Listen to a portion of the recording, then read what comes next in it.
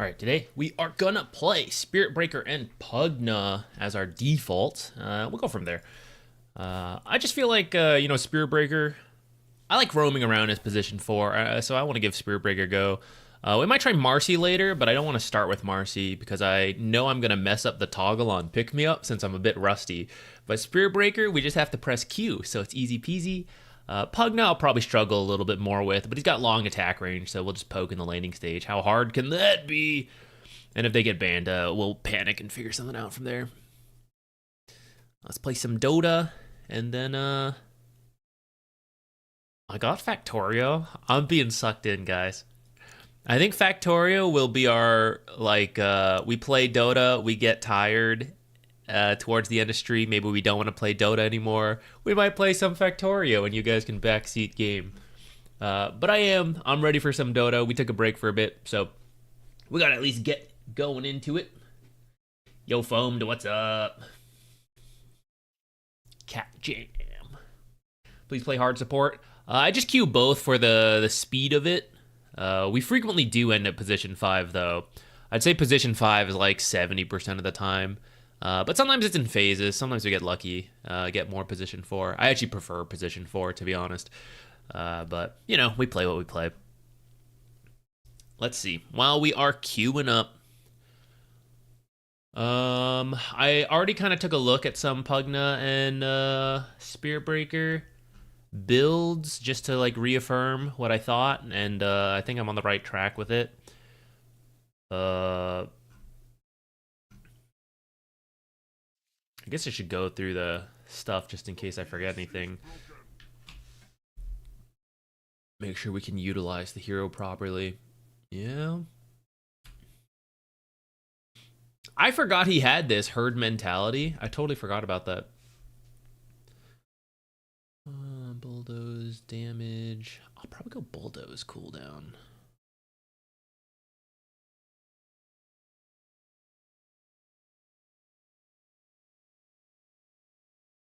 I forgot he had a barrier talent. That's crazy.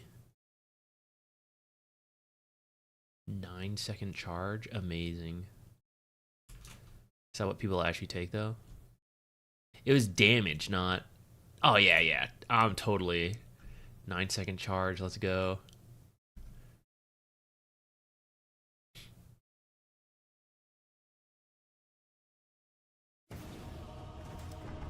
Quality 2. No way. More move speed, more stun. Okay.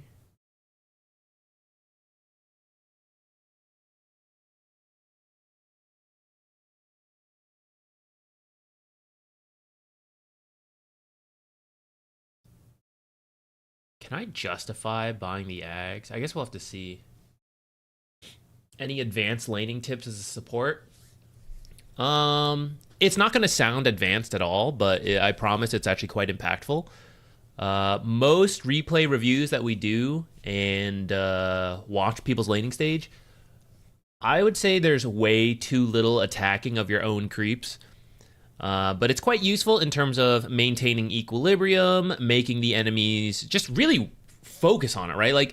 Free last hitting is one thing, but then I'm watching for this deny versus the carry, and the support's trying to make me miss this one, so I gotta right? You start really having to focus on it, and you miss some CS for it, which does add up over the course of the laning stage, and it gives you something to do. I think that's where a lot of supports make mistakes, is I don't feel like I'm doing anything. I'm going to go find the enemies way too far, and I'm going to go, I guess I'll go check the pole camp, right?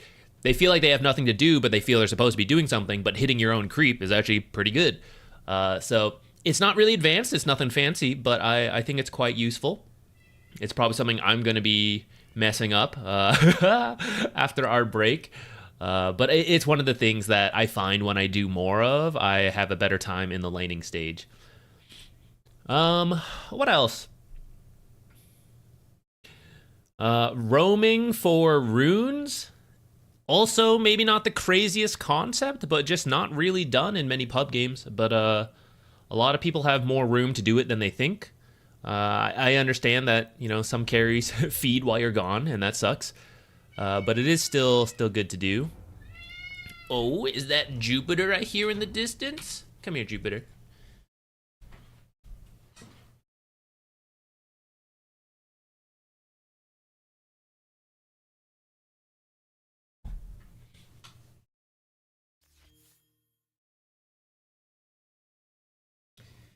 Joopy.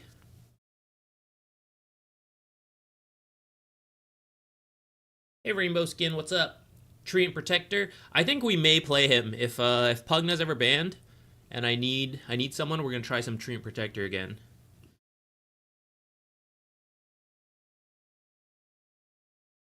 See if the buff is no. You can't escape. See if the buff is any good for him.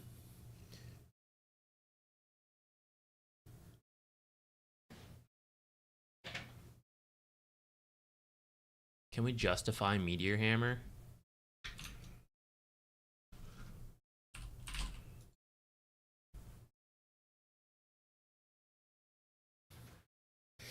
I got Duolingoed into lurking. Hell yeah.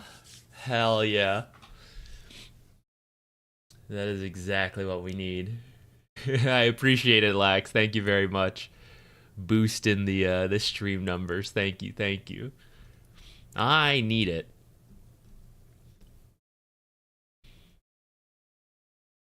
I feel like if we play Treant Protector, I'm tempted to try a greedier, like, Q max build, but I feel like Leech Seed's probably still the play.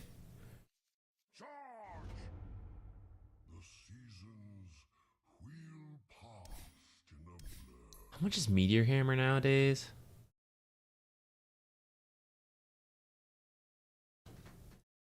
$2,850.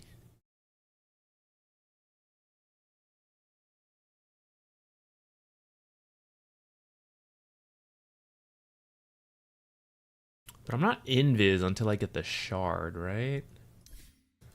That didn't change.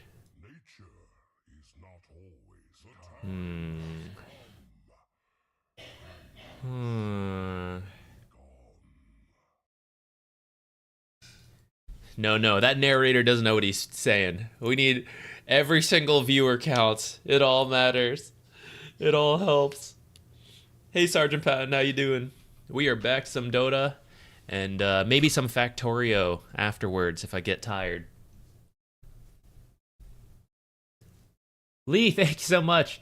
And more videos. Videos are back. We're gonna be doing some videos again. I know I took a bit of a break there. You guys want to see a sneak peek of what I was working on? If I remember where I saved it. Oh God. Where did I save it? Oh, the work's lost. I found it.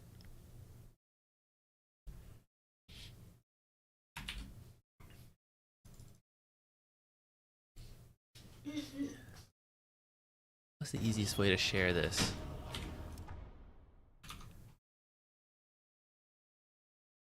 While we were playing Elden Ring, some people were asking about some different video ideas and all that, and I was saying, lately I've been trying some longer form videos that maybe aren't... Previously it was better to do like shorter YouTube videos, but I'm finding if I try to force myself into that for some stuff, it's just not the style I wanted to do. So lately I've been letting myself do longer videos, more drawn out stuff, and hope that maybe it reaches a smaller audience, but it's the right audience that likes it, you know? And so one of the video series I've always struggled to like come up with is people ask about mid to late game decision making, and it's just tricky because that's a really drawn out thing. How do you make a quick flashy video on that, you know? So I've always kind of put it off, not knowing how to do it. But then as we were doing the Elden Ring stuff, I was like, we'll do it. Like, if it ends up long and drawn out, we need multiple videos to, like, go through each scenario, then screw it, we'll do it. So I just started. It's still a while off. Here's a little flow chart for the late game. The late game, funny enough, the late game situations are actually pretty simple. Like, I think these are the most common situations that you need to know. And then, of course, in any given game, it's going to be more nuanced of like, we do this at this time. Oh, this has happened, so we need to do this, right? The exact specifics get very detailed. But I think the core fundamentals of like, I am so lost, I have no idea. I think these are pretty much it. These are the major categories.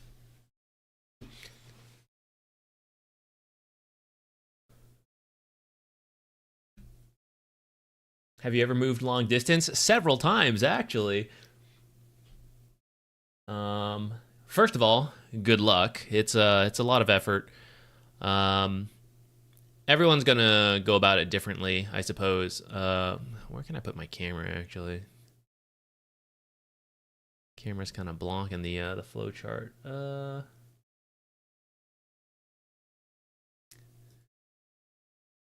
I don't know. If you guys want to keep seeing that, I can stick it back up. I'll just put it back down for now.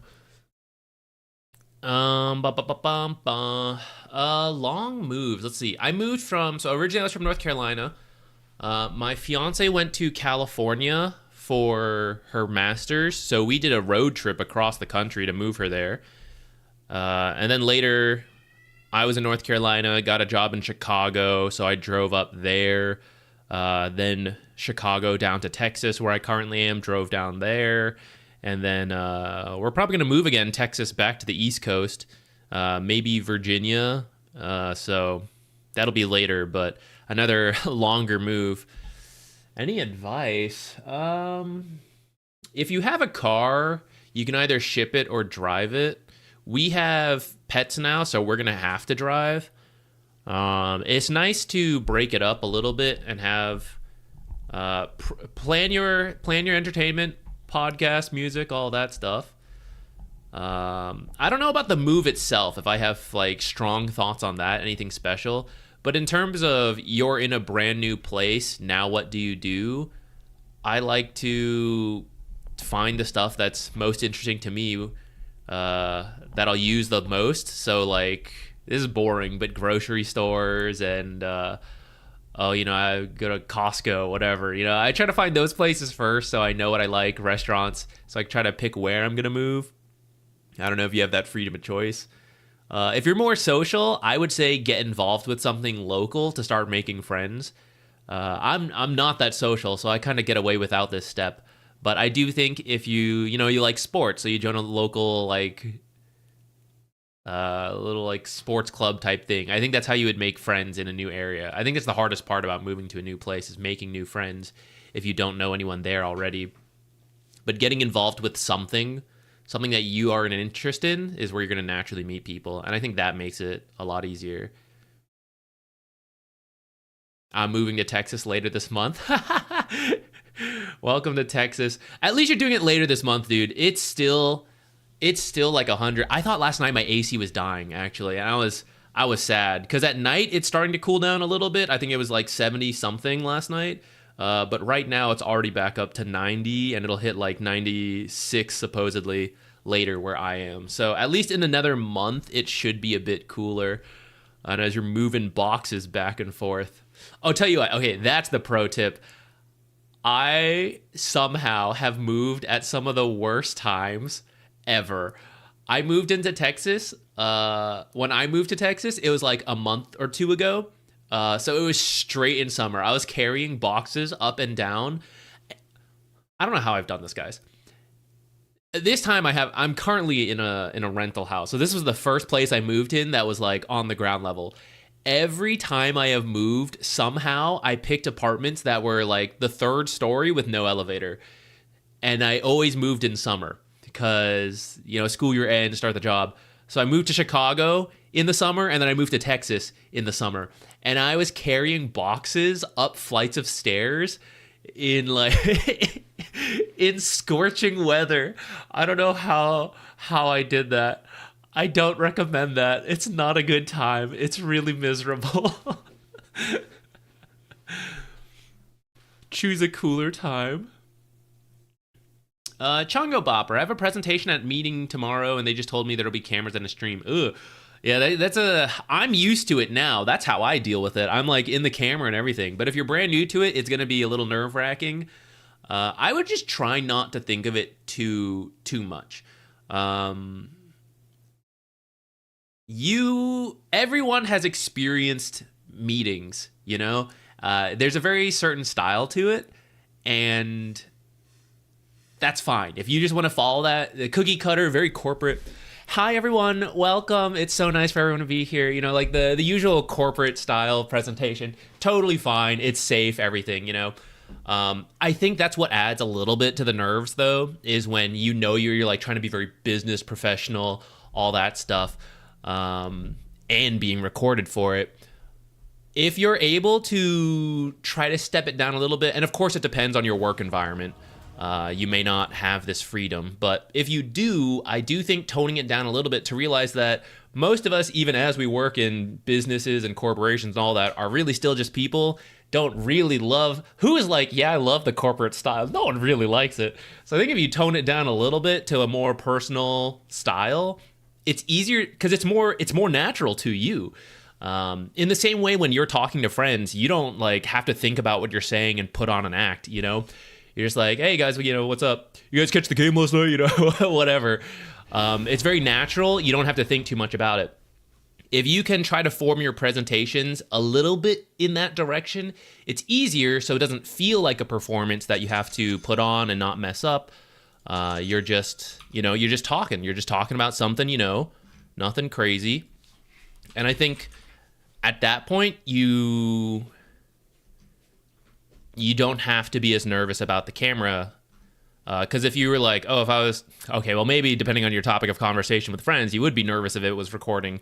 But when you're just talking about like, hey, what'd you do this weekend, blah, blah, blah, you wouldn't really be nervous about any of that stuff. So I kind of think that like that little bit of mentality difference helps. It at least helps me. Everyone has different approaches to it. If you disagree, totally fine. I actually don't know if I want to do this. I might just start with a, oh my god, it's an Undying? Holy shit, give me boots.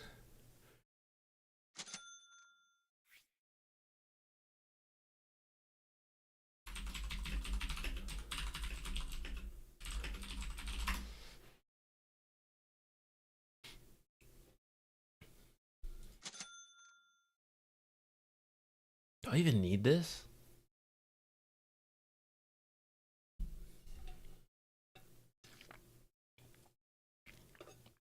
I can steal this spell. You can steal many spells. What spell is he talking about?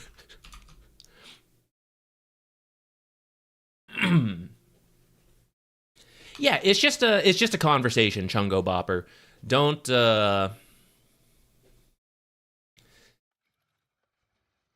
I don't know if you have one to reference yourself, but if you think about presentations that have caught you versus ones that you're just like, God, when's this meeting over, right? I mean, you kind of inherently know what is interesting and what's super boring.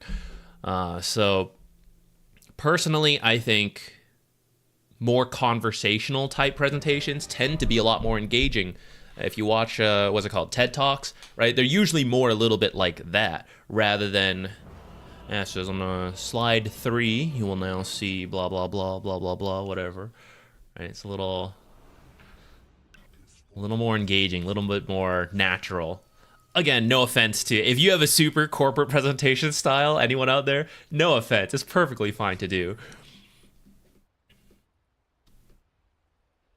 Daz is better than Ursa. Is he suggesting a lane swap? It's true, but I'm not very good at, position 5 on Spear Breaker.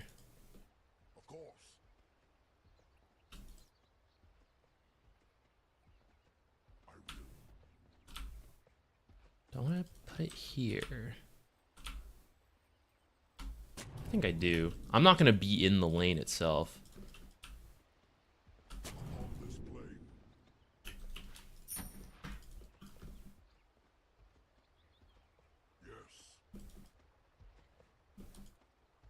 Seconds to showtime. His brain is so big. His brain is so big. My idea of this observer is to see where Undying is while I'm doing creep dragging, so that Timber knows where to avoid.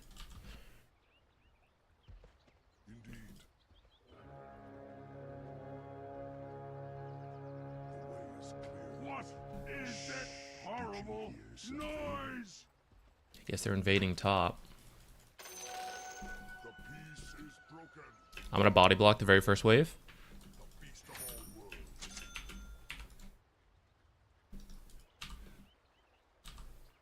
Yes.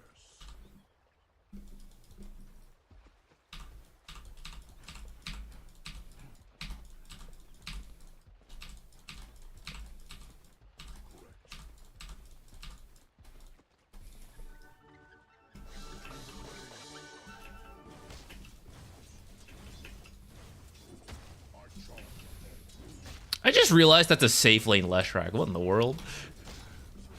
It's wacky as all heck. Oh, silencers in this lane.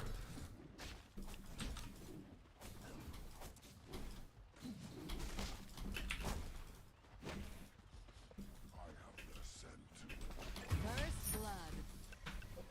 First blood upon this blade. Facing the saga.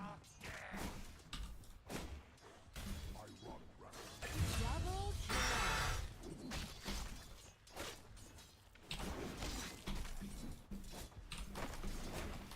Man, Silencer's gonna have a heyday here.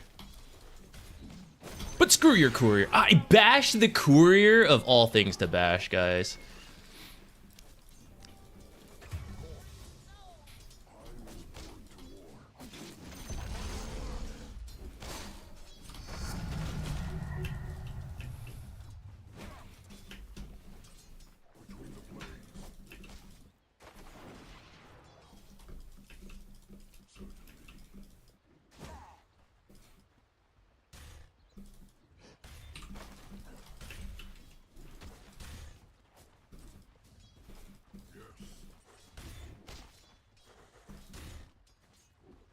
Archon denied.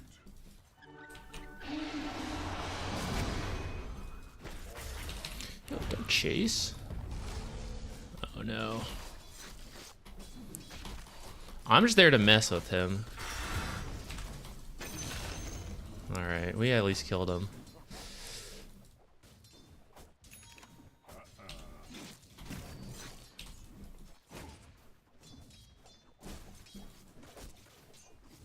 Look there.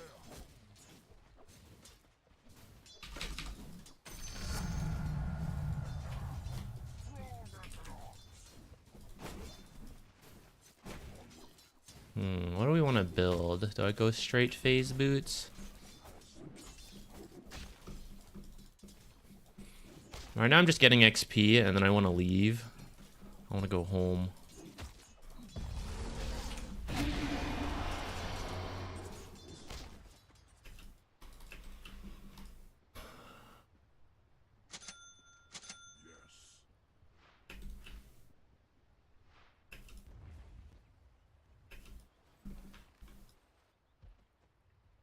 The way is clear.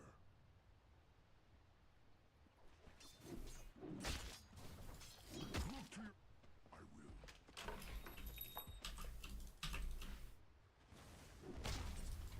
I want to buy more tangos. Tell you what, it's gonna take me a while. This guy's jumping in too soon. I am not here for quite a bit. Killing spree. Hear something? Did you hear something? Double kill. All paths lead to conflict. Oh, Silencer is on point with these body blocks. The way is clear. I run rampant.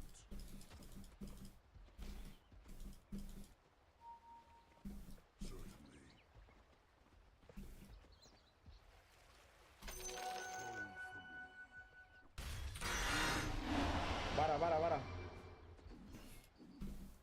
Sorry. Just as I charge somewhere else.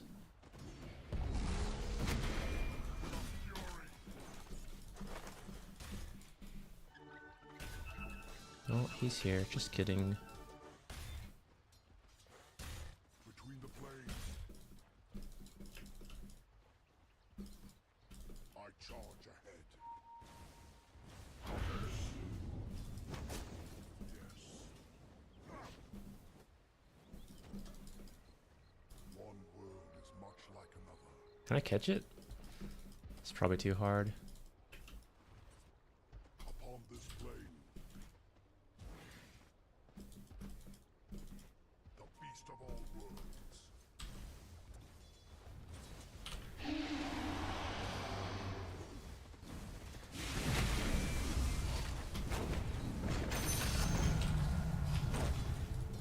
See me coming, did you? Correct.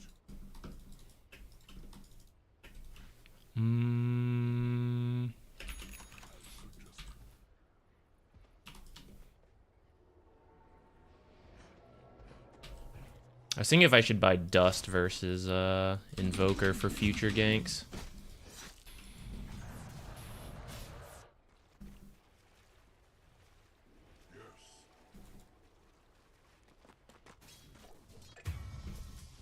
I have their scent.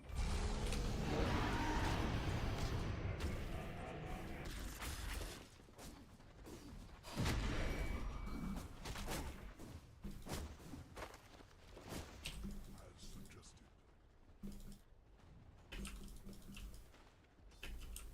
Of course. Oh, we finally have a camp.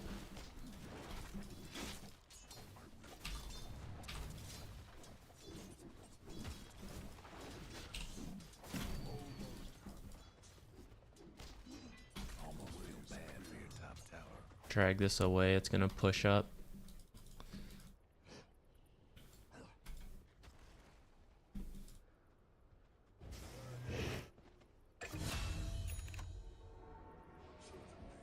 Maybe I should be TPing there for this. Dazzle's got it. Double kill. Scent.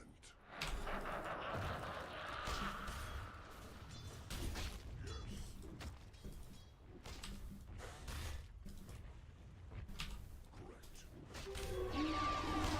Just to mess with him.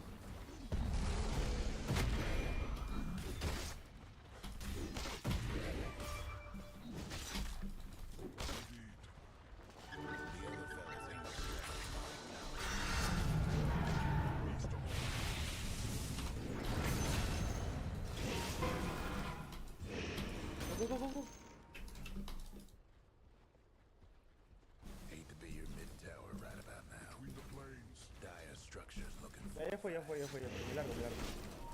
I charge.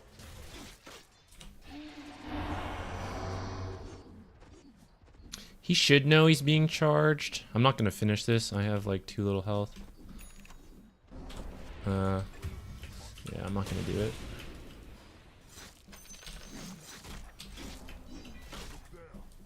Damn, maybe I should have. ice the Dire's career. Upon this plane. All paths lead to Jakiro.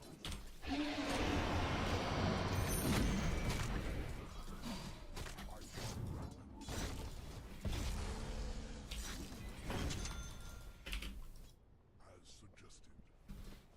Timber carry us. I've not given Timber the greatest lane, unfortunately.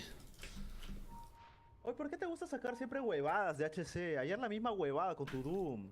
Ni siquiera ayer, hoy día en la madrugada. Yes.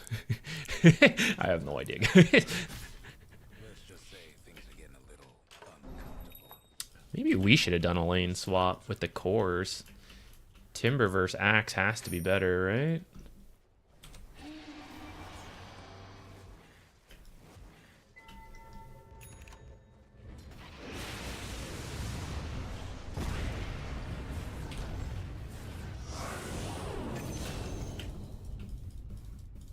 Killing spree.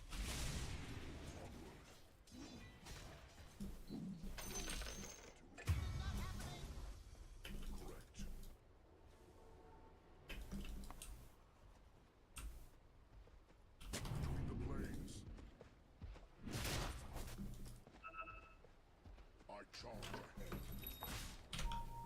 Marca, pe, concha tu madre, marca, marca.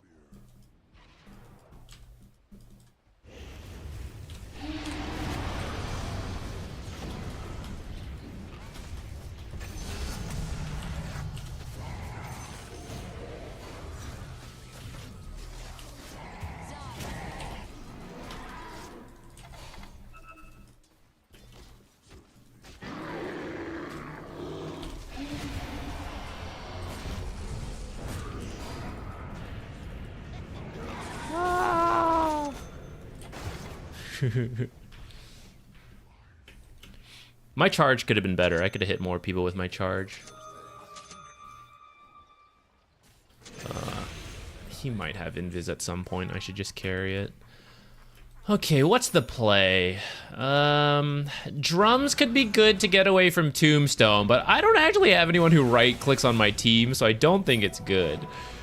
Yules might be good versus Ursa and for the silence. What else have I got?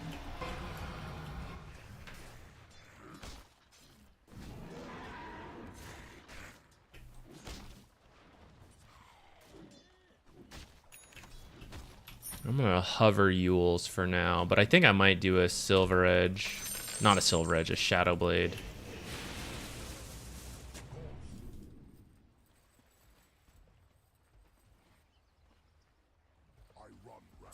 What is this? This guy going Ags.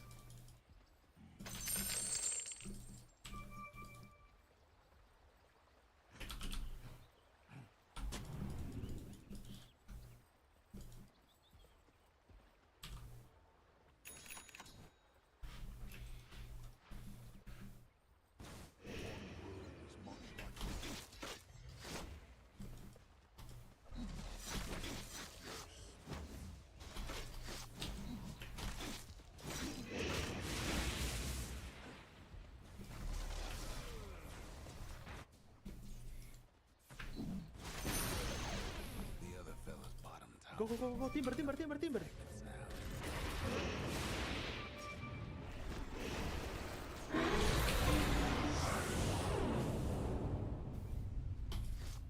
Mega kill.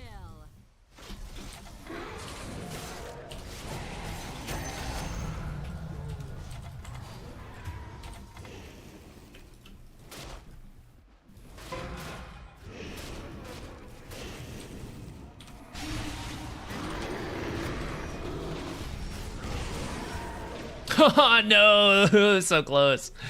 Damn.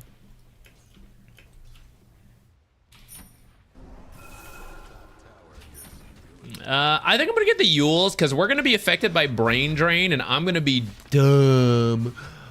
We need some kind of intelligence, I think. I don't know if it's the best, but it's just what I'm gonna do. I will prove myself worthy.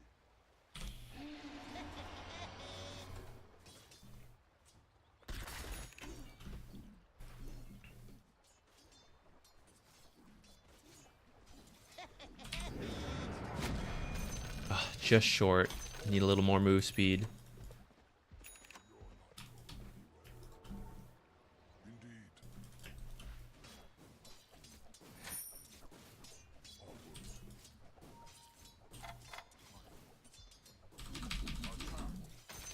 3 more base damage right there, baby.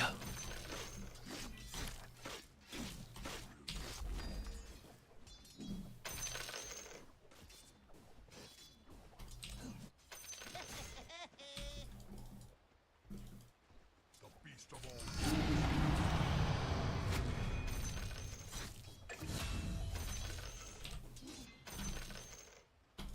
Should go through here.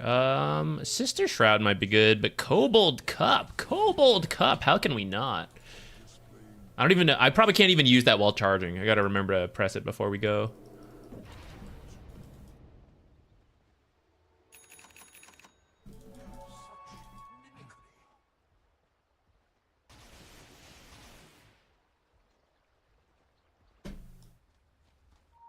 I run rampant. 'Mega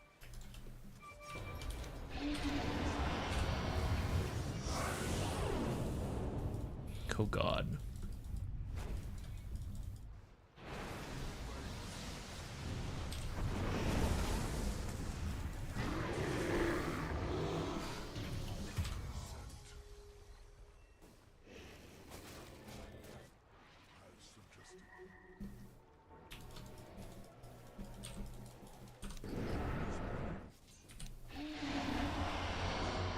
Meow.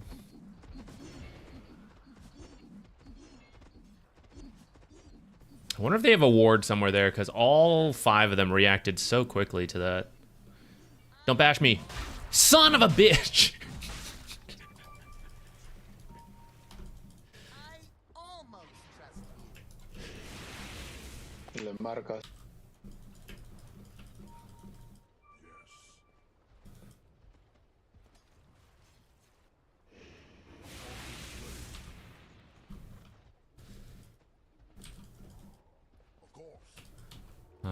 I'd feel a lot better about this game if we had an actual carry. Very peculiar. Oh my god.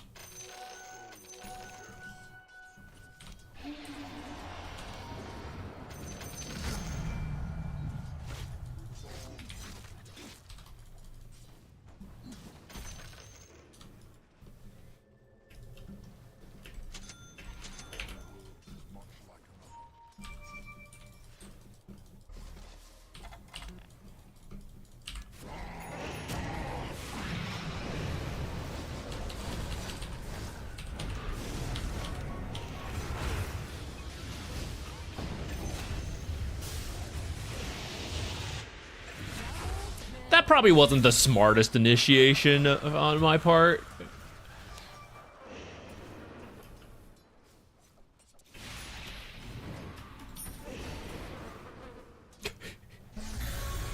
Oh no.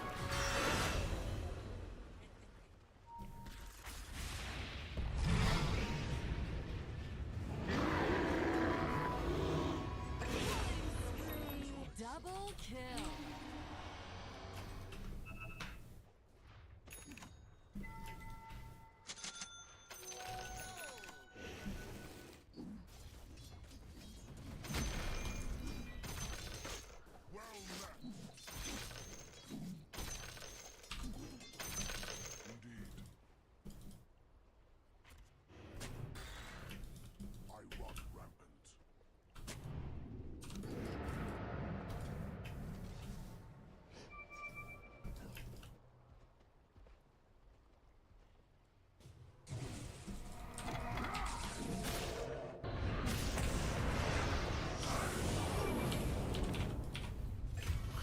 All right. Should have used myself, I guess. Didn't think I would be hit with a silence. I guess there's a ward somewhere there based on that. I'm not sure. Further over there, I suppose.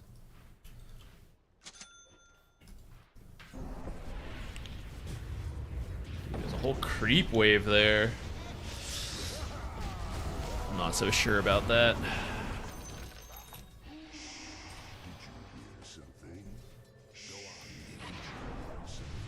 We can maybe kill him, actually.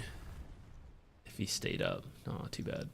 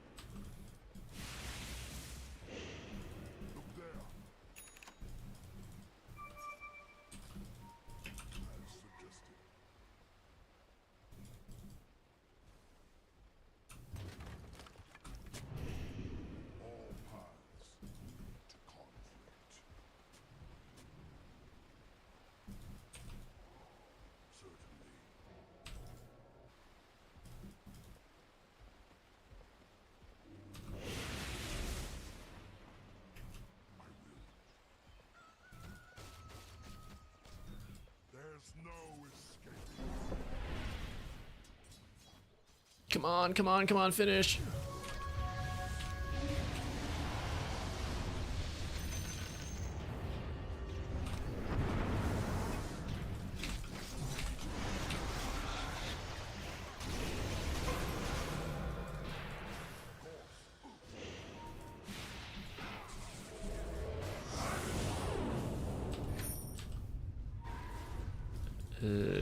Can't really do anything. Man, these guys love reacting as 5. Holy crap.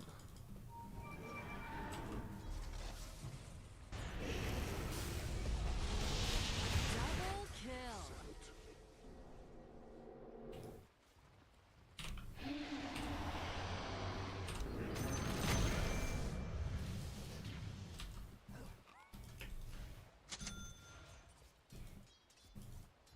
I should have stolen the Wisdom Shrine. Maybe we still can. What do I use spacebar for? This. It's my alt modifier. I find pressing alt is very awkward.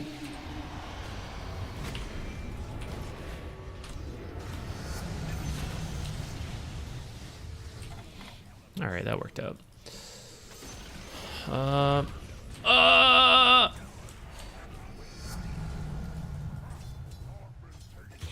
See ya. I'm out. I'm leaving that behind. Do I need this level 10 talent?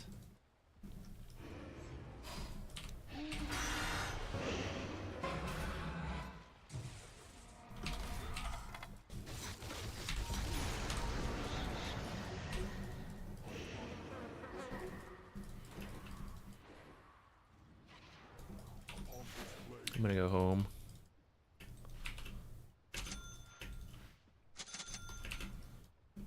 I find pressing alt awkward, and I rebound spacebar to be that. Spacebar, in my opinion, spacebar either needs to be something super critical you have to press really urgently, like blink, or something you should press a lot, which for me, I press this like probably 1,000 times a game. That's probably an over-exaggeration. But maybe not, I don't know. I pressing it how many times already? Did you hear something?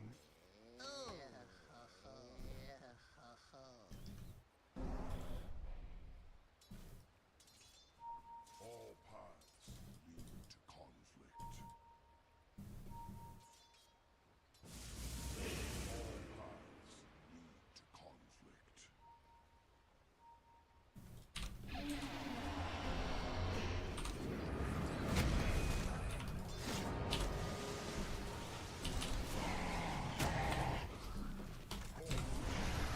Oh. I feel like they're gonna have a lot of time to respond to this.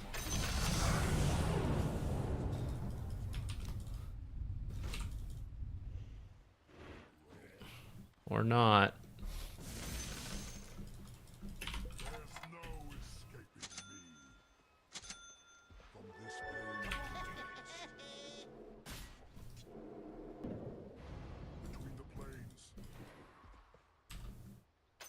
Extra kill. I have their scent.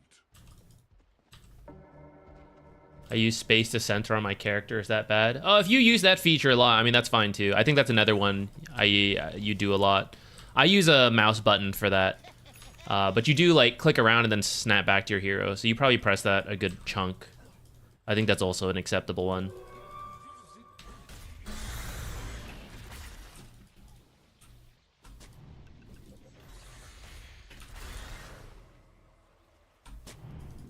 Maybe if Timber will cut those trees.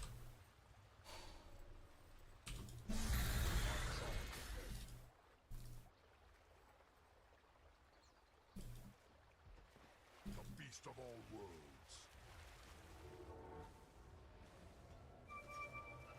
Correct. There's gonna be all of them here.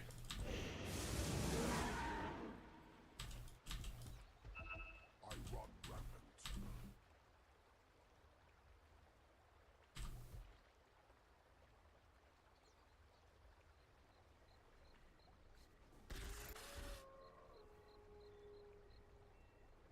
playing a dangerous game here.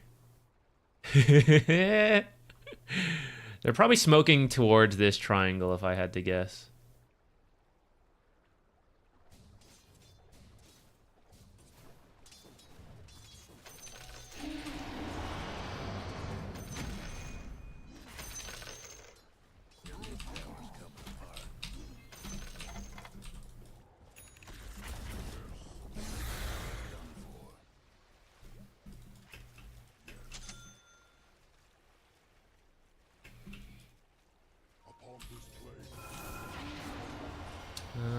This angle might be a little strange. Do I have teammates who can come along?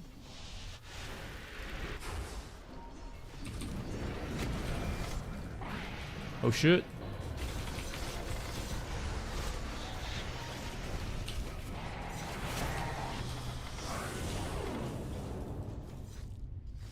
Killing spree. Maybe I shouldn't have done that. I thought my team would, you know, fight a bit more. Maybe it's still happening. Should I buy back? Damn, if that stun had hit. I can't buy back because I bought this. If I had buyback, I think that's probably a worthwhile time to go in. But I probably forced that more than necessary with my ultimate.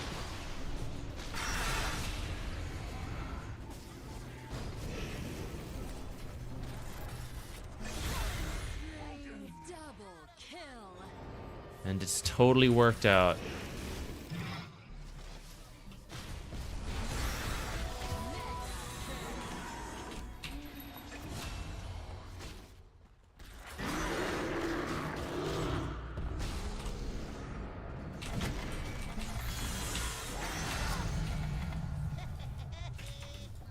I almost trust you.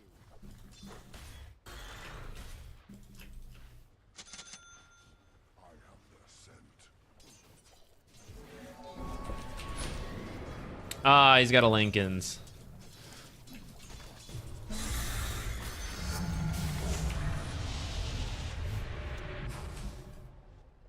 Let's finish this Shadow Blade. What do I need? 250?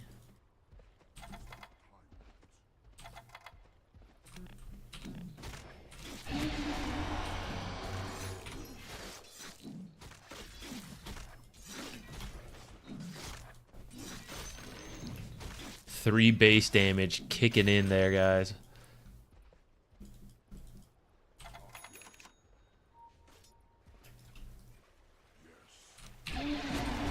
Oh, this one will take me a while.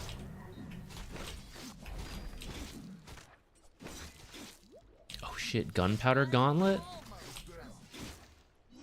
Is this worth it? This might actually speed up my farming quite a lot.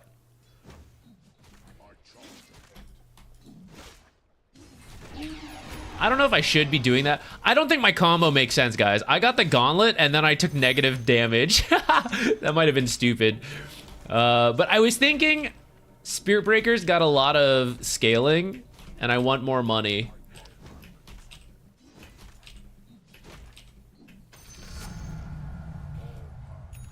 I think that was a dumb combo though. I should have done something different. I'm gonna go armor in this game because of the Ursa.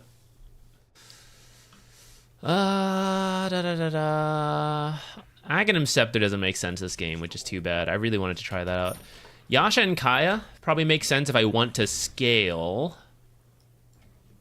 But is that what I need next? Or do I need like BKB versus an Invoker? Just got stomped by the Radiant.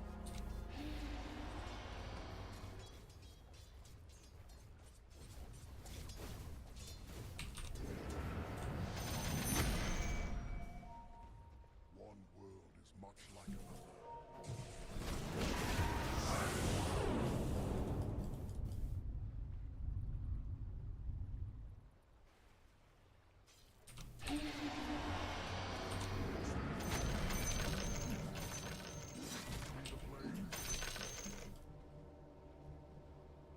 No breaking through the dire structures for now. Radiant's gone and fortified. We just gotta push out other lanes right now. Your mid tower's coming apart. Should I gone invis there? Your mid tower needs a little help.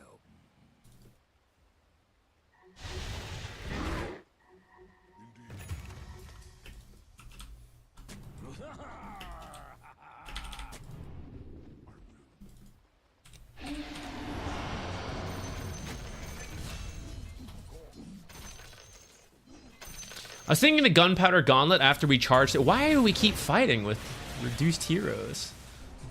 What's going on here?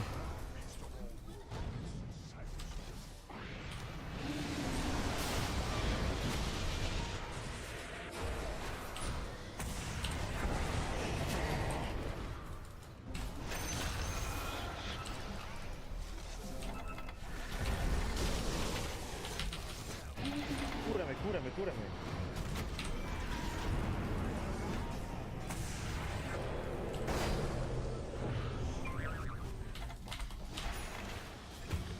No! I almost lived, actually. But that's kind of my fault for chasing the Invoker. I knew Ursa was coming in, too. I should have gone for Silencer, if anyone. Your mid tower's in a bit of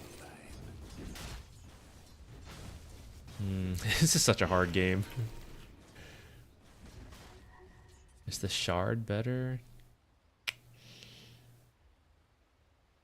100 more move speed. Maybe I do the Shard so I can... I think the Shard will let me more closely one-shot creep waves. Killing spree. Did you hear something?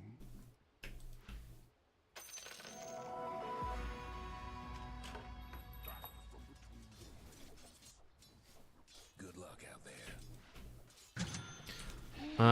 I'm not sure if it's good, guys, but I'm just gonna do it to try. This game is a little bit cooked, you know, so might as well try some stuff. I'm not that dumb. Let's not. Let's not go in there. That's a bad place to be. Uh-oh, this is also a bad place to be.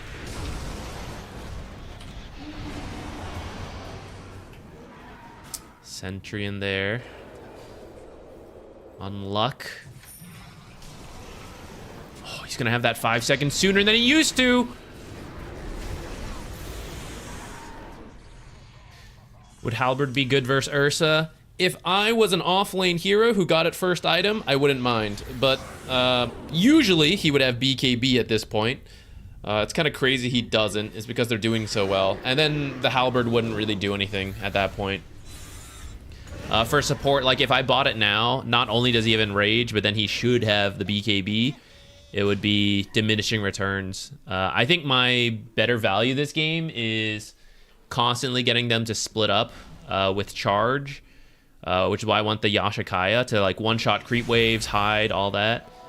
Drag this game out to the point where having a carry doesn't strictly matter because it's so... Killing spree.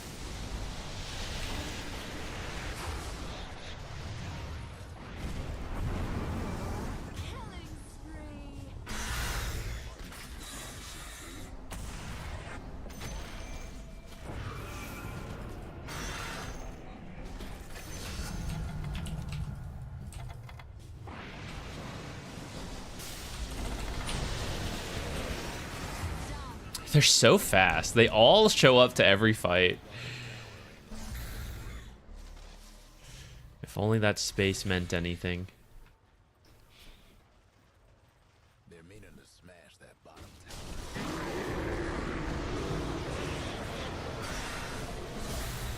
Get him, Timber. Get him. Get him.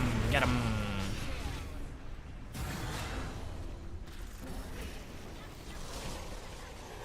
Wow.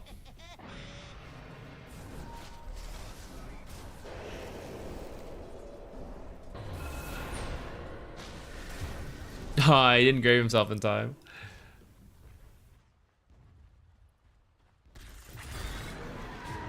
Yeah, we have a Leshrat carry not doing so hot.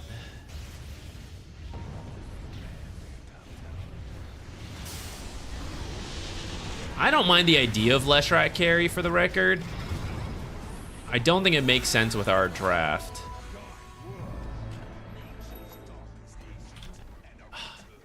But Dying's just a part of living. Top tower's getting all banged up. just as I start teleporting.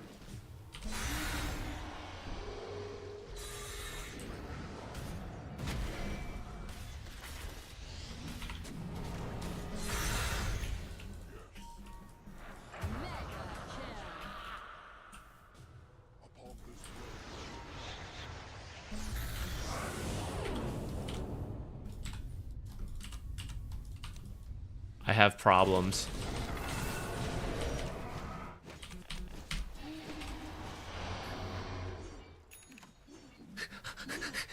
Damn. I maybe buy a little time with a magic stick into the Healing Lotus, but maybe it would have been enough time for my Yules to come back up. Maybe I should have tried.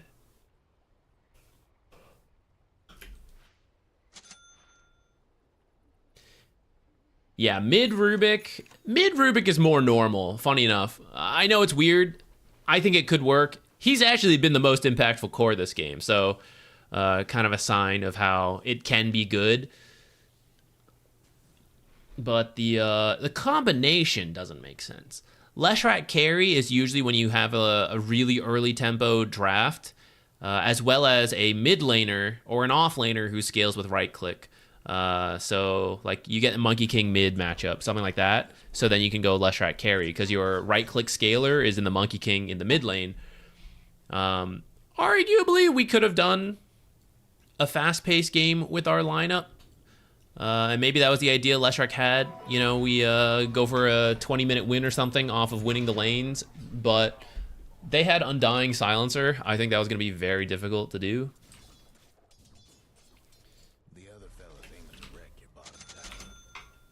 Okay, what am I doing? I gotta buy... It's time to become Creep Cut Central.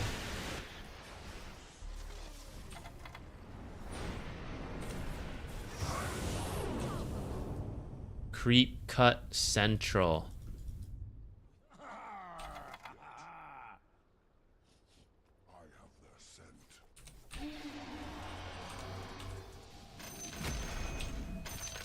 We're like just short of one-shotting those creep waves with charge.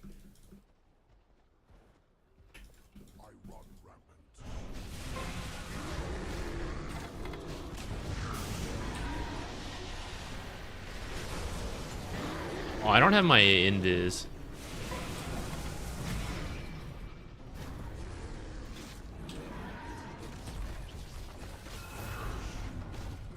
Maybe if they Lotus him, I can pull him in with charge.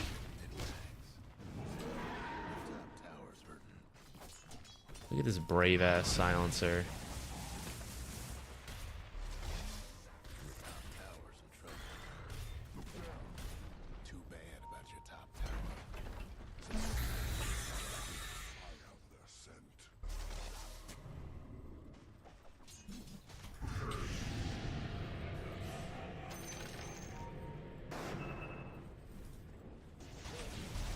I'm so slow when silence hits, actually. It's crazy.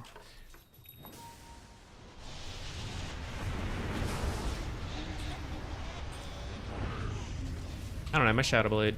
We're not going.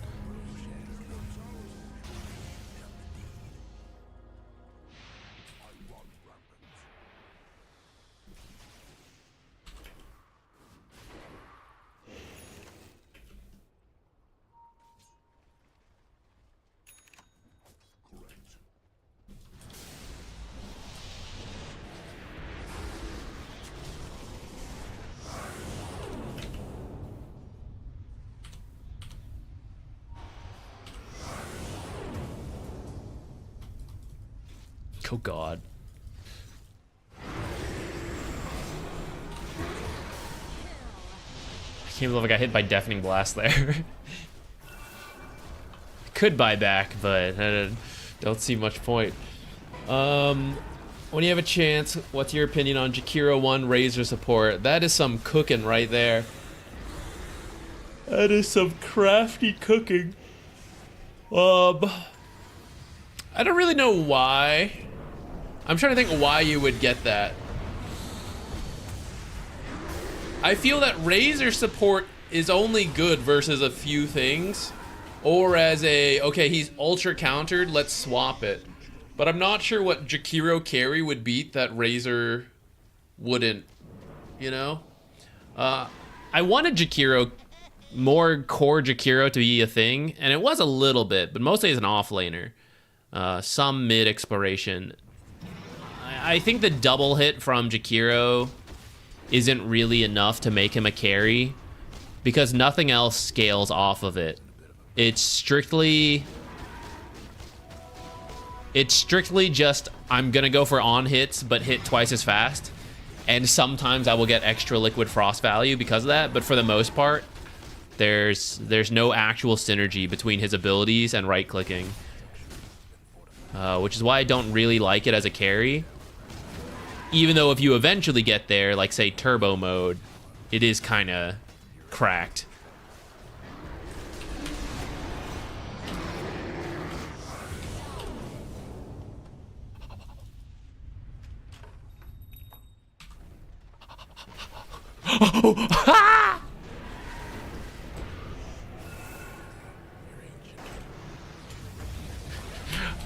I can't believe I didn't die there.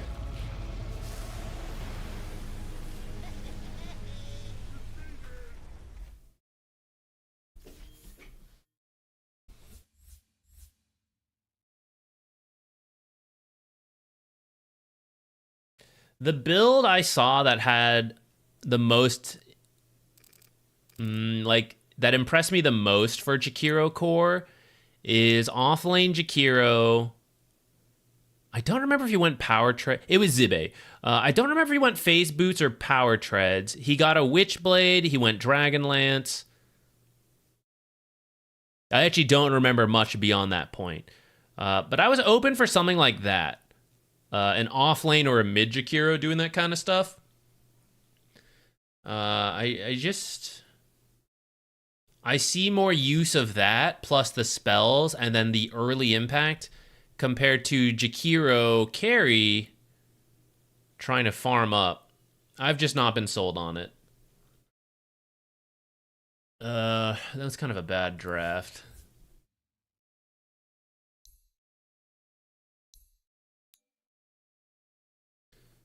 My biggest complaint for myself is that my laning stage, I did the one creep drag and then I didn't really do more. And I think I should have. However, part of that was that I think Timber was on different pages from me, which is that he was kind of like doing stuff into the silencer, and he died a second time when really our creep wave was pushing up and he wouldn't have had to do that. And that's where I would go get the next creep wave, but instead we got into a fight, so then I got pulled in. So partly me, but I think partly the offlane, not just waiting.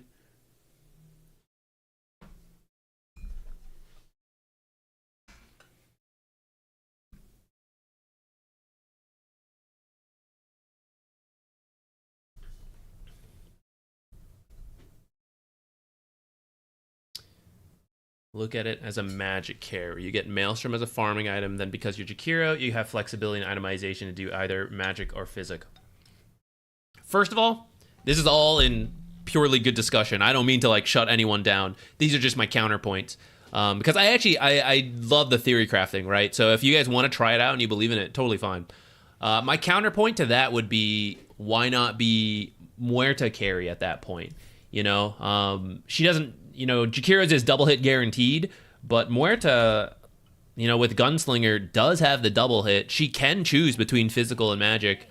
The spells, of course, are a bit different, but she has more scaling naturally with like, now the quick draw facet, I suppose, is the one you would do as a carry. So you get the Gunslinger proc chance. So when you build attack speed, you've got the double hit. Your ultimate gives you more damage on auto attacks, which then synergizes with your attack speed and damage building up, critical hits, stuff like that, right? And then these two are utility for landing attacks, which you can compare to Jakiro's Q and like Ice Path, which is fair. I don't think Jakiro's abilities scale with him in terms of right-click value. Like, the only thing that scales is the attack speed proccing more Liquid Frost, but at some point they pick up BKBs, and then that doesn't do anything anymore.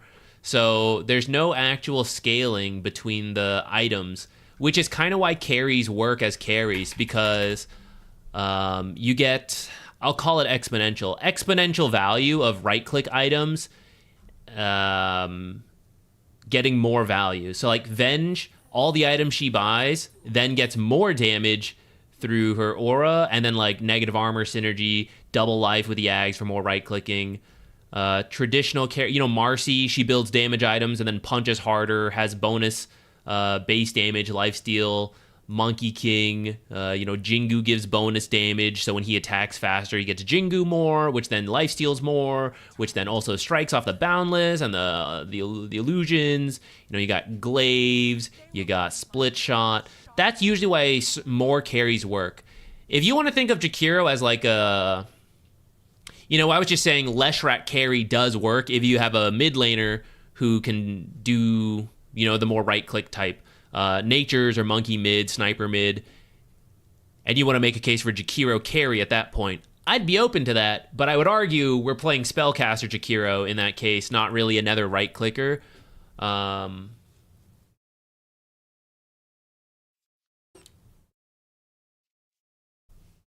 just think Jakiro... He has so much early potential as a carry, as a core or a support. It feels like a waste for him to just sit farming until he has so many items that the double hit becomes valuable. That's why I like it. Like if we're gonna do a core, mid or off lane or something like that. Yeah, if you want to have fun, for the record, if you want to have fun, do this crazy shit. Totally fine with me. If you guys want to play Jakiro carry, it's not the worst thing you could pick, in my opinion. Yeah, there's certainly worse carries than Jakiro, thanks to his double hit. But in terms of how viable I truly think it is, those are my kind of arguments. I forgot to do this, which is fine, because we lost anyways.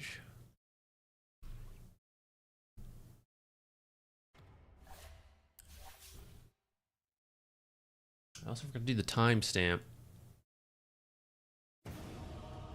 Oh, I forgot to add the timestamps to the last VOD. I'll have to do that after this stream as well.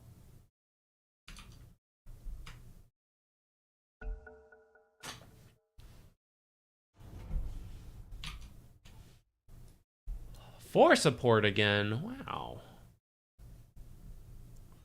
Do we want to be Spirit Breaker again?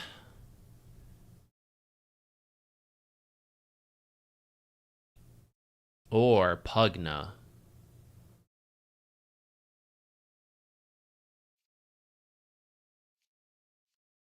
Hmm.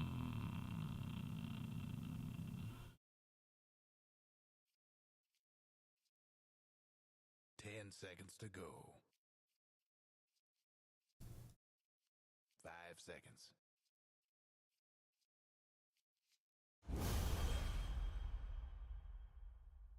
Ancient Apparition? Dang. I'd probably have preferred to be Spirit Breaker versus this. Oh well, it's not like we would have known. Actually, I should have been Spirit Breaker, because we can only be Spirit Breaker 4, but I could be Pugna 5 or 4. Oh well. Oh well.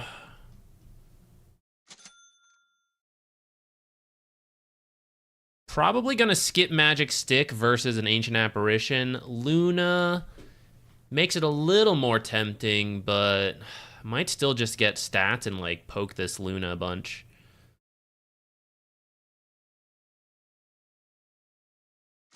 We might get a Null Talisman. Well, actually, I guess I can afford all this and still a stick if I skip the Sentry. I probably shouldn't be skipping Sentry, though. And then what? A Fairy Fire? Iron Branch?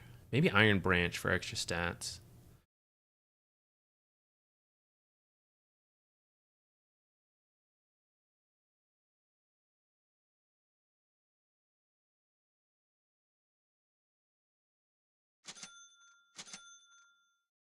Right click city.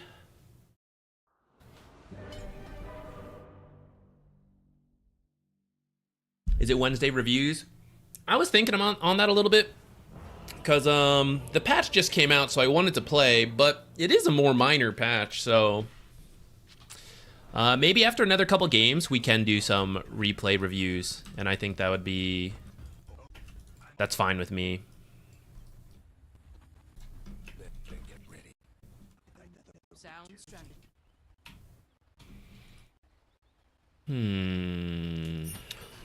Magic stick. Let's see what happens. I might do boots or a fast Bassi, but my offlaner doesn't really benefit from the Bassi, unfortunately. Well, maybe he kind of does, you know.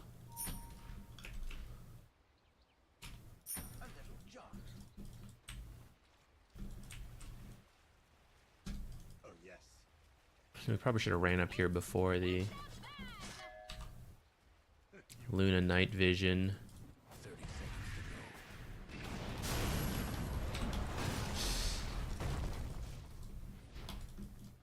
Burn to death. Yes! Money! Let's go. The double blood grenade was absolutely necessary for that to work out.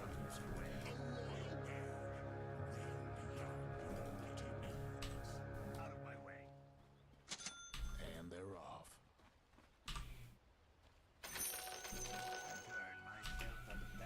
Try harder. No more bets, please.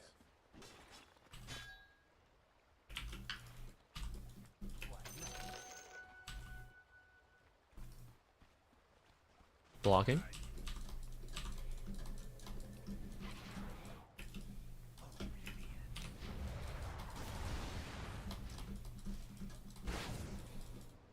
I'm going.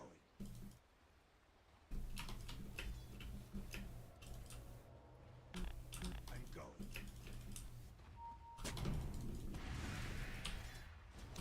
I wish I was there a little sooner.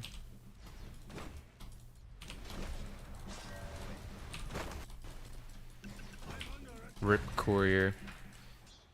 Delivered your items though. Thank you for your service.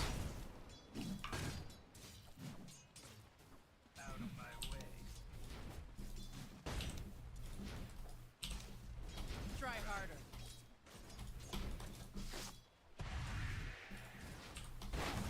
Yo, hit my melee offlaner. Leave me be.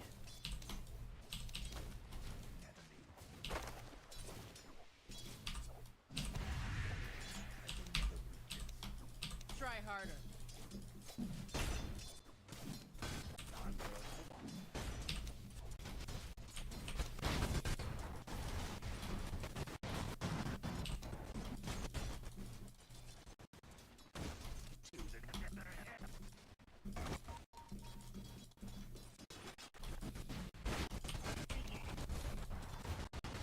Ah, it was just a little off.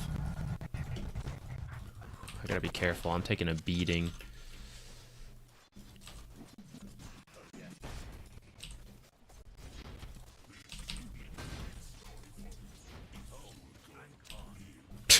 I may am making a miss last hits by drawing aggro like that.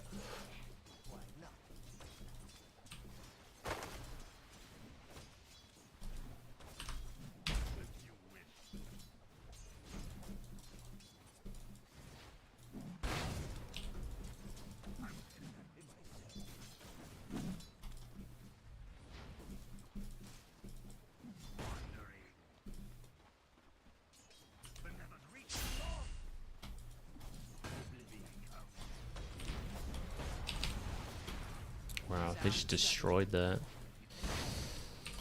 Fortunately, it's not worth that much money. I should have saved it for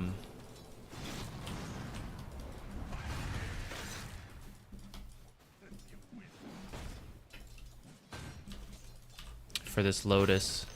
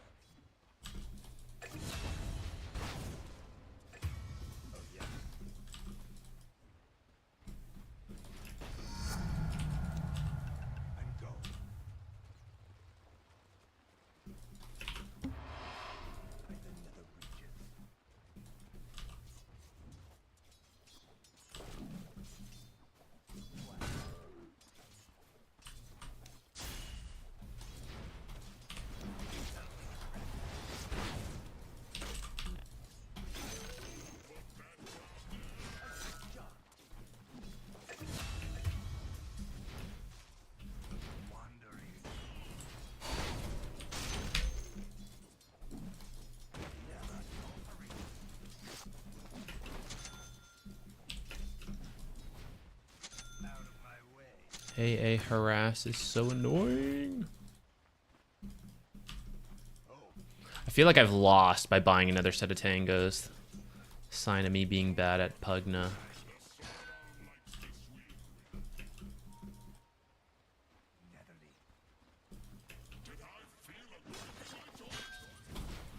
Ouch.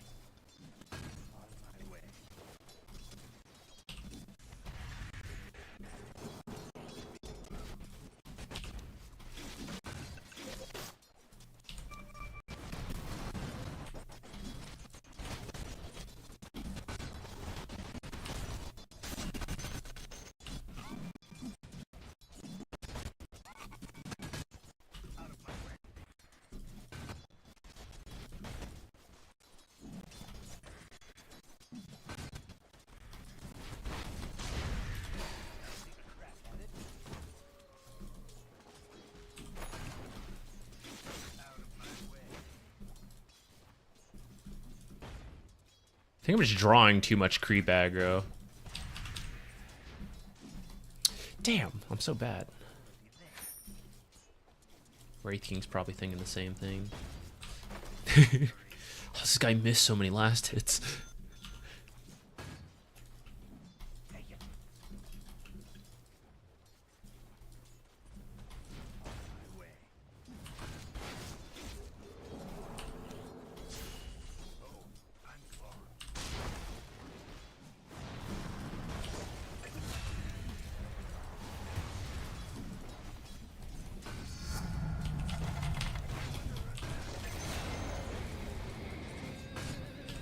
I almost messed up that.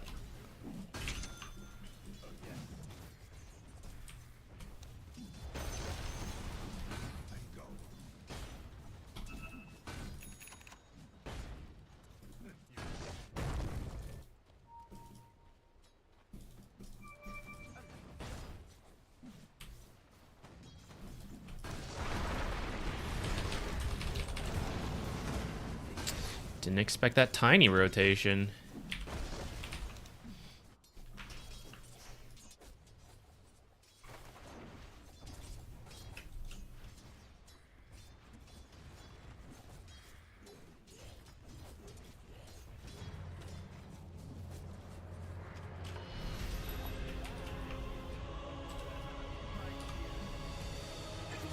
This is a terrible spot to TP. I gotta like walk all the way around like a fool.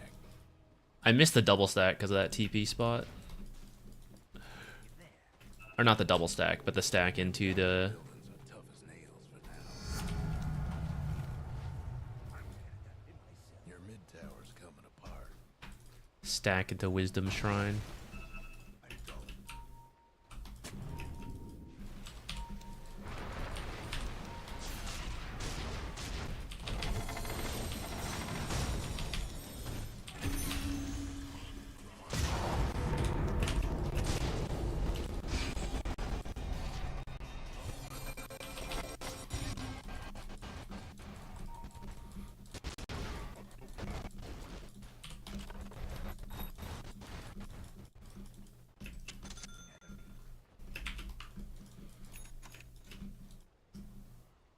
Ah! Where are these creeps going? What the? I was gonna double stack, but I got really scared that those creeps would give vision to get me killed. So I backed off.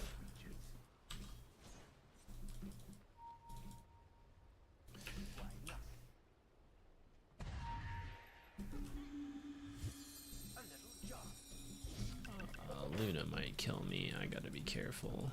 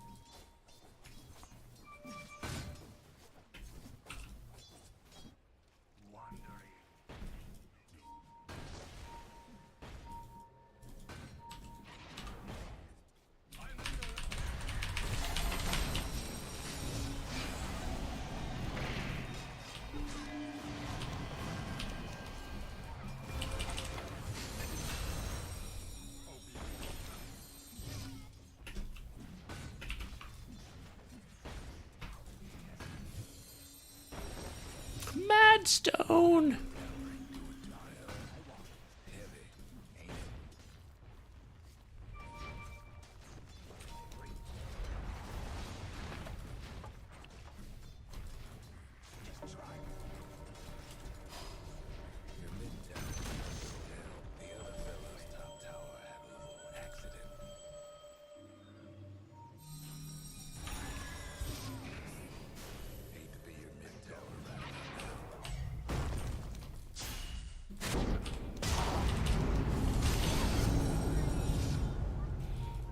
Brother, siempre me quedo trabado, bro.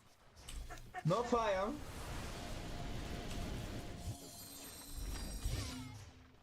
No es un día normal si yo no me quedo trabado.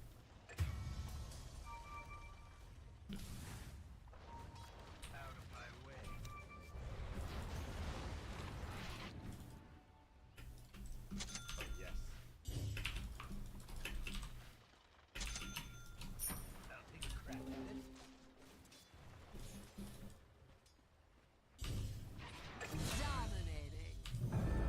She Madge.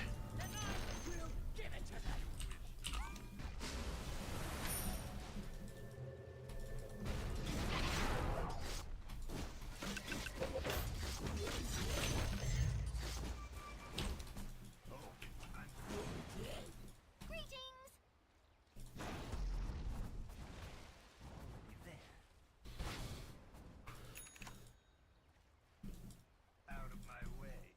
Venge got a small buff. It wasn't huge.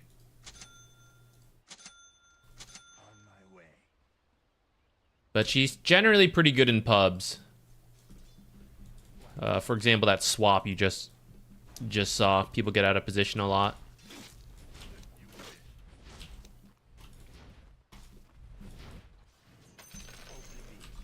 How low is this tower? Pretty low. We should be able to get this together.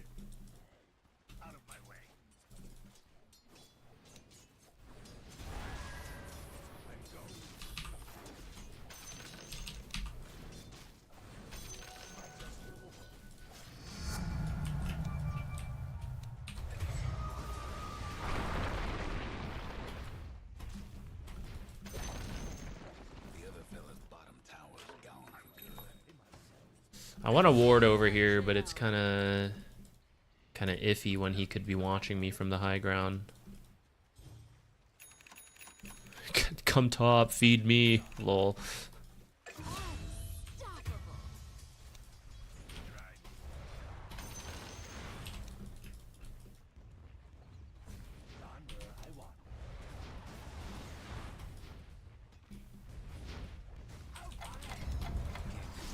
Hey.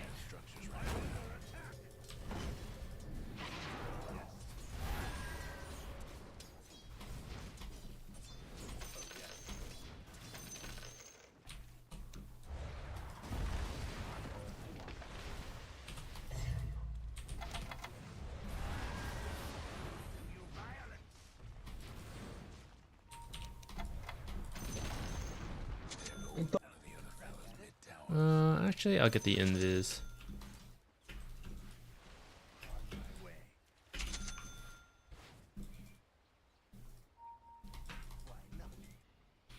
Alright, taking towers I'm happy with. I think my laning could have been better.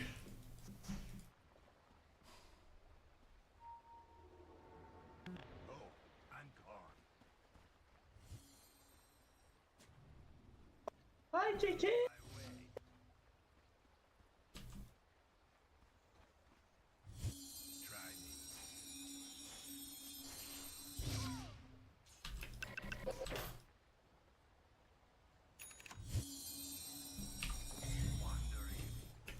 Yo, no me cambié, papá. No lo soy.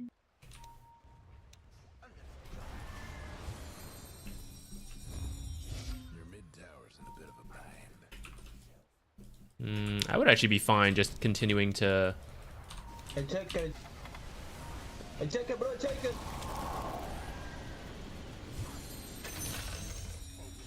Change.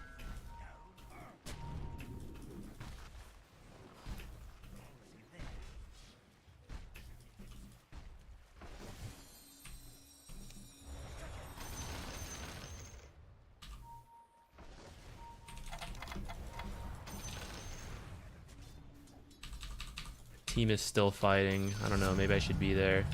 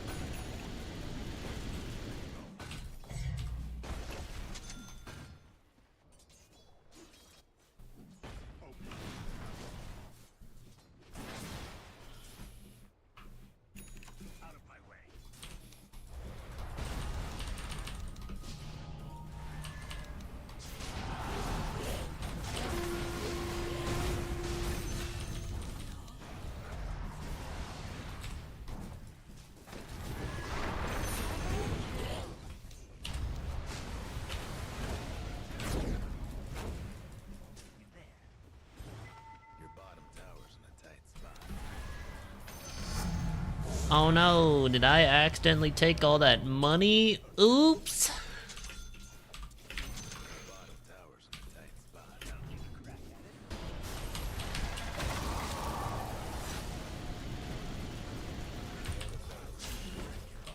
Aw, damn. The ice blast got me.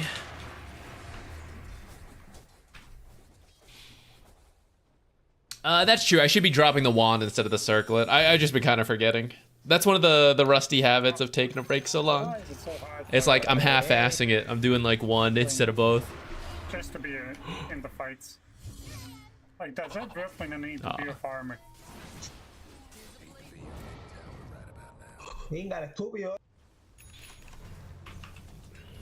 I actually wasn't listening to what they were talking about. Hope I'm not getting flamed. 3 blinks on this team now.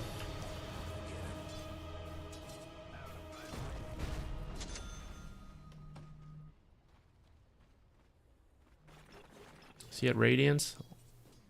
Almost.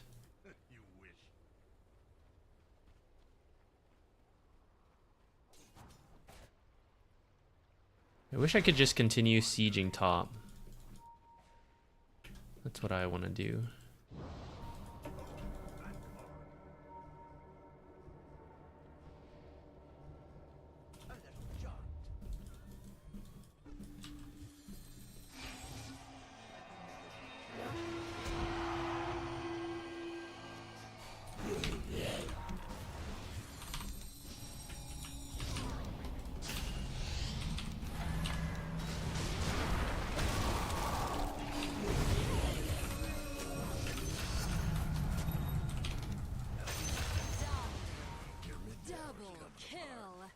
This ain't gonna end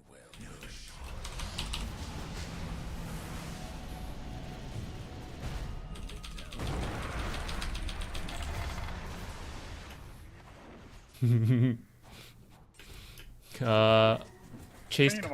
Chased kind of hard. He's in his own universe.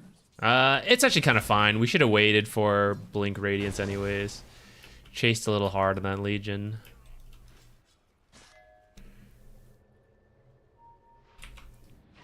I actually think what Wraith King's doing is fine. I think he should be finishing the Radiance before he joins.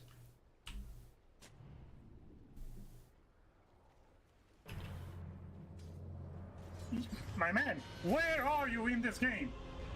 Because the last 10 minutes I've been looking at you and you are always in the jungle. Yep. It's Are you picking enough laners? it's his so you can job, jungle? to be fair. Yep. Then don't play this game. Okay. Anything else?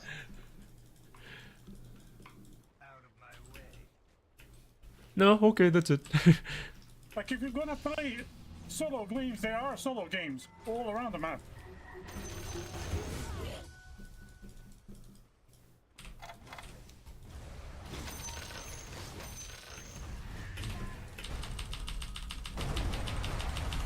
Oh, man. I can't believe I just got eclipsed.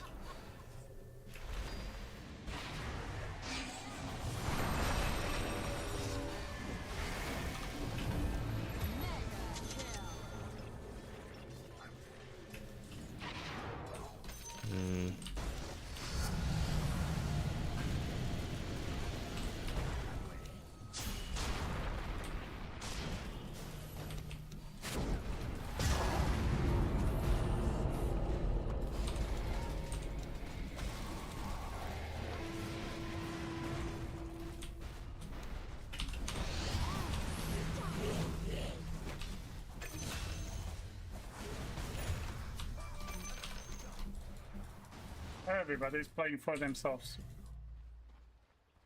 Oh, yes.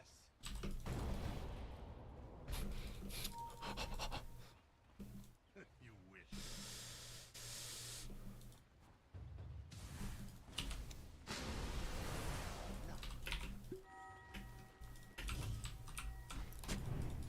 I'm going.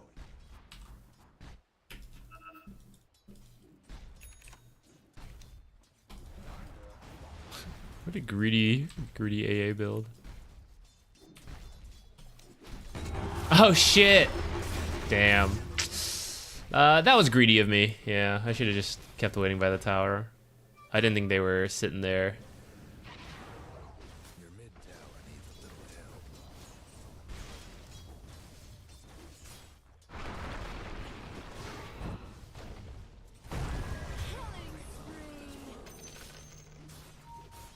You cannot do shit. Like, you have a fucking creep on the outlane.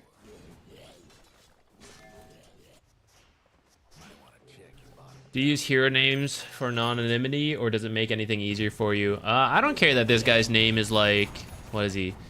You know, CM Blackie or like 21. Who cares? Doesn't matter to me what their names are.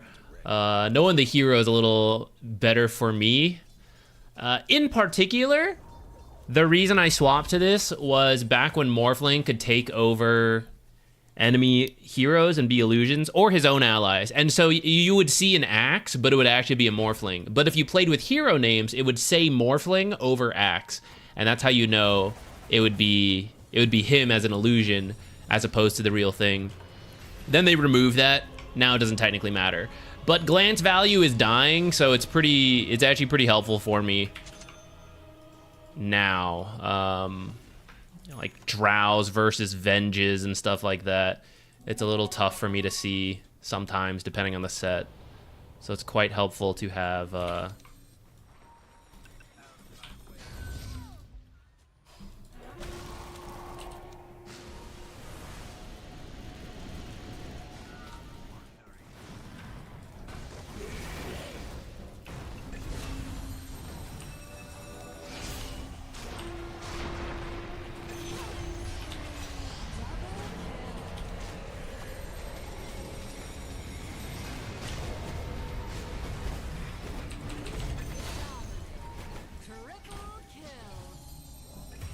I guess I should have been healing him. I didn't expect my stuff to get canceled so easily.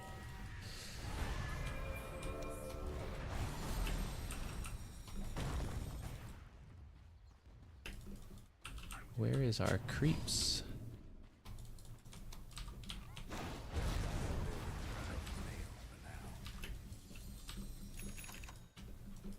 Oh, yes.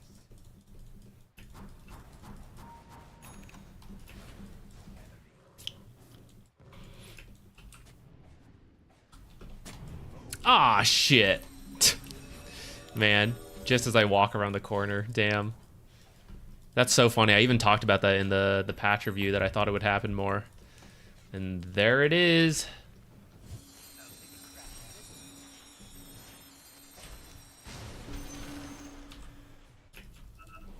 Does Twin Gate do Tormentor? Your mid Oh. tower ain't doing too well. Think the gods are gonna help.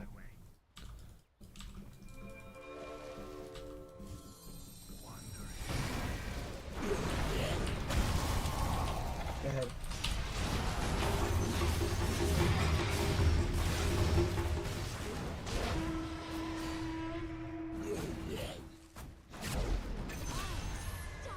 Double kill.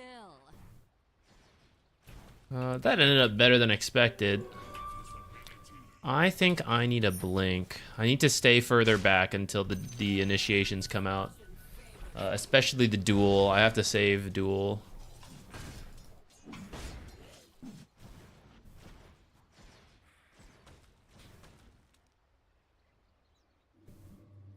Yeah, nowadays people use facet names, which I think could be good.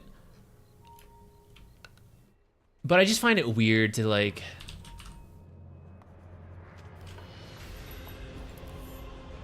It just feels weird to look at Clinks and see Engulfing Step over his name, you know? It's just strange to me. Can they do this with just two? Holy shit. Unfortunate. Mine's not the best, but having a little bit more cast range on Netherward's kind of nice. I think I would have preferred double stun though.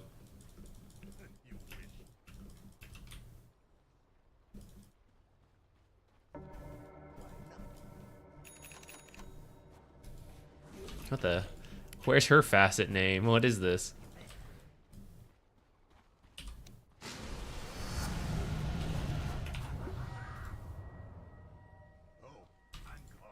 Oh, she has tranquils. I didn't even need to do that.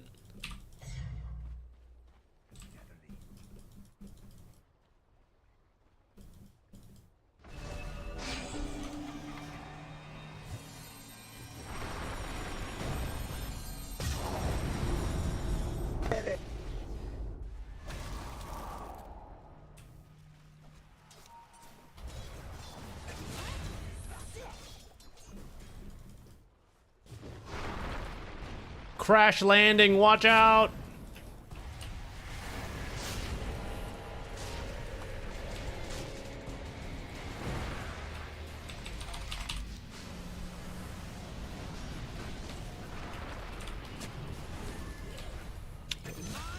This fissure is 5 years long.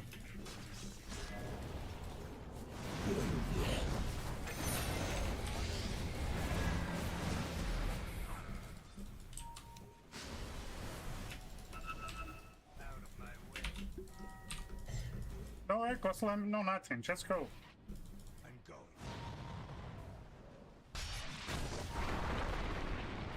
Oh, it's so close. He's gonna heal off the lotuses. Ah, sorry, my bad. I misclicked.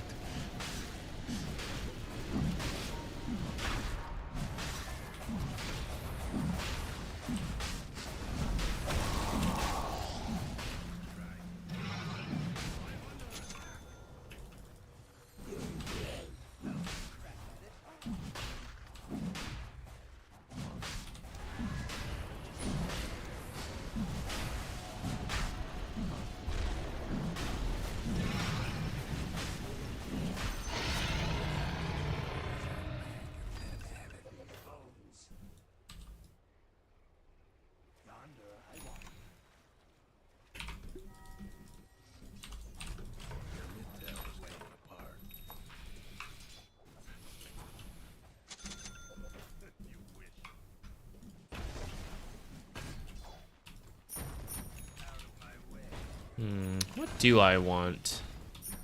Do I want an Aether Lens from further away? Force Staff is probably pretty good. Several situations I wish I had one.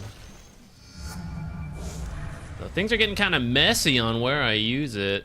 Bottom tower ain't long for this world. Inventory wise, I'm like out of space. Why not?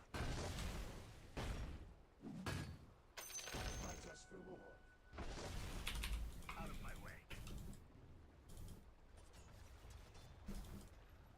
A little job. The Dire went and fortified their structures. Ready? Here I come. In myself. I'm going.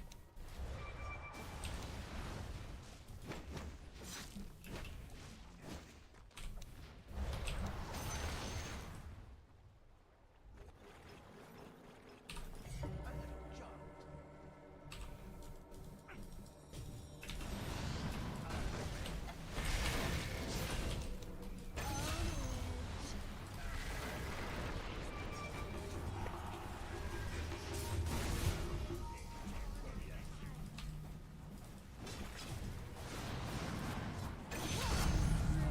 Double kill.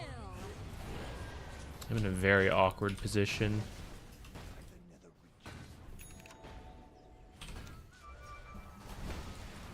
Oblivion comes. It's time. Godlike. I'm not ready.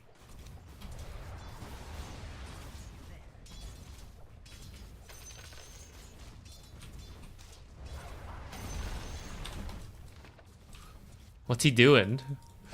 He's just looking at me like that. Why not?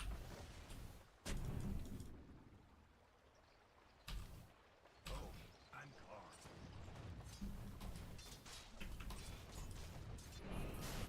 Try.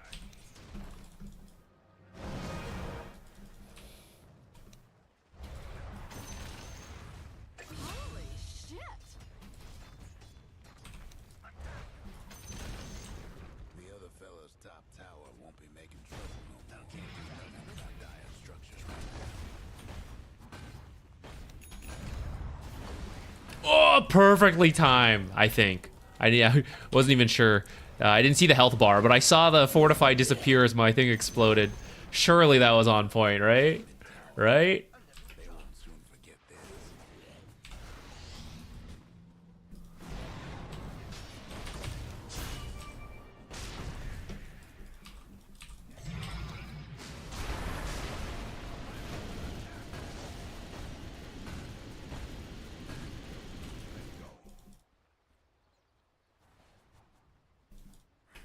Oh, yes.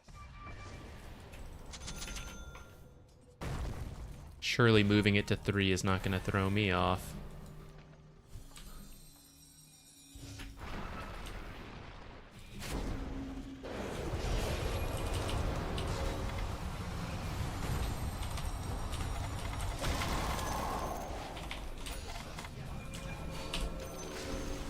Ka!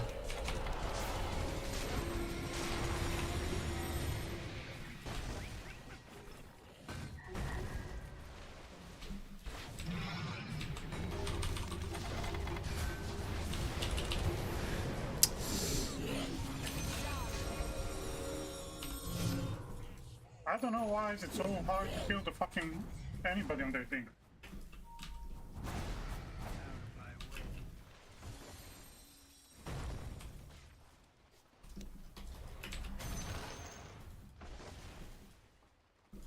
You need a nullifier, my man.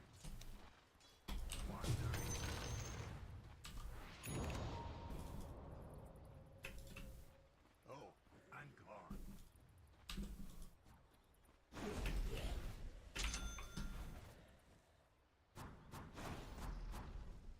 Out of my way. Take a crack at it.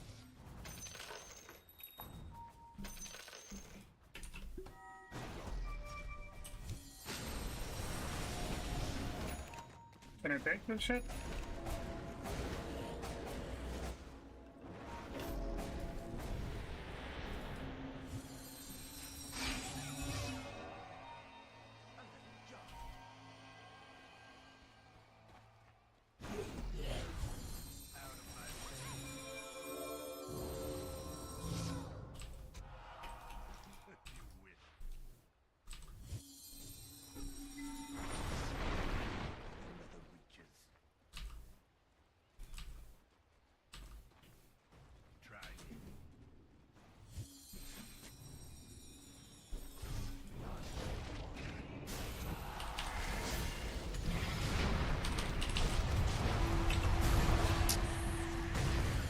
My reaction time is so slow.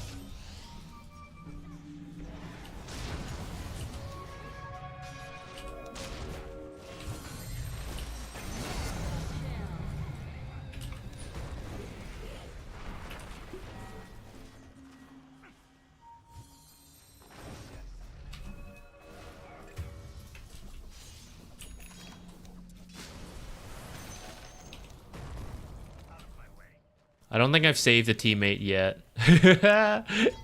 When will it happen? God. No respect for Tiny. Get myself killed for another blast. Dumb as heck when Roche is close to spawning. Buy this stuff.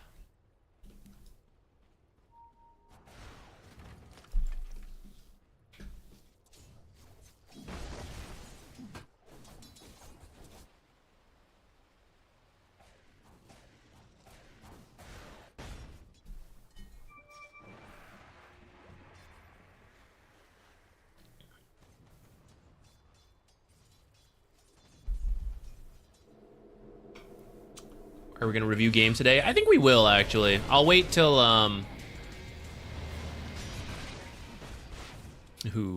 I'll probably play 1 or 2 more games, and then we'll spend the rest of the stream doing replays until I'm tired of talking.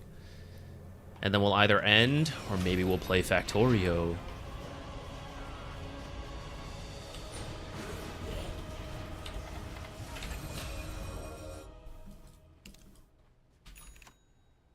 Did I accidentally teleport home? Who am I? When's the last time I made that kind of mistake? It's crazy.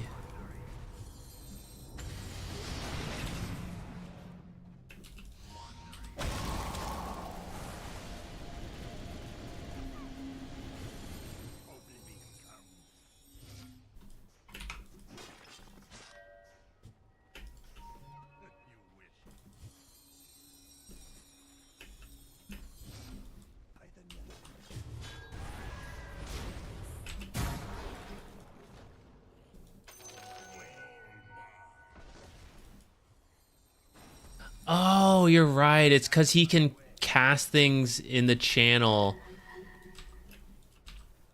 I must have interrupted myself.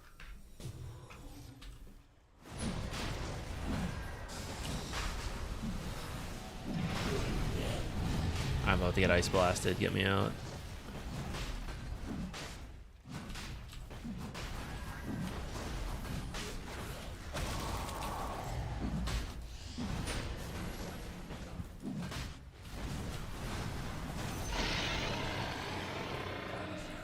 Don't worry, I'm not a pro team with their tournament life on the line. I won't forget the banner.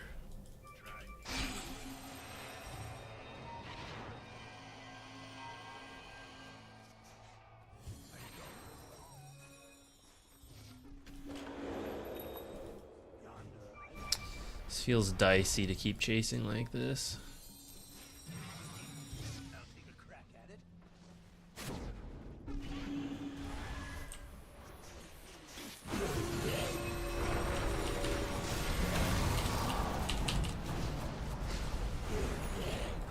Why did I meant to cancel that Decrepify.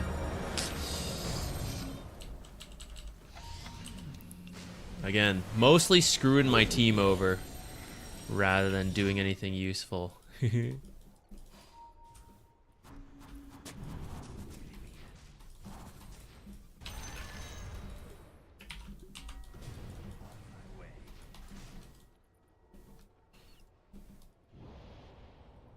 Oh, that'll be nice. Out of my way.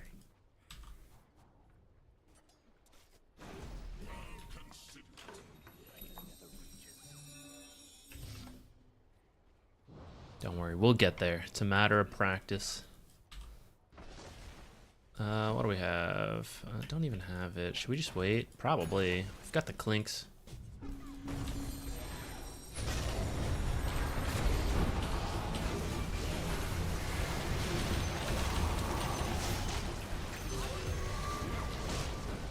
Oh God.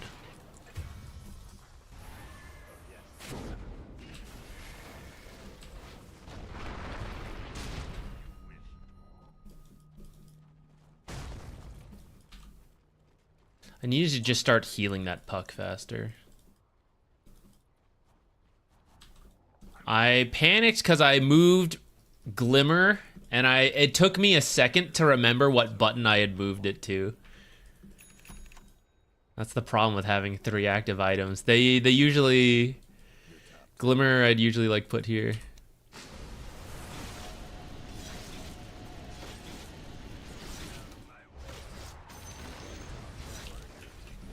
I shouldn't be here. This is scary. Okay, can I get a passive item? This is too hard for my brain. I need a... Lincoln's. Yeah, let's do Lincoln's.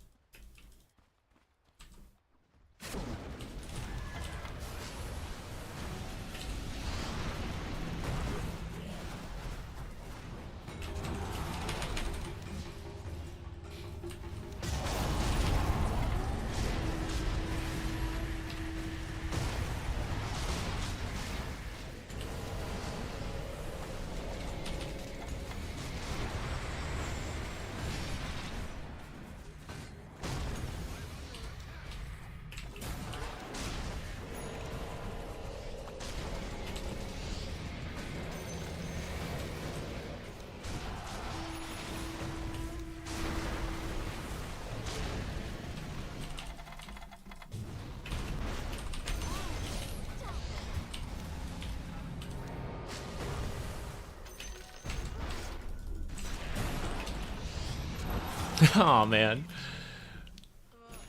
Too many buttons to press in this fight that I'm not Guess used to. nobody's buying the nullifier. Have you won the game with SB? No, we ended up losing that one. Fell apart pretty quickly. Kind of a weird draft that time.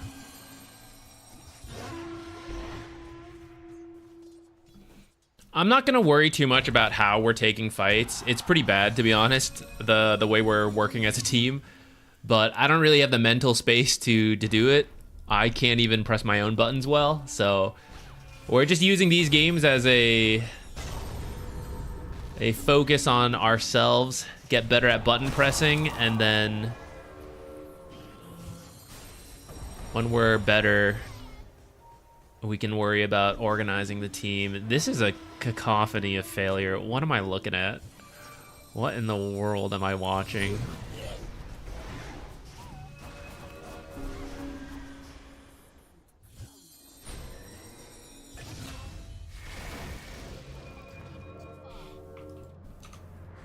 Let's go blast some towers!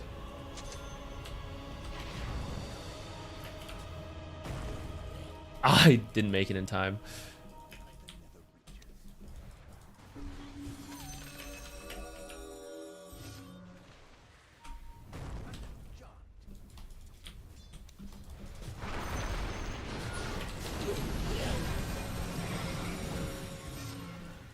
I shouldn't be using Nether Blast. Can't heal this guy until he's I keep thinking it's about to end. It actually did end. I just should have healed.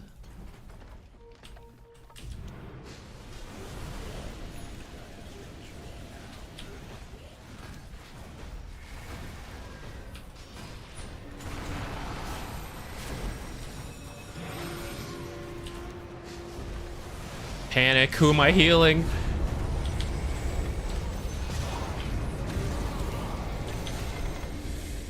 I'm pressing some buttons. I'm doing it. They're not the best, but they're buttons being pressed.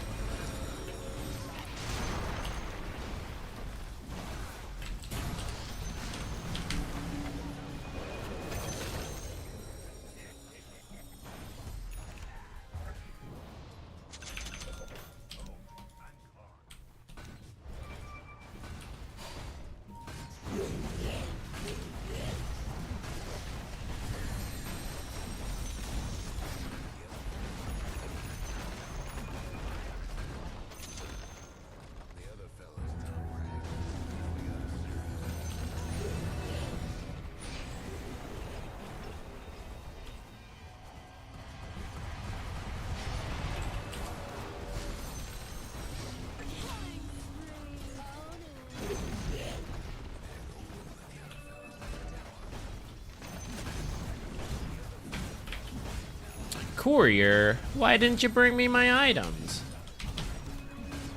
Ah, I was trying to get the last hit.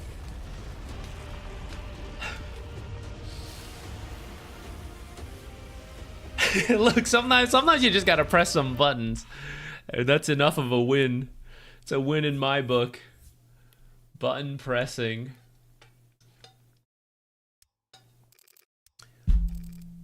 I think that's the tricky part of Pugna, is Decrepify is scary to use. So when you're not confident on it, the hesitation kind of wrecks you as other stuff is going on.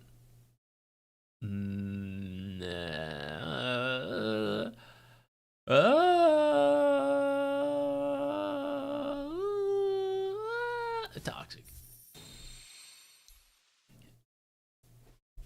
I think the blink was a waste because I barely used it. I was still way too close. I died like just getting tossed back and dueled and stuff.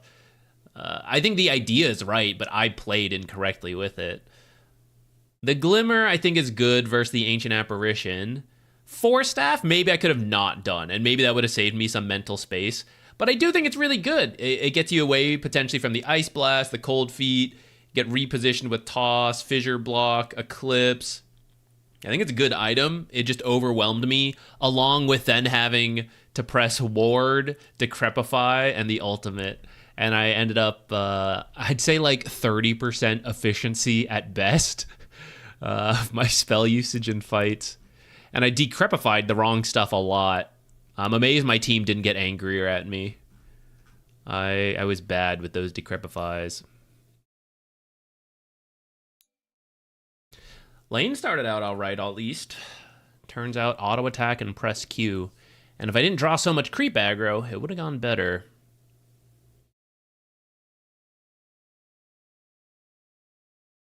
Pugna needs the Oracle treatment. No drawbacks, only benefits. What do you think? They already did that to some degree. Decrepify used to make your teammates take extra magic damage, and they removed that. So it's much safer to use now, but the issue is the Decrepify that people can't attack. I don't think you can really change that, you know? That would be a completely different game mechanic at that point, where enemies can't attack you, but you can attack while etherealed. That's Muerta Ultimate. I don't think you should give that just to Decrepify. It would be too good. Have you been able to equip the TI 2025 effects? I haven't unlocked any of them. I guess, you know, I hadn't. Oh, I guess I just unlocked this one. I hadn't thought about that, but I suppose you're right. TI Compendium usually has event effects. So I wonder if there will be no event effects, or it'll just overlap and you'll get to pick which one. Where do you even go to pick that? There's only ever been one at a time. Huh, I hadn't really thought about that. May I be blunt? You look like a vagrant, dear. That's me. I think, isn't Pugna literally, he has a vagrant line or something. A heroic one, of course, in the wandering sense, but also, let's be clear, the homeless one. Luckily, that's where yours truly comes in. Here, try this voodoo mask on. Purely decorative. As long as you don't say any voodoo words over it, then it will shrink your head. I can't press forward, guys. Jupiter's standing on my finger. He is pressing the mouse button down, but I can't lift it up. We're stuck on this page. Now, don't move. Let me look at you. Oh, yes. Yes, yes, yes, that looks stunning. Nice. This is Cordero and his curios. Is that in you? No, he's just like a little mini event. Is TI related? Not supposedly. Is this the treasure chest thing? No. Is it warm again to you? Yes. Our AC's been a little bit on the fritz. But it's usually warm during this time, though. That's true. It says it's offline again, though.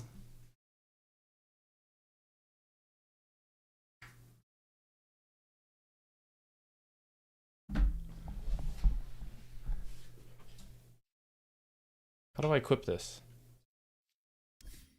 Or is it already equipped? Let's go stand in the fountain and see.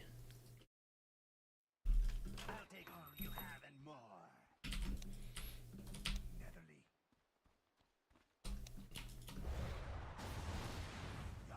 Places, everyone. I'm under attack.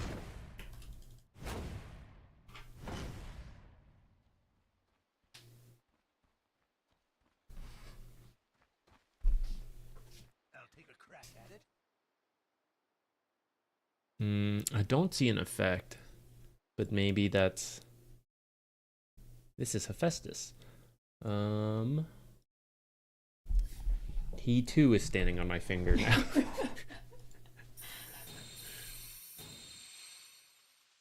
Where can we equip the effects?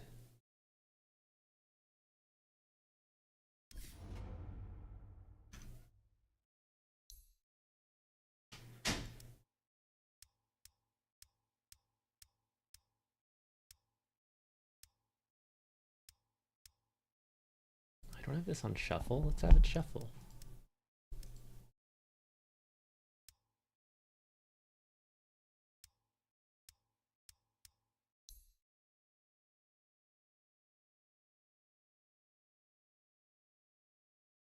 Event?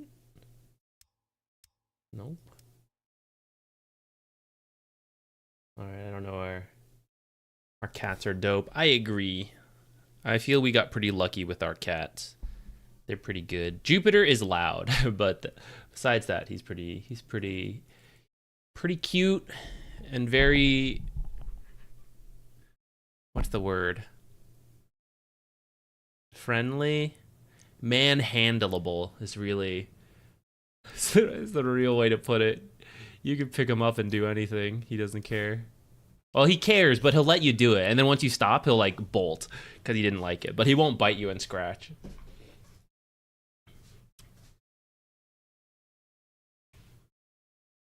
Is the AC going? Yeah, it's going now. It is? Okay. I'm going to double check some of the AC stuff, guys. Let's do a replay analysis. Maybe the whole stream will switch to that. Maybe not. I don't know. But submit some games and some thoughts on it. And then I'll pick some random ones to go off of. Mine doesn't work. Looked like several Reddit posts about all effects not working yet. Okay. I mean, that's not a big deal, right? The effects, I don't really care about the effects personally. But I'm sure they'll get it fixed eventually. All right, guys. Put in some match IDs. We'll grab... yeah, I guess we can just switch to replays. We only played 2 games, but, I mean, it's a small patch, so whatever. All right, I'll be right back.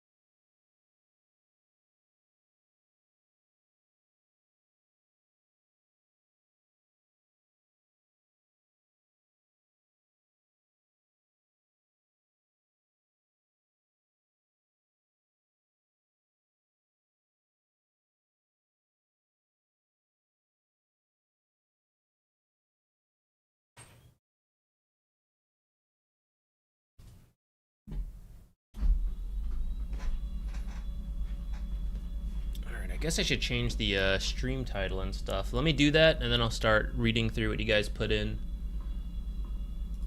I guess we'll stand up too.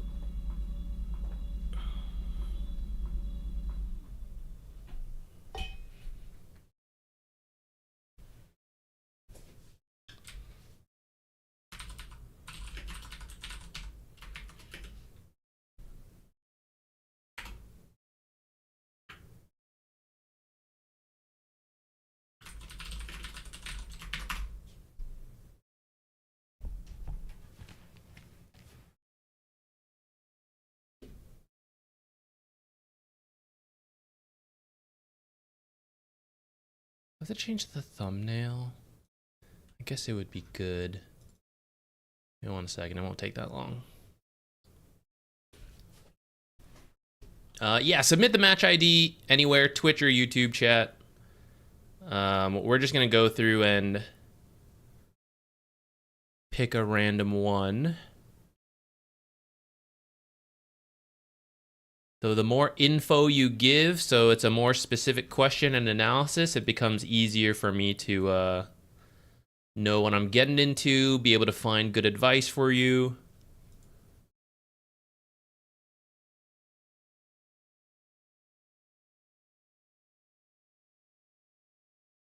All right, there we go. Updated all the info. Let's get going. Let's do some replay reviews. All right, what do you guys put in?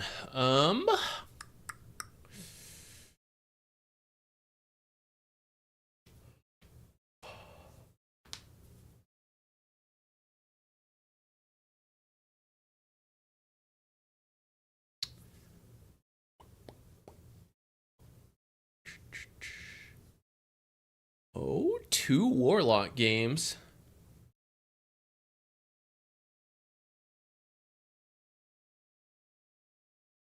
Maybe we start with Warlock. We'll help 2 people at once, even though we'll only be looking at one of the games.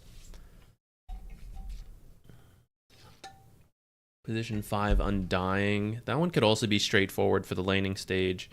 Maybe we start with a support game. Have you seen the Position 5 Undying guide I made? I put in some details into the laning stage. You may have already seen that and still looking for more feedback, which is totally fine, but I guess I'll self-promote my own video in case you haven't seen it yet. There is some Undying insight there. Let's start with...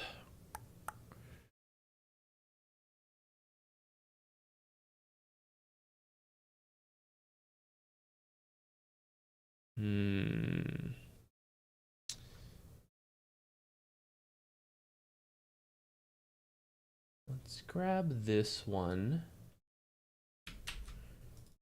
Because this is post-laning Warlock.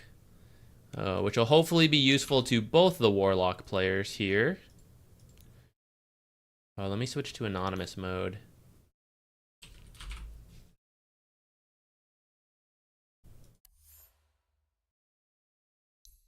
I'm gonna go find some random game. It doesn't update unless you do something like that.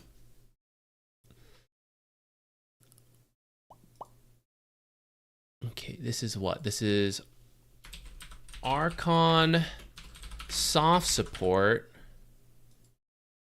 And let me timestamp this. Warlock for Archon. Okay, timestamped. Now your question was kind of new to Dota support, not sure what I should do after the lane. Should I push lanes or what? How do I know if I should play with the teams or push lanes? And then this is Warlock 4, which if you're new to Dota support, I would actually recommend Warlock as a 5 more than a position 4. For Archon, it's going to be fine, but at some point, technically, Warlock is a much better position 5 than a position 4. And if you play him as position 4, you're really just playing position 5 from the offlane.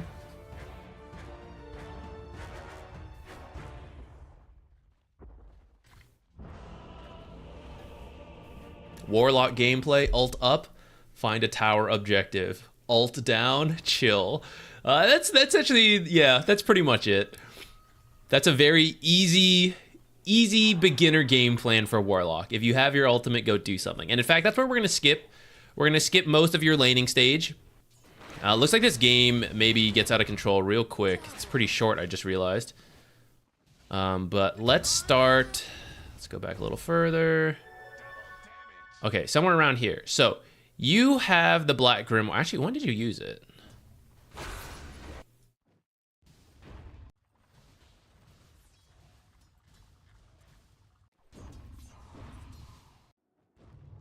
Okay, maybe you thought you were close to having enough XP to hit level 6. I did the math in an old video, the Black Grimoire math video for nerds or something like that. Check that out if you want the exact number. Because ideally, what I was going to tell you is you want to use the Grimoire to hit 6. And when you use it, you want to be 6 exactly at that moment. So save it until then. You usually need to be a little higher, but of course it depends how many charges you have. So when you use Black Grimoire, you want to have level 6. And at that moment,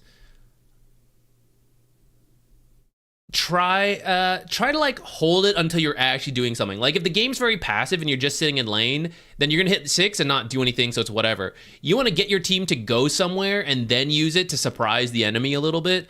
If you don't do that, it's not really the end of the world for now. But pretty much as soon as you have 6, force a fight, go up to a tower, drop it. You don't need a major team fight. I know that's Warlock's thing, is like he's a huge team fighter. For Black Grimoire, you're trying to hit 6 before 10 minutes and then just get a kill, take a tower. For example, you have a hero up here, you use your golem on the carry, solo kill the carry, and then with the golem time, you hit the tower. That would be perfectly fine and actually really good. That's pretty much what you should do for Warlock at the start of the game. And so we can start from here where you're level 6. Let's pretend you have 6. I see a lot of heroes down here getting into a fight, and I see the Morphling here. If you saw one mid hero here and you thought you could kill them by dropping the golem and then this guy helps you out and then you hit this tower, that would be okay with me. If you don't think that's the case, then I would TP down here, try to use the golem on this bigger fight and go off of that.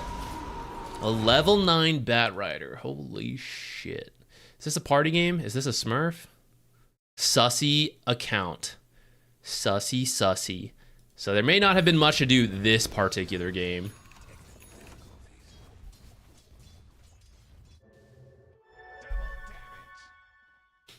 Yeah. Oh, thank you, NPR. You've already answered. Yep. The all the replays, all the streams are on the main channel VOD now. As part of multi-streaming, they just go straight up. Okay, you have level 6, so for example, we can push with Timbersaw up to this lane and just drop it. He's being a little slow about this, so if you helped him with auto attacks, that would be okay. Try to give him the last hit. I see a big fight going on here, so this is also okay. If possible, try to cast Fatal Bonds first, because you'll get more damage out of it. All right, so not the smoothest, but we get a kill, right? And then we just go down mid with it.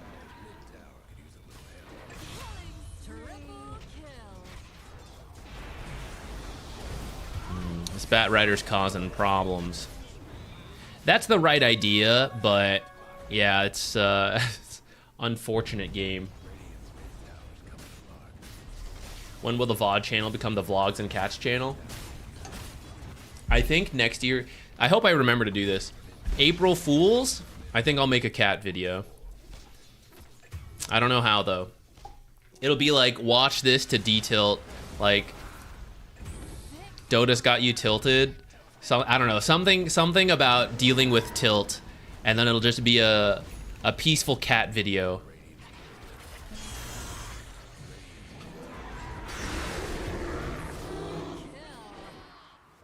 All right, so it would be nice to drop the golem right here, you know, but we don't have it. So as someone mentioned earlier, when you have the ultimate, try to go do something. When you don't, you actually don't really want to get involved in fights. It depends how much you're winning or not. You're clearly losing this game, so you don't really want to get in fights without your ultimate. You would just try to avoid as much as possible. Sometimes you don't have a choice. Sometimes they're pushing it way too hard. That's when things get messy. But I mean, you just gotta do the best you can in those situations.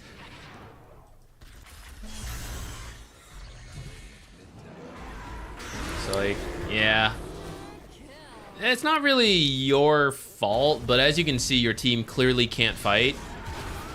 You guys are 2 behind, and by continuing to try to fight, it's gonna keep falling apart. The Bat Rider kill is actually worth so much money, so that one actually kind of worked out. But otherwise, you see the amount of kills happening while Morphling is free farming. So what you guys should really be doing right now is that while they have a bunch of heroes here, you guys avoid as much as possible. Because even though they can kill you, how quickly can a Blade Mail Axe, a Dazzle with like point booster, you know, Bat Rider, Okay, Batrider Arsonist can actually take the towers kind of fast, but let's, ignore that. There's only so quickly people can take towers at 14 minutes. Even when they're 7k ahead, they're still at like 7,000, So one hero is dedicated to trying to drag things out. This might be a case where instead of Shadow Word, you max Upheaval to channel from really far away and kill the creeps, or max Fatal Bonds to get the creeps killed faster while safely. If you put Shadow Word on a creep, it kind of works, but if anyone's there, they'll kill that creep, and then that's it. I guess you could use it on an enemy hero or an enemy creep, but again, it requires you to move up a little bit further than, say, channeling Upheaval from behind a tree and, like, sticking it here, then it reaches all the way out here. So usually one hero should try to delay while everyone else avoids and pushes out as many other lanes as possible.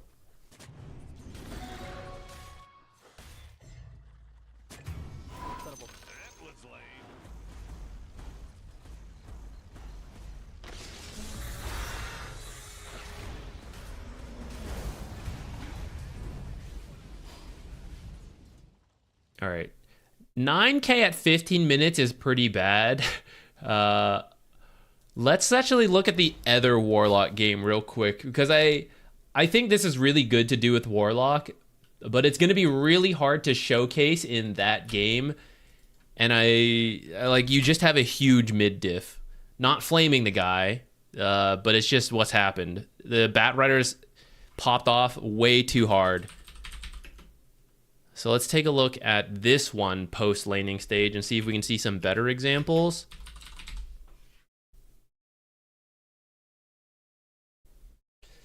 That Batrider's a level 1 Steam account. Only 52% win rate over 800 games, but his first games don't look like a new player. Plus, I think he had like 377 match MVPs, right? So that's not quite 50%, but let's say like 40% MVPs. In 800 games, that's ridiculous. So that's a bit of a questionable account. All right, same deal. Post laning. Okay, so we're getting close to having enough with Black Grimoire to hit level 6. Not quite yet. You need to be a little higher or get a couple more charges.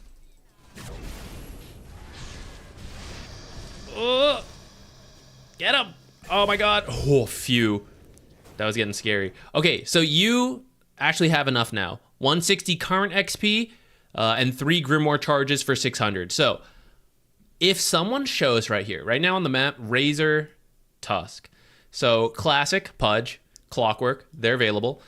These guys just use some abilities, so it might be a little hard to get kills. But if one guy walks up too far, you could just drop the Golem, Fatal Bond him in the whole creep wave, Shadow Word, and he would take a crazy amount of damage and then die, and then you guys can take the tower, or at least chip it quite far with the Golem. And that would be a really good use of the very first Golem.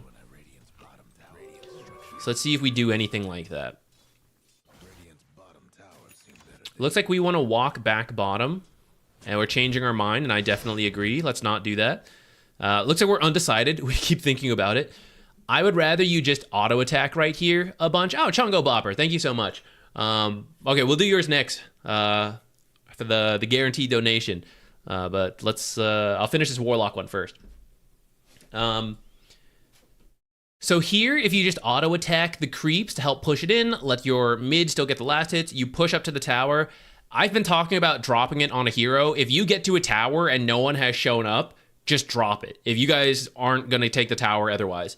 Just take a tower with the ultimate, think of it like Serpent Wards, and it's perfectly fine. Going bottom,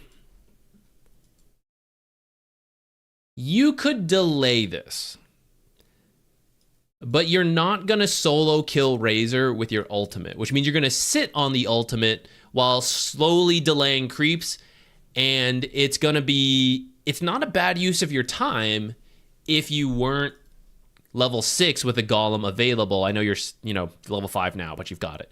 So if you push this lane, use the Golem, take this tower, or at least force them to come to mid, then after this is all done and the Golem is on cooldown, if you do it fast enough and possibly use Fortify, possibly someone else delays it, right? You could then come here, and now we could sit and Shadow Word and Upheaval and Fatal Bonds and delay Razor from taking this tower for free on his own. We might die for it, but we're half a hero without Chaotic Offering. So now we play the delay, but with the ultimate, I would rather look for a fight. Let's say we thought top fight looked good. Okay, sure. Come up top. Use the Golem, Fatal Bonds, Razor's taking a solo tower, but you guys are winning a team fight, and then you're going to push this tower and take this tower, and that matches the towers being taken. That's okay with me too. Then you might enter delay mode differently. You know, it's like, okay, now Razor's pushing this, so I'll sit here and deal that. You know, we'll see at that time.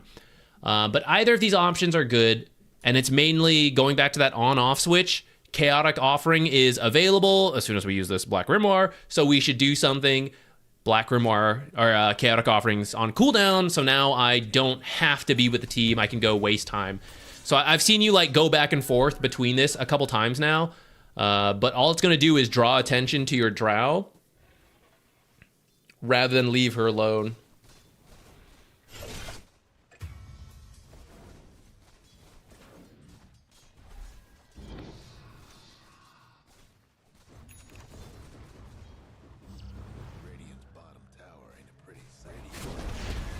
Heck yeah, mess him up. All right, great. A little slower than I would like, so that'll be the room for improvement. If you can do that sooner, that'll be better. But at the end of the day, that was what we wanted, so you're doing the right thing. Now we're gonna, you know, send this at the tower. If you can hang around, go for it. If you can like cut the creeps a little bit with a Golem, put Shadow Word on him, and then send back to the tower. If no one comes to defend this, you'll take this tower with this ultimate as the next creep wave shows up. If we had a few more creeps, it would work out better. So you would like Shadow Word your tower, or sorry, your Golem. He would cut the creep wave. The next creep wave shows up. Your Golem still has over half duration. Yeah, just send it back. Now, Sniper came here again. We don't have more heroes, but at the end of the day, you see how much tower damage you got in. You're missing some micro here, but that's because you're distracted. But that ultimate got us at least half of the tower, and with, you know, if Venge had stayed, if stuff had happened, you know, a couple more creeps, you could have taken the tower. It might still do it if Sniper gets distracted. So that's exactly what we want from the first ultimate, and now we have 2 minutes remaining where we're not that interested in doing stuff. So I don't want these stacks to get stolen, so we stick around here. That's okay with me. But then as this drops off, now we just go hold a lane for my team. Or if we're winning and I don't need my ultimate to still win fights, you can still go together at that point.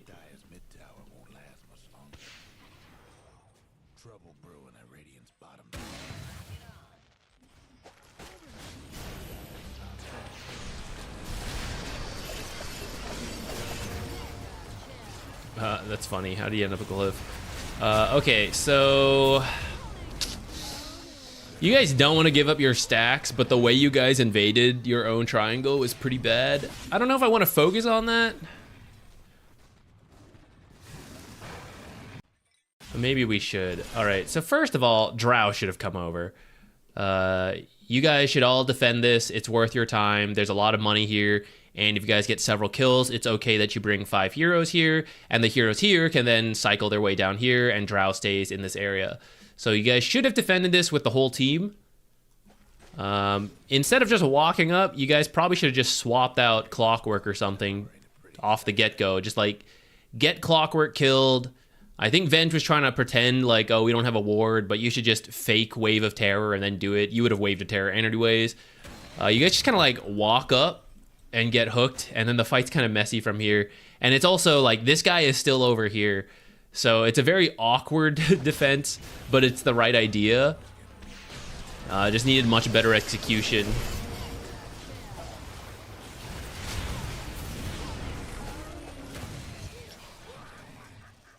See what else you do while you're dead, or while your ultimate's on cooldown. So the fight's still going. I guess we can just come back.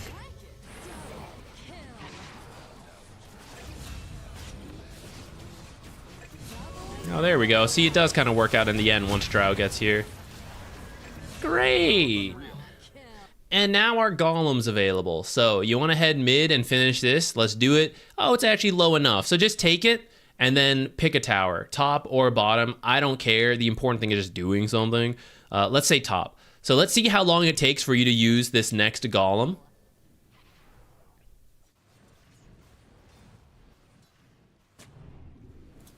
We're doing a little dewarding. So we're a bit slow on the push, and now they're all back up, and our chance to take that mid tower is gone. So next time, let's go back. So our creep wave got a little messy. It's coming in. But you guys should just take this together. Use like Shadow Word and push this together rather than walk around. I guess the timing wasn't going to be the best anyways. All right. No big deal. When are we going to use this? Try for mid again.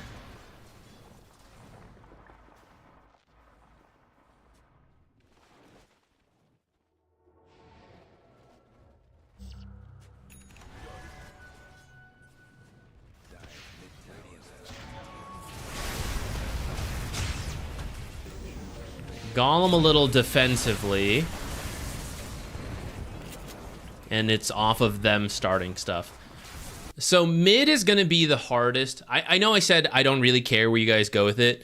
Mid versus sniper is going to be really hard. And the pudge. It's much easier to push up here. And you have multiple angles to wrap around.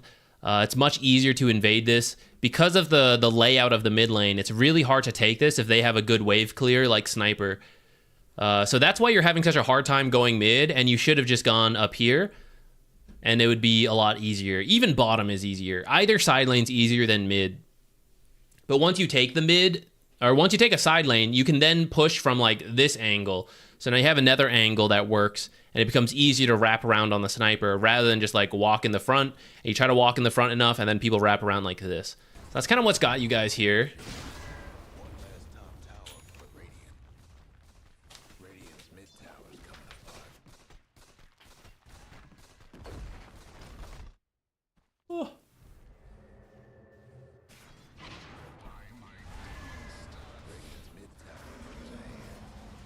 Alch doesn't have items. That is true. We can't do that much with the Alchemist. But you and Lich are actually strong enough with just your ultimates to win most fights outside of Tusk Snowball Save. So if you don't know where Tusk is, you have to be careful. But otherwise, you guys can do stuff. And I've seen Venge move with you guys. She also doesn't really have items. Drow is a hero who can come online very early. Your draft sucks, I'm not going to lie. Your core picks synergize very poorly to start. So there's not much you can do about that. If Drow is willing to adapt and become the early tower pusher, that could have worked, right? When Drow hits a tower and you guys back her up with your double ults and they engage on Drow, you'll definitely win the fight. Drow might die, but, you know, that's okay. And then Alch will finish the Radiance with that space around this time, and then he'll take over. You'll play around him, all on paper. Will they actually do this? Who knows? But this is part of the reason why a double backline support duo like Warlock Lich is not great. Earlier I mentioned like, oh, Warlock 4 really just plays as a 5. Lich is the same. Lich 4 is really just Lich 5. So now you run into this issue where, oh, my cores don't want to do anything. Okay, well, don't worry, the position 4 is a playmaker, right? We can do that. Ah, no, we're both backline heroes. And now you're really screwed. Now you have nothing. And that is related to when you pick a position 5 as a position 4, you run into these kind of games where you really are lacking what the position 4 tends to bring. Now, there are position 5s that can do it. For example, Tusk and Clockwork, both on the enemy team. But if you... They're just like less common than position 4s. This is very sneaky. I like it. Oh, no! He didn't notice? Oh, shit. They noticed. Nice try, nice try. There's not much more you can do besides that.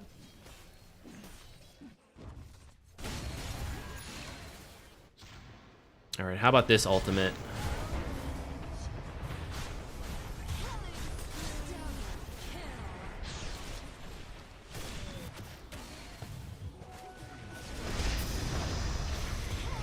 A lot of the ults have ended up defensive, which is a nature of us losing, and they have more playmakers than us. So I do go back to the very first ultimate. I know you're saying, like, oh, these guys don't have items. So that's why if the first ultimate pays off, we got like half that mid tower. But let's not do mid. Let's go to a side lane, right? We get a kill, we push this tower. Your whole team is going to get money with this tower. You're going to get more map space. They're going to get less map space. So even though this kind of draft is not good, this is where maybe the Radiance comes online a minute sooner if we take a tower or two in an easier, better executed manner than like trying to force mid for, what was like 10 minutes. That's probably less than that, probably like 5 to 7 minutes. But that's how you can try to alleviate, you know, iffy stuff like that. Otherwise, there's sometimes the draft is just bad and it's not really your fault. Actually, both those Warlock games we just looked at, you know, is kind of, oops, I forgot to actually save the timestamp. Oh, well. Yeah, there's actually not that much you can do in those kind of situations. You, like, do your best, and if it works out, great. But if not, sometimes you do just lose based on what teammate to do.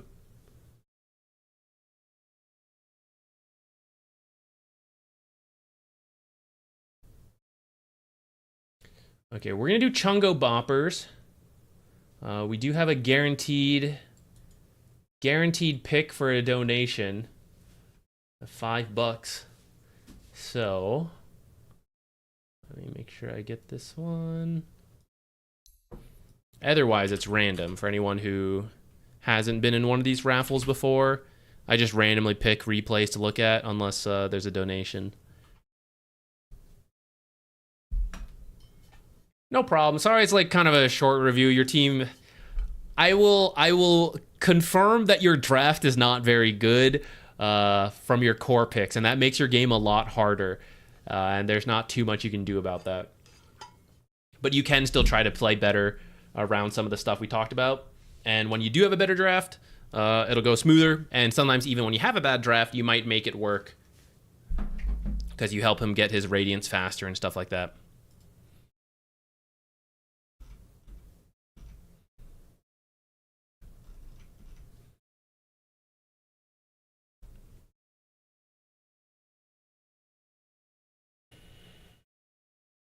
Chungo Bopper sounds silly even to this day. Excellent. Excellent. Then it was a well-picked name.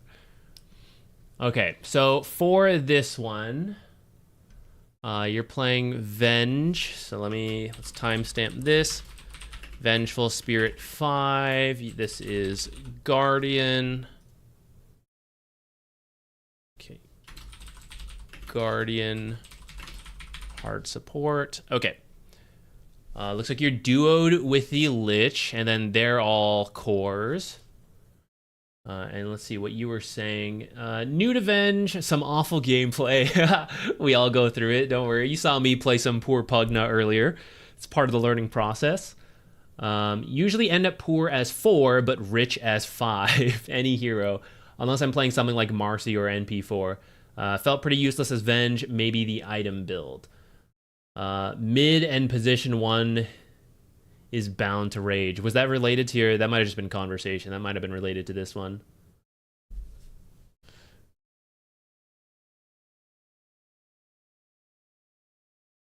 I was playing 4, swapped with my wife as she mains 5. Oh, okay. I can't change the timestamp now. I'll try to remember to swap that later. Soft support. Okay. Let's do it. Venge is another one that I personally believe is a better 5, but I think she is more of a position 4 than, say, Warlock and Lich that we saw in the last cases. So I think it, you can make it work.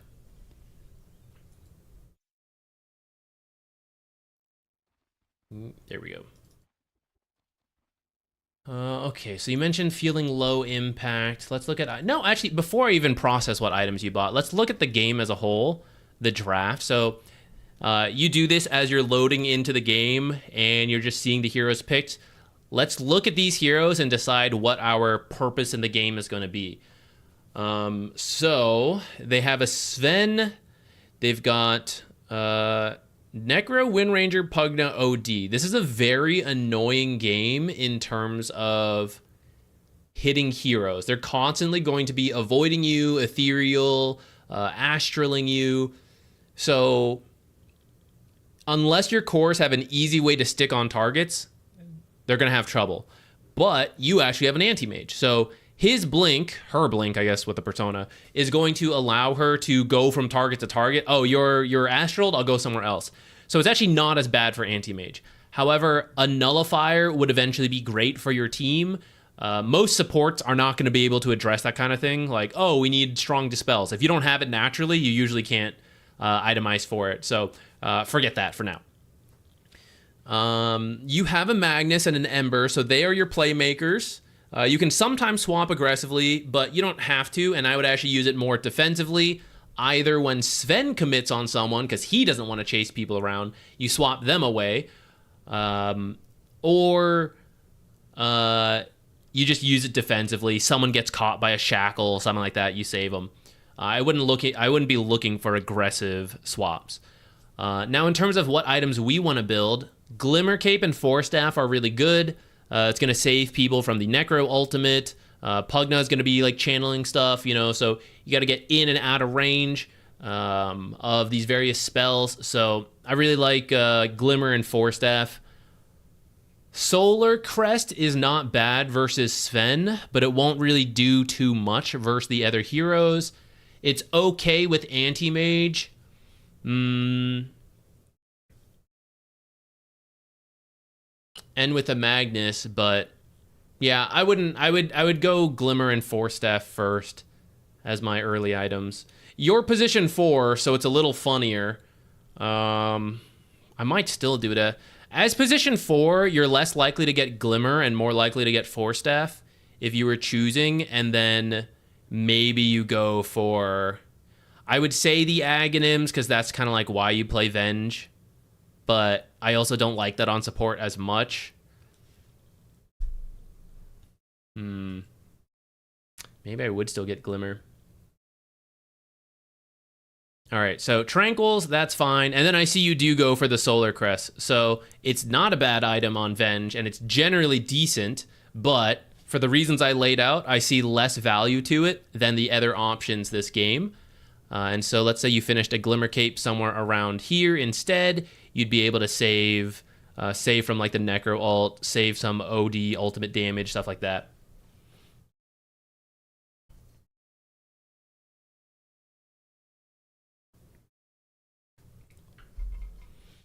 Anti-Mage goes in, gets astraled away, someone gets decrepified. Yeah, so they have all sorts of tools. So what you guys are really playing for is Anti-Mage to get to a... he needs a Nullifier, which I see he doesn't build one. So can't really do much about that. The most you can do is like earlier in the game, you throw it out like, hey, Nullifier looks really good this game. You know, hope someone latches onto that. It's not going to be the Lich buying it, you know, so maybe, I don't know, any core heroes thinking about that Nullifier. He should have gone, so this Anti-Mage's build is actually kind of bad. Battle Fury, Manta, and then I would say you could do the Butterfly if you really want, and then you have to get Nullifier after that. Otherwise, a third item Nullifier instead of the Butterfly I think is also good. The Butterfly helps you stay alive versus Sven and OD, but the... Oh, and I guess it's a core Wind Ranger, actually. So I guess helps you stay alive versus her. Holy shit, they're all building damage. Who is supposed to be the support?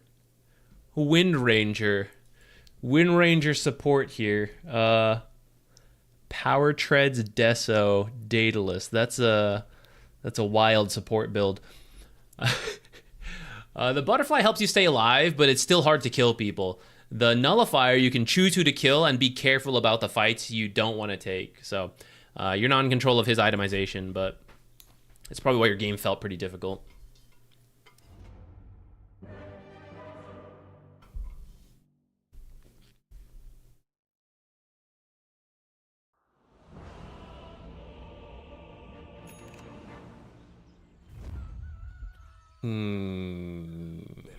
Where do we want to focus on this?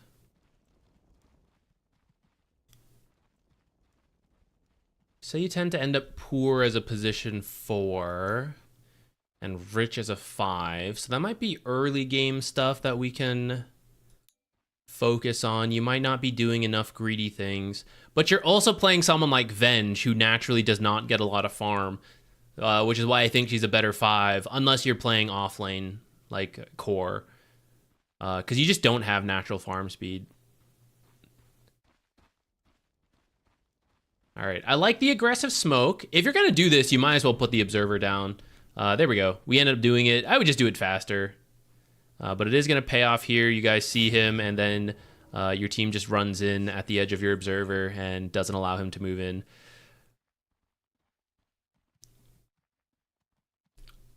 Feeling we can blame some people now. All right, you've got the right idea with the smoke and the observer placement. They should have let him walk further in, and then you guys all jump him. Like, the reason this observer is good. Interesting that this starts popping up now. I don't know why that's happening. Why is this doing that?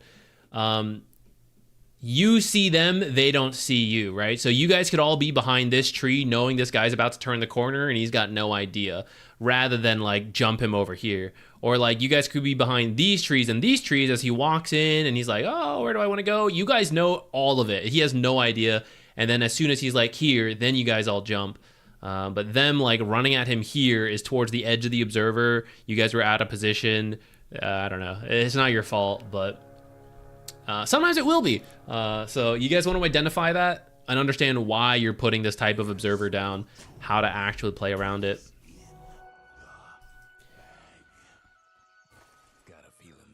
Okay, you don't always have to do this. It depends if you think you can play the lane or not, but... All right. 2, 1, OD, Sven. So at this moment, you can actually come back up here and block the first creep wave. I did it in one of the earlier games. You might have seen it. But this instead of the creep wave meeting like here outside the tower, it'll end up meeting under the tower. Venge is a relatively weak laner. It's her biggest issue at high-level Dota. It's why she's not picked very often outside of an off-laner. So when you can do these kind of tricks, you should.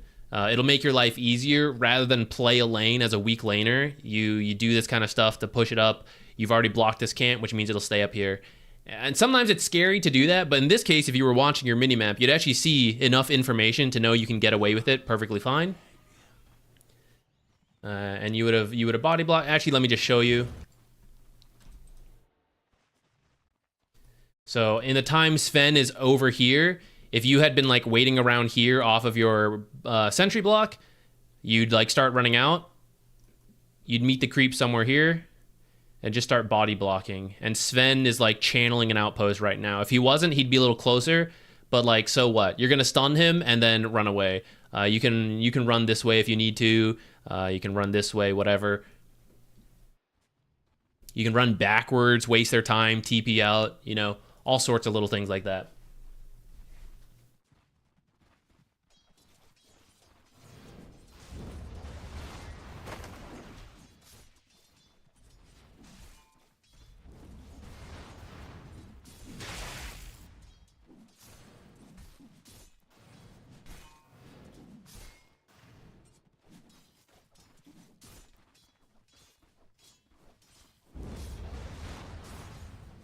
Okay, you're going for some denies. That's good.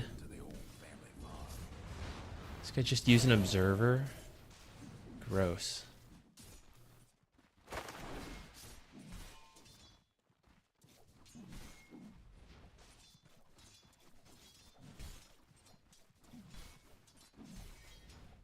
Pugna walked all the way over here for a bit. You can walk in a little closer at those times. I think you're a little low, so you're a little nervous, but Sven's not going to do much to you. It's mostly the Pugna. Nice. All right, let's evaluate. Anytime we get a kill, try to build the habit. Look at the time. Look at the mini-map. It's pretty early. Probably not going to do these kind of rotations, but sometimes you will. Let's say you get the kill at like 140. Like if I was Spirit Breaker and we got a kill at 140, I'd be thinking about power runes, or water runes, sorry. For you could be thinking about stacking. Magnus, Anti-Mage, Ember, they all like stacks. So you could come here, Wave of Terror, 1 camp. Even if it's late, you can like come here, Wave of Terror this or Wave of Terror this to get at least 1 stack. If you have enough time, you can walk in, Wave of Terror attack, get 2. So double stacking would add several hundred gold for your team in the future. We've missed that. It's 208, so that's okay. I'm thinking pulling, right? 217 is about the time. He is still going to be dead. So this should be a pretty uncontested pull from you guys before Pugna's back, and it should continue to establish equilibrium for you, freeing you up around 3 minutes to go, you know, do something else if you need to. He is alone, so if you guys take this fight, I'm okay with that too. You guys kind of have separate ideas there, though. He's hitting the ward, you're hitting Sven. So that ends up an okay trade for them, honestly. Missed the pull in that action. You could do it coming up. But actually, since we didn't do the pull and this wave's pushing, I would use the space to help you get the Lotus. Guys, do a pull. You should just run straight across like this. Go get the Lotus. No one's getting the Lotus. Ah, Sven's going. Totally should be ours, though.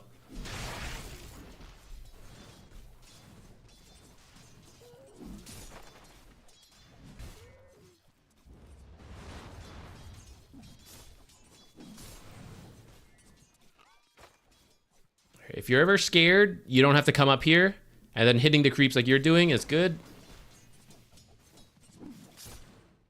What if I pause this? I hope they take that away. I don't want this to show up when I'm pausing in replays. What is the point? This stack is good.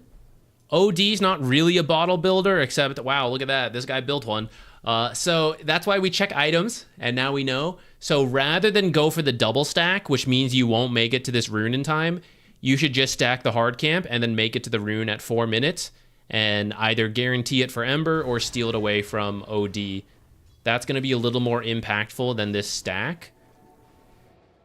This double stack, of which, who's really going to do Ancients right now, anytime soon? Not really. Hard camp, maybe. Hard camp's much easier to do. So that's why if we're picking one, we do the hard camp, plus it's closer to the rune. And we would have secured the rune, which now looks like OD is going to get. So we've missed a couple opportunities in terms of, here's the Lotus, that's like 100 plus gold. The water rune regen, also worth, you know, 100, 200 gold, that you could have taken and impacted both lanes now. Ember would have had an easier time without OD having a refill, and then top lane, you guys having the Lotus instead of the Sven would obviously help you guys out. Not that I'm really expecting you to do too much more here. I actually think you're in stack mode. Just let Magnus maintain the lane and you do stacks. You've been doing a pretty good job about denies. I like that.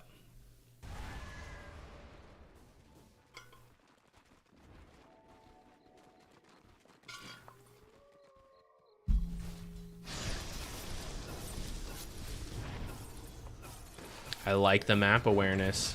You almost walked in that time, though. Be careful. Yeah, click like over here while you go look.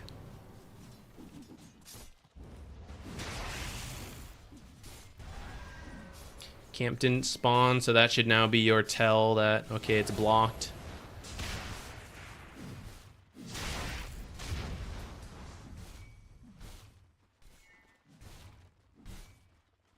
All right, let's see what we do here and if it feels worth it.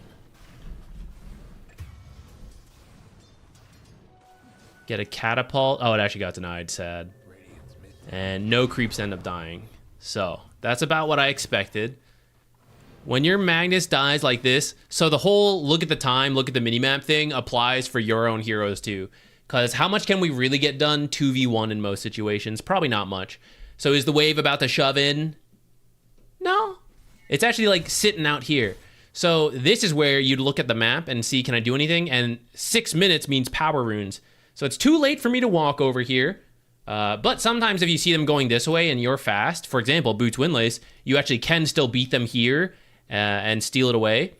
But you could also, if you have enough mana, which you have 15 wand charges, you can teleport here in 3 seconds and then make it in time. And it would be worth it, right? Like Ember needs help. This is a very tough lane matchup. So it's important for you to get what you can for him. Earlier, it's stacking, and that's good, but the other way is for him to get a power rune and then do something with it to recover. So it's actually, if Magnus hadn't died here, I would actually be saying to go anyways, right? Like, help him get the equilibrium back, and then come here, stack into the power rune, because it's actually really important in tough matchups. And then he ends up dying. That's a little unrelated to what you were doing. But when we compare it to what we ended up doing, not really much happened up here.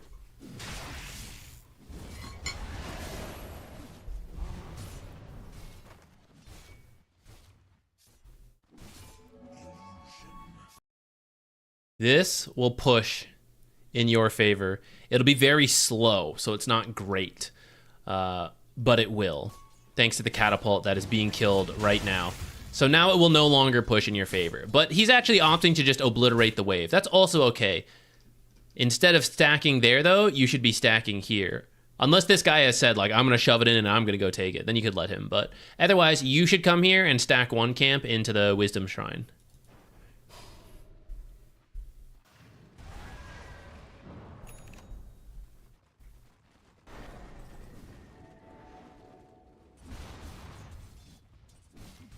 Okay, we're back.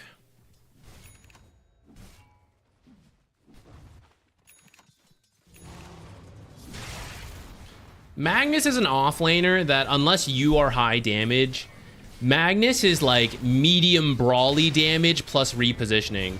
So unless you then contribute the rest of the damage, you usually need to be near the tower to actually get kills.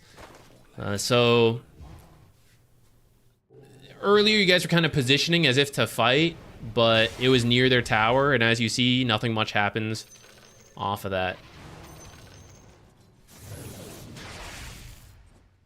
So in those situations, you mostly just want to think about possibly rotating and possibly stacking. And you're just in chill mode. You're just in farm and wait mode until your heroes pick up items. This ended up being like a pretty forced play into the OD, which he is strong because he beat your Ember. So if you know he's up there, you actually just want to avoid it. An Ember should not have come. Let's go back to that.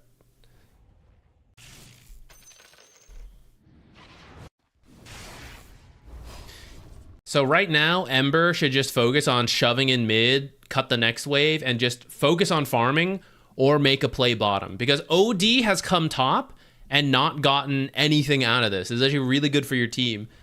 Ember comes here and hurts himself by like, okay, let's try to fight into the hero that's been beating me the whole time. Is that going to go well? Probably not. If we look at net worths, it's actually not as bad as it should be. But you guys are losing this lane, and it's like, yeah, let's go engage in that. But you don't really want to be. You just want to bide your time, waste their time, let Magnus farm whatever he's getting to, blinks, stacks, future monies here. You guys are in waiting period. This one's not your fault, but you don't want to be encouraging it, which partly actually you are. For example, doing this kind of deep ward because you feel the pressure of like, oh, Ember's here, we got to go find something. It's baiting a play that shouldn't really happen. Even if RP happens there, it's still pretty dicey. At best, you guys get two side lane kills. OD continues to pop off, and he is still a massive problem for you guys.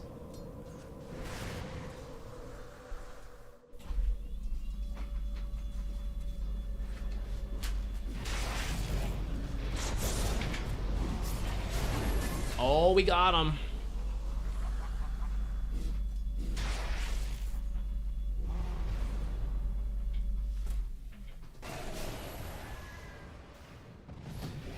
This feels kind of forced.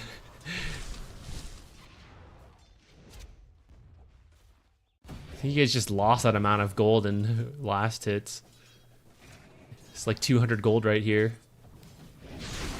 Wind Ranger would be worth a little more than that, but all that gold just disappeared here. You guys should just fall back, farm this, start moving around. For example, Magnus has used his ultimate, so he doesn't want to do much. So he sits here and farms, and both supports would run here for the power rune, you and the Lich. And you could try to secure the power rune. Ember's top, so I guess not for him, but at least make sure OD, who's having a great game, take that away from him. Then your next goal is to hit level 6 if you're not already. A little unfortunate on that power shot. But your ultimates will make you a lot stronger, and then you want to pair it with the RP. So essentially, you have 1 minute to both hit level 6, possibly set up vision somewhere. Even without the vision, potentially have a smoke, and then either smoke for a play or simply walk at a tower with ultimates. And until then, we can kind of take it easy, avoid things, right? They're pushing bottom. They're stronger than us. You don't know it's 4K, but you guys probably have a feeling it's been rough. So, Ember top, that's fine. Someone should be shoving mid. If someone can safely delay, you can do that. You actually don't really have heroes for that, so it's going to be quite difficult. And it's early, so jungling's a little tough, but it is kind of doable.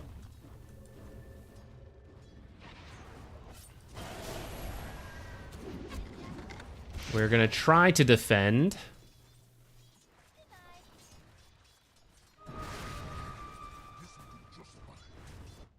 Magnus should just be doing this. And then if we think about it mathematically, 4 heroes versus 3 heroes. So that's in your favor, the amount of golden XP that is being split right now. He is solo. So he is farming the same amount that these 4 heroes combined are farming.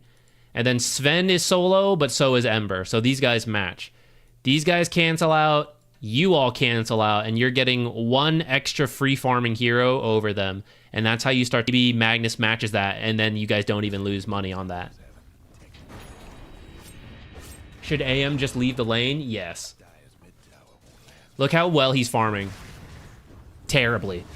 So he should just be jungling right now. He should go Boglets and then like go this way. He should just jungle while you guys keep delaying as much as possible. It's easier if you're different supports. That's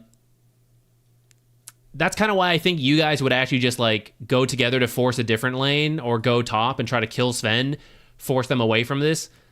I think Venge and Lich are actually not very good at holding the tower, but you could try. And Anti-Mage just shouldn't be here because, I mean, look what he's doing, right? This is not very useful to his time.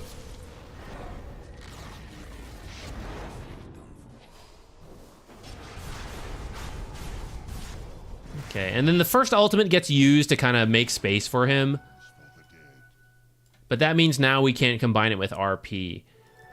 So on one hand, we can say, yeah, we just gotta, you know, if he lives or he dies, I gotta save this Chain Frost. But also, that goes back to why was Anti-Mage here? You wouldn't, not you, your wife, wouldn't have felt pressured to like, oh, I gotta save him, I gotta help him out, right? Then we could have actually used it for a better play. And now Ember's coming down here again, but I still don't want to fight into them. So, like, your Ember keeps going to places he shouldn't be. And now if we reevaluate the map spread again, now Sven actually is free farming with no one stopping him at all because Ember has decided to come to a lane that he can't make a difference in.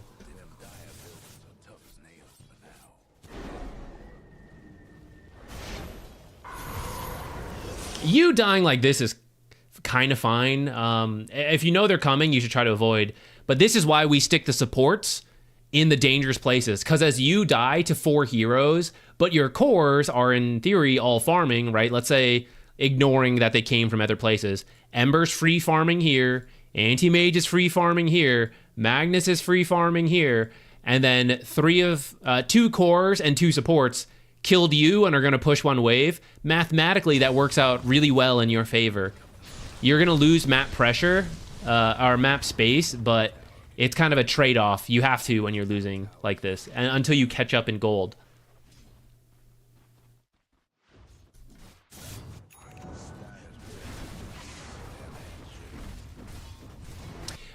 This is unrelated to this game, but if you play duo with your wife a lot, I would recommend you try to pick support duos that can do things together, because you're going to run into situations like this. I don't know if you guys always are both supports, but for example, in games like this, when these guys aren't playing with you, it's very hard to do anything as Lich and Venge. There's very little you two can work together on. It's just very tricky. If you play something like Shadow Shaman plus a damage dealer, Venger Lich plus Dark Willow, right? One stun into Bedlam is death. So you can start doing stuff. Clockwork and Snapfire. Just the two of you can easily get kills together. Fiend's Grip plus, I'll use Dark Willow again. Dark Willow. Or like one person's jungling on Natures while the other one is finding someone on Spirit Breaker or Lasso or, again, the Clockwork, right? Like, there are different support duos that can actually do stuff together. Two backline heroes like Venge and Lich will have a very hard time playing without a core. So if you both like those types of heroes, I can't blame you, but it will make it tricky. Because this is the kind of stuff we want, right? This worked really well because this guy, he made it to his blink, he got his RP, pulled two heroes together, the double chain frost, like it all worked together beautifully. That's why earlier I said we're in chill mode until this guy, right? I'm just letting him farm till he gets his blink because I know this is what can happen once we reach that point.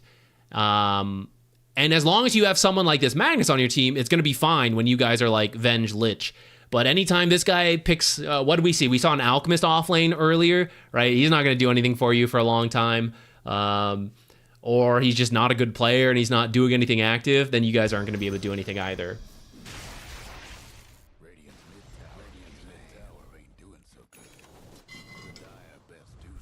IDK much about support duos? Essentially, cover these two things. You need someone who has the damage to kill whatever you find, either heroes or towers. And then the other thing you need is someone to start the play. Because maybe you have all the damage in the world, but if they just walk away from you, it doesn't work. And if you need to wait till someone farms a Blink Dagger, that's also a bit tricky. So when you take, I use Dark Willow, right? Dark Willow has the damage to kill anybody. You just need someone to get Dark Willow close. So anyone with a stun who eventually finds someone like Clockwork, Shadow Shaman, Venge, Swamp into the Bedlam, all of that works. Disruption into Bedlam, that's all fine. If you can't kill heroes, you could still push tower. So like Shadow Shaman has the lockdown and the tower pressure, so he just pushes in and you have someone behind him. If you don't run into anyone, you just take the tower. If someone tries to get the Shadow Shaman, they are delivering themselves to you, and he could be backed by a Marcy, for example, who then punches that person to death. Or, you know, he just shackles, and then Marcy goes in and punches someone to death. Skywrath Mage, ultimate plus any stun will work. What else? Some combos that I think are actually good right now.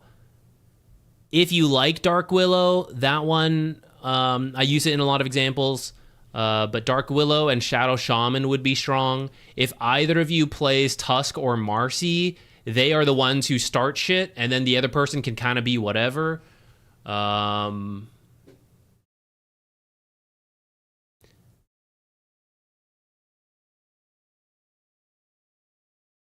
What else? Bane is getting more popular. That one's kind of okay. Snapfire's not in the greatest place, but that would work with a duo. Lich and Grimstroke does work. If you want to be Grimstroke, that one's a cracked combo that the two of you can do on your own. The initiation's a little on the weak side, but you pretty much win any early fight that involves two heroes. Is Skywrath Mage position 4 or 5 good this meta? I need to see if Blade Mail nerfs were enough. If Blade Mail drops off and some of the heroes in the game are less tanky, I think he could make a little bit of a comeback. However, this is a Guardian game, so it's not really going to matter. And you can play whoever you want.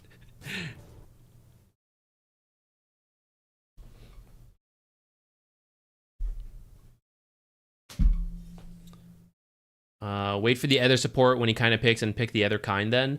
Yeah, in this review, they happen to be a duo, so they can plan it ahead of time. But in your pub games, If there's someone you want to play, just lock it in first, because then it's not your responsibility. But if you are trying to try hard, you should see what your teammates pick and adjust a little bit. I am sometimes guilty of this where I don't always do it, but when I really want to win, I will. My go-to is Clockwork. I think Clockwork offers like so much without needing a lot. The initiation without needing a Blink Dagger, for example. And so if you see a Pugna on your team, if you see a Dazzle, right, they are backline heroes. You should pick someone who moves and initiates. So like Clockwork, Spirit Breaker, Marcy, Tusk, all those kind of heroes. If they pick a playmaker, you can also pick a playmaker, because it's easier to have too many playmakers than it is to have too many backliners. So once they pick like Spirit Breaker, you're a little bit more free to do whatever you want. It's mainly, do we have someone who can do something? That is what is missing the most in a random given game. Is Grim Lich too ult dependent? It is ultimate dependent, but that ultimate is so strong, it's kind of worth it. So if you want to do that, I'd be okay with it. But it does work better if you have a core hero to work with.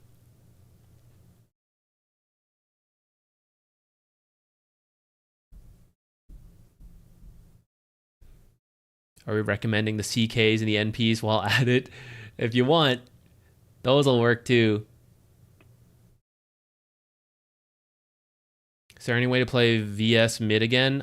Void Spirit or Vengeful Spirit? Void Spirit, perfectly fine. Vengeful Spirit, I would play off lane instead of mid.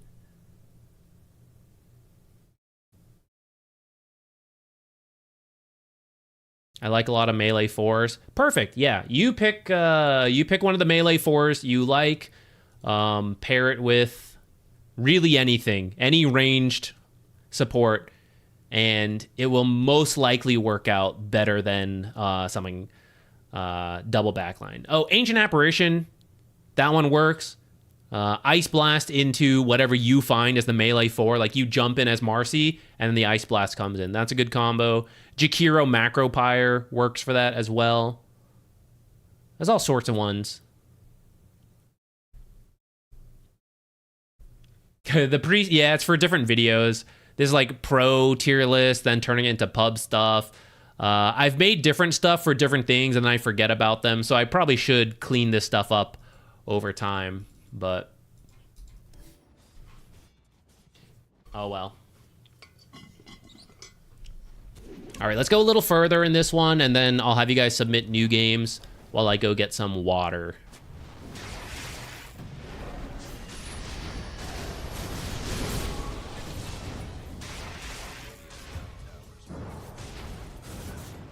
Okay, I feel like I didn't really absorb what we did.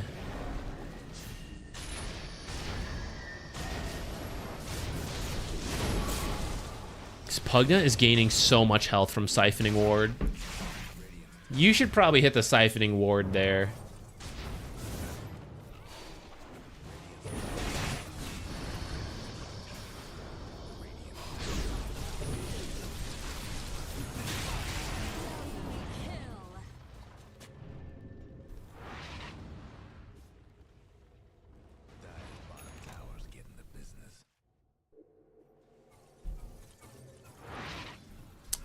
When's the video for this patch tier list? I'm trying to be better about it. Try to do it within like a week of a patch coming out. Understanding that tier list will then be a little iffy since it's relatively fast in the patch. But that is... I don't know. It's better than waiting too long, I suppose. With that said, I don't think there will be another patch till TI, so I probably could wait till we get closer to TI to then like do the list.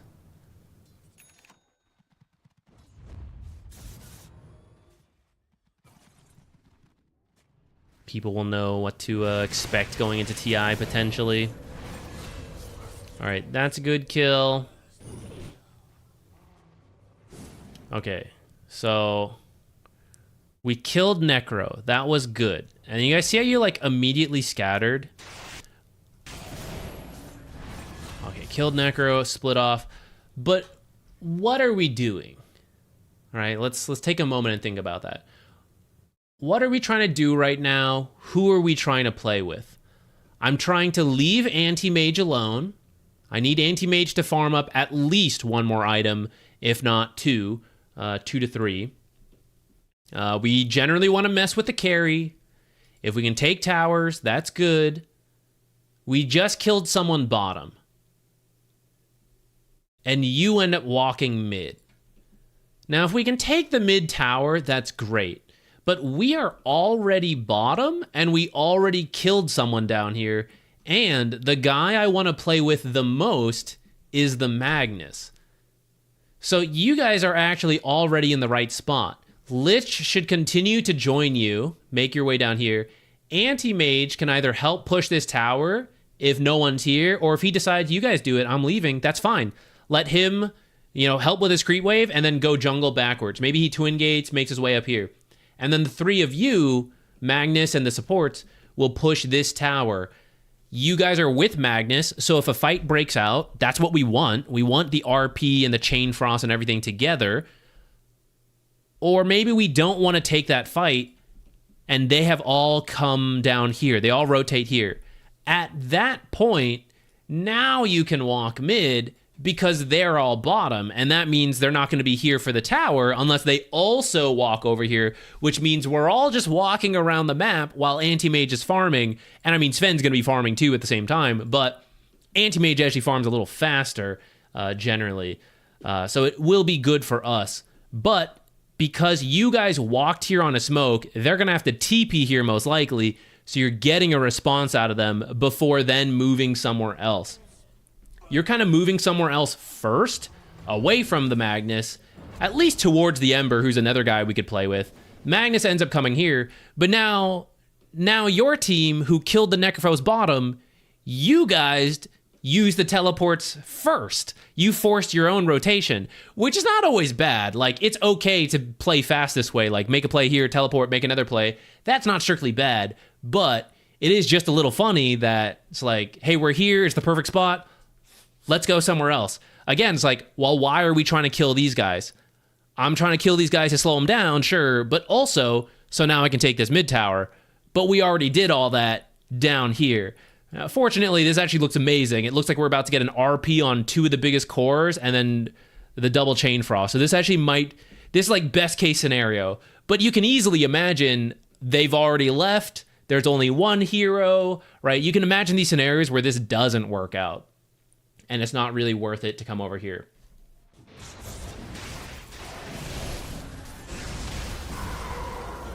Disaster. All right.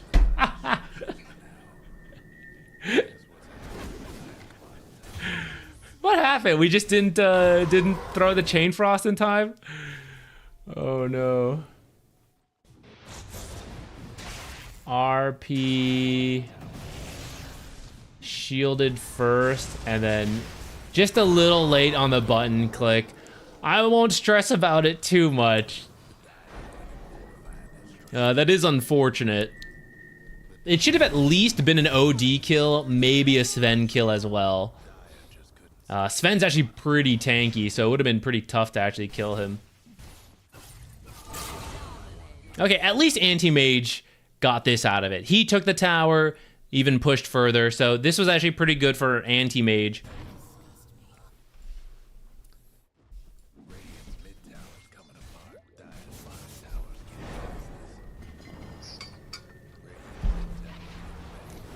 Could ask the team to pressure tier 1 top so that he can hit the Tormentor 20. Yeah, sure. That sounds good to me. You could do it with the next RP coming up.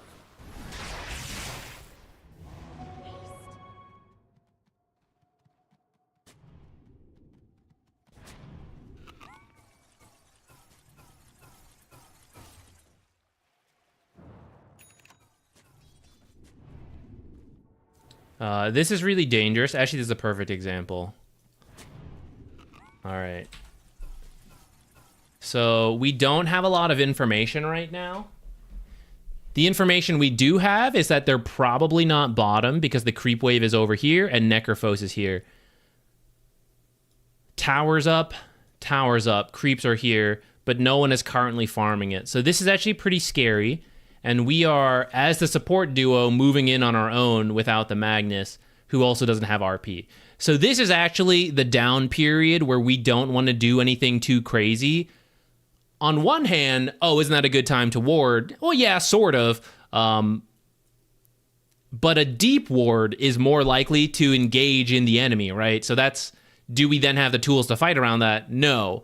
So you want to do the defensive de-warding and warding right now, or maybe push a lane and see them show somewhere else, and then you have the freedom to walk in. You guys are actually coming in without the tools to fight, without the cores nearby, and without the information to know it's safe.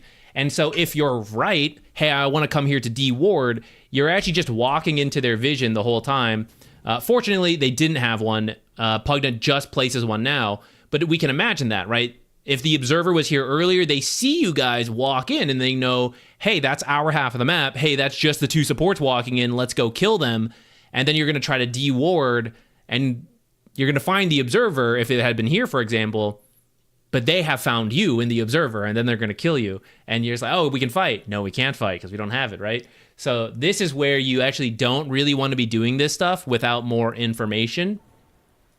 Because you guys are just supports. You could have easily died to a solo Sven. Necro is who showed bottom. Their support duo can kill you guys when you guys don't have your ultimates. Just a straightforward push mid. That would have been safer as a team. And then now, let's say we took this. Ignore Sven coming in, right? We just push mid together because Necro's down here and one of them, OD, is dead. So even though 3 are alive, we think we can do it without our ultimates. So you take this. Then because you have teammates up here, now you do have the confidence to like check this area for observers. And if your team moves this way, you can then check this area for observers.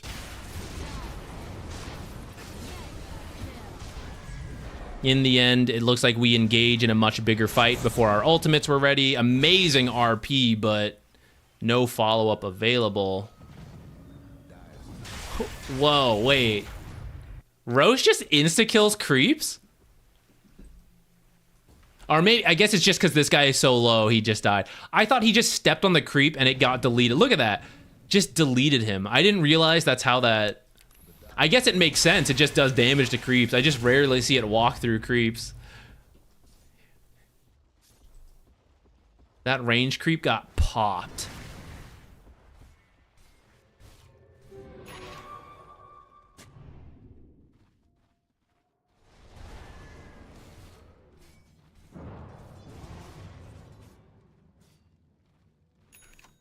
All right, we talked about different itemization already, so I'm not going to bother covering that. We do have our ultimates available, though, so we can look for this kind of thing.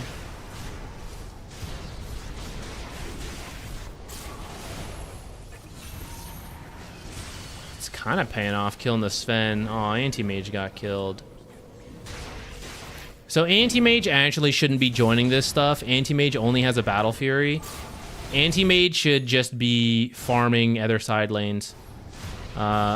So right now, Anti-Mage should like push bottom or push top. Top's already in, bottom's here, so bottom makes the most sense. And Anti-Mage would be free farming while your team engages in the fight.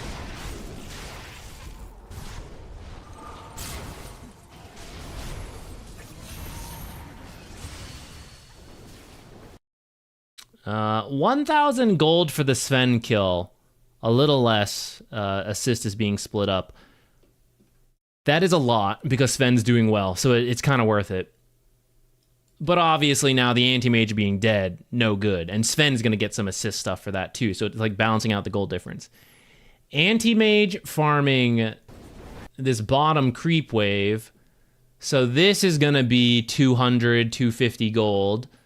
Then we move to this camp, medium at this point. That's 80 gold. Next creep wave gonna come up by that point. This one here is gonna be another 200 gold. And then these two camps. So that has matched the Sven kill. And then another creep wave at that point, and then more jungle camp. So it's gonna be worth more than the Sven kill. And it's gonna be tower pressure that's gonna force someone here. And it's guaranteed. Because it's creeps. There's no guarantee Anti-Mage kill the Sven.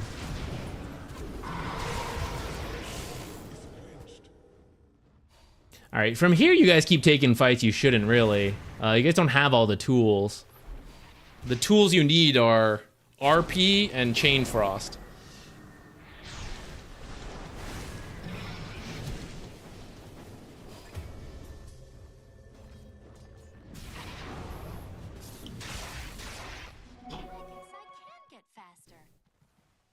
I have RP, Chain Frost, and 25. So you guys are just waiting now. And when that's closer, you guys can smoke and look for something. You could go now because it's almost up. So by the time you find something, it's ready. Okay, I see Necro top, Sven bottom. So that's split up. We can make our play. If you want to get Anti-Mage involved, you could do that. You could all come here, kill him, and then choose to leave Anti-Mage or Anti-Mage go somewhere else. If you want to keep leaving Anti-Mage alone, that's fine. You go top. Tormentor's up, so that's another option. I just know that rarely happens in pub games.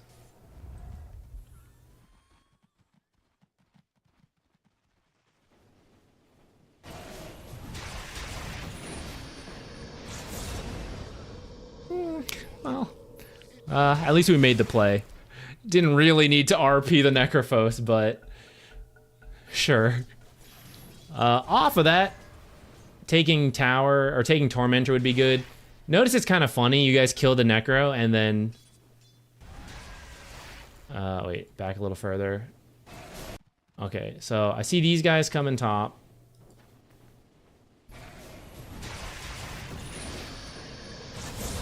So we kill Necro. So at this point, we don't know where anyone is, so it is a little scary. But everyone on the map should be a little careful and be expecting something. So you guys top can be careful because we saw supports heading this way, which means the other heroes might be here. Anti-Mage should not die on his own, so he should just walk up to creep waves and shove it in, and if Sven's here, should be able to like counterspell blink out without dying. Ember can leave a remnant and start shoving in mid. And so now your team got kills and is pushing 2 different waves. So Ember's not doing that right now. He's scared. Okay, there we go. You guys fall back. If you guys had more information, you should actually push top hard, but since you guys don't have that much information, it's okay to be a little scared.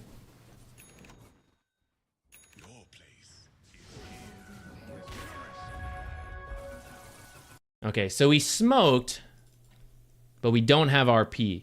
So this is another case where I think you guys want to do something because Chain Frost is available, and that's kind of true, but pretty much all the plays that work out the best involve Magnus and his RP, and all the plays that don't really work out are when you don't have that.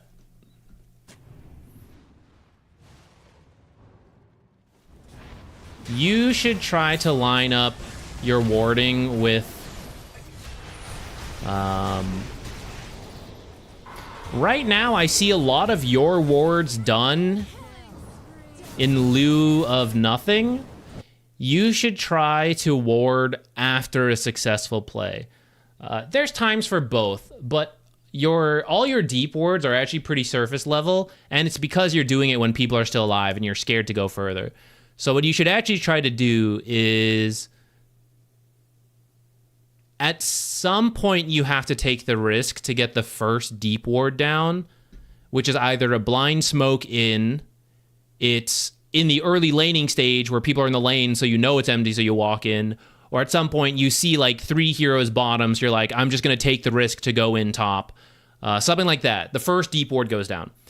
That deep ward should allow you to make aggressive plays because you see people in that ward, or you see no one there, so you're going somewhere else, something like that. That is when you should then put the other deep wards. So I'm going to challenge you to do that.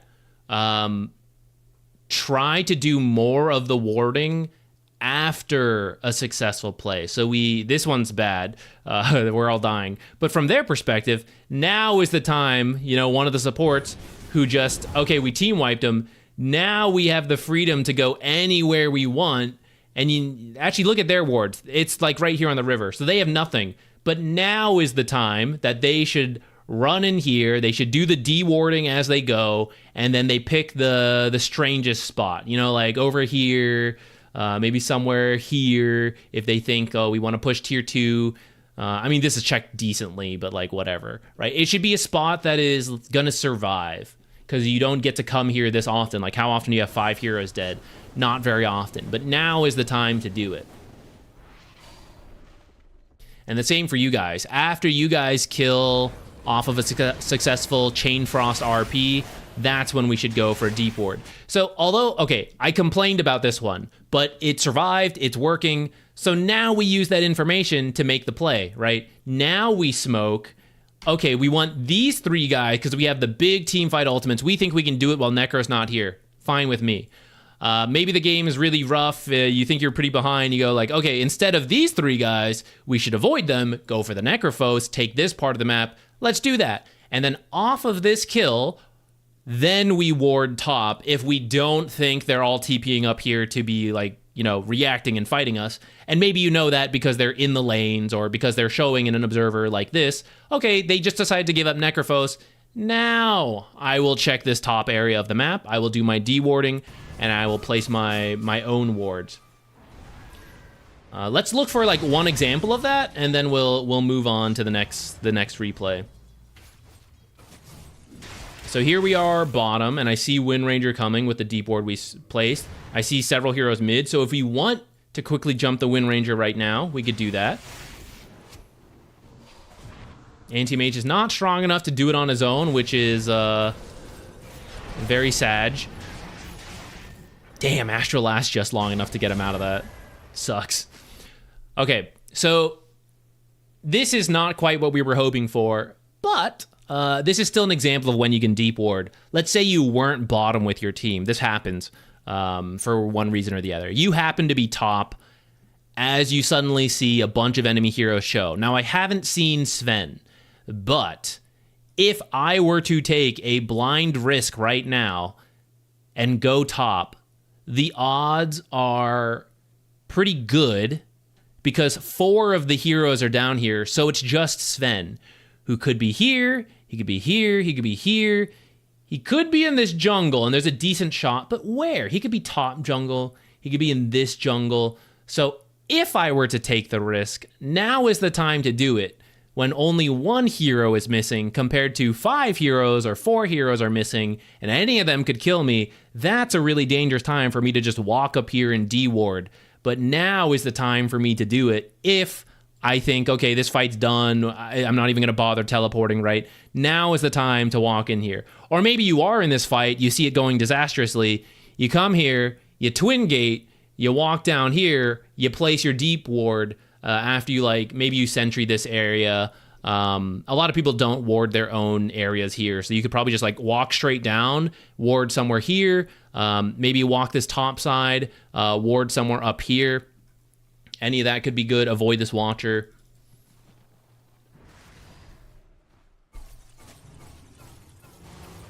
All right.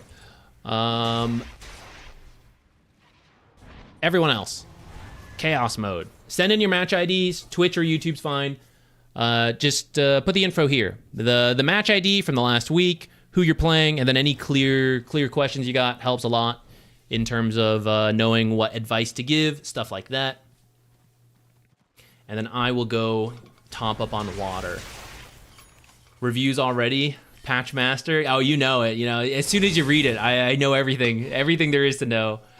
No, it's a small patch. I figure we can still give feedback. Right, kind of like this, right? I'm just talking about warding principles, which is true no matter what. This could be a time. This could be a time to go deep ward. We're kind of winning this fight. It's kind of getting messy. Kind of. It's so close. Oh no, disaster. Very close though. Let's pretend we won that fight, right? Okay. They're dead. It's mid to late game, so the death timers, yeah, look, we got like 50-second death timers. So from here, as a support, you would have enough time to run out all the way over here, do your sentries to check their vision, and then like drop a deep ward here, and then you got like 10 seconds to get out. Maybe you want to go this way. I don't really care. You know, maybe you want to go to the twin gate, whatever, your choice. But those are the times you do it. After you get the kills, those are when it's safest to do. Okay, I will now go get my water. Do we have any updated warding? The map hasn't really changed since the last ward video. So honestly, the last ward video is still what I'd recommend. Check the YouTube shorts though. I added some extra stuff on the small camp. This one just got removed. This spot right here, and the spot in here got removed. Oh wait, maybe I didn't talk about this in the YouTube shorts. But the YouTube shorts I think do include like this tree cut and a spot up here you can use. I guess I explained it to you. You don't have to watch the YouTube short anymore. But that's the only extra info besides the warding video itself, because the map hasn't really changed. There's been some small tree movements, but that's pretty much it. And sometimes if the map does have a small change, I usually put that in the patch analysis videos. If you don't want to watch the whole thing, you're like, how did Zach talk 50 minutes about this tiny ass patch? But if there's a tiny map change in there, click the video, look at the timestamps, and if I have a section labeled map changes, that's usually where I mention any, like, I think this warding spot will be good. For example, this patch I talked about, I think this sentry spot here will become more popular and catch more observers here, so maybe be careful of that. Again, now you don't need to watch it because I just told you, but in the future, there you go. Okay, I'll just let this play out so you guys can watch it, but I am now going to go get my water.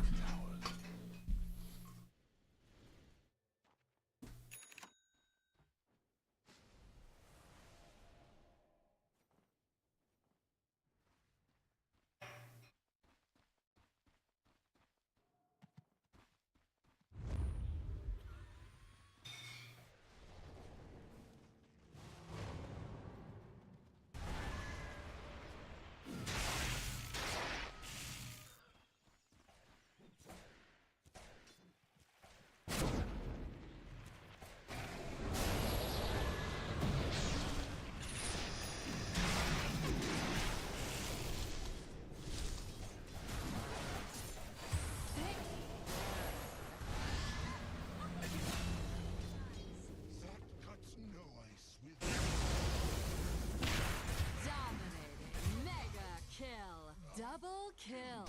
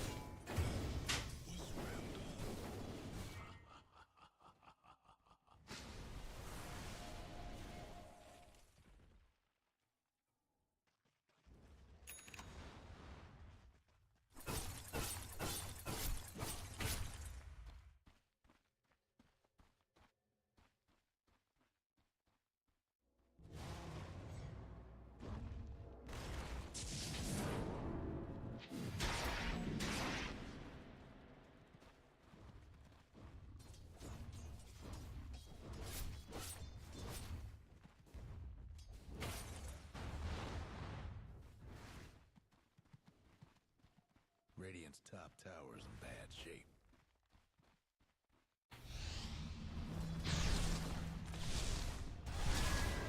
Radiant's top tower's taking hits. And I brought some watermelon for a snack. Radiant's top tower's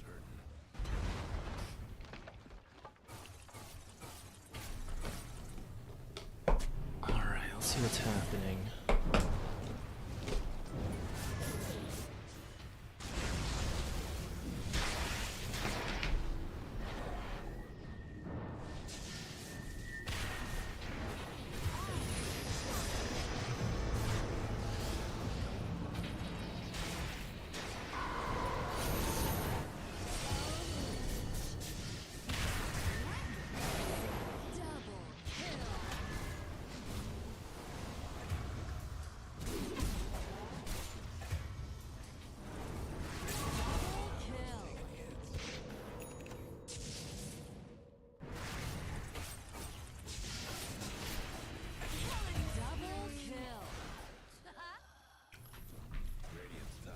Oh no, thank you. Thank you, Chungo Bopper. for the donation. Guaranteed replay.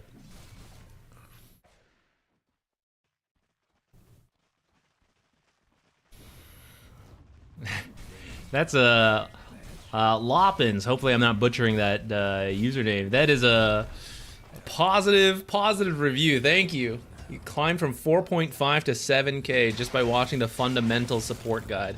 Man, that one's so old too. I cringe looking back at it. It's so I can be so much better now. But it feels funny to like redo it. I have been thinking about it. Do a new updated one and all that jazz. I'm glad to hear it's still working. When you make these coachings, they're a fixed time in the week. It's usually Wednesday, Major Pains. Sometimes a patch comes out and I decide to play a little bit more. And then previously we were taking a break, so we were doing a bunch of Elden Ring. But now that we're getting back into Dota, Wednesdays will be the dedicated replay review days again, as much as possible. And we usually just sit and do a bunch of reviews until I'm like, I can't talk anymore. Okay, I want to start with this Spectre one.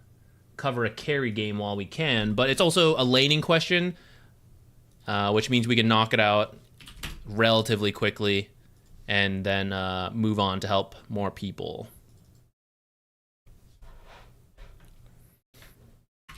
This is Archon carry. Spectre 1. Archon.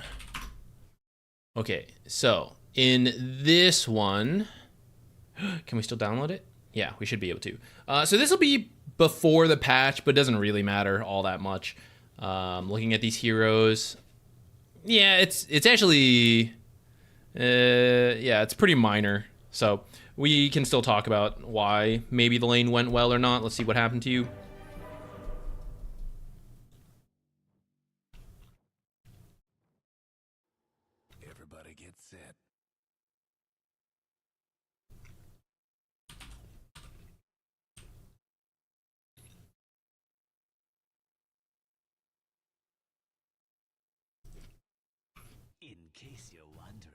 Now, if you're with the Warlock, that's a pretty good pairing for Spectre to just get through the lane. He should just keep healing you, and you just do your best on last hit. So it may be as simple as your last hitting is maybe a bit off. If you go too aggressive, it's not going to be a good time. Maybe that's what got you. Okay, it's Viper in this lane, which is certainly messy. But yeah, this is pretty much what I'd expect, right? You do some creep aggro, you get your last hits. The early last hits, very important. Viper, quite weak at level 1, gonna get stronger later on. I know it seems like a bit, like it's just a couple last hits here and there. It's true, but it does matter. The sooner you get the last hits, the better for you in terms of the value you get. You know, the sooner you finish these items, the better versus Viper, because it's going to get really rough come level 3 onwards. So we need as much as possible up front. So although I don't want to beat you over the head of like, how could you miss 2 last hits? At the same time, it's like, oh, it's gonna add up if that keeps happening. How could we miss this? It's over. You don't need this Wraith Band, actually. If you're going to take a lot of physical right-click damage, you want the Wraith Band in those cases. Yes, I know these guys are ranged heroes who are going to poke you, but the way you're going to die is not physical damage. It's actually magic damage from the buildup of poison attack into like a slow of concussive shots, so you just can't get away, and they run you down from there. So although you are taking physical damage from those attacks, it's mostly the magic that's going to kill you, so I would actually skip Wraith Band. In the same way, this guy bought a Wraith Band, and it's pretty useless. Viper should not be taking very much harass from you, and in fact, most of the damage he should get is from Fatal Bonds and Shadow Word. He doesn't need armor. He actually just needs, like, basic regen.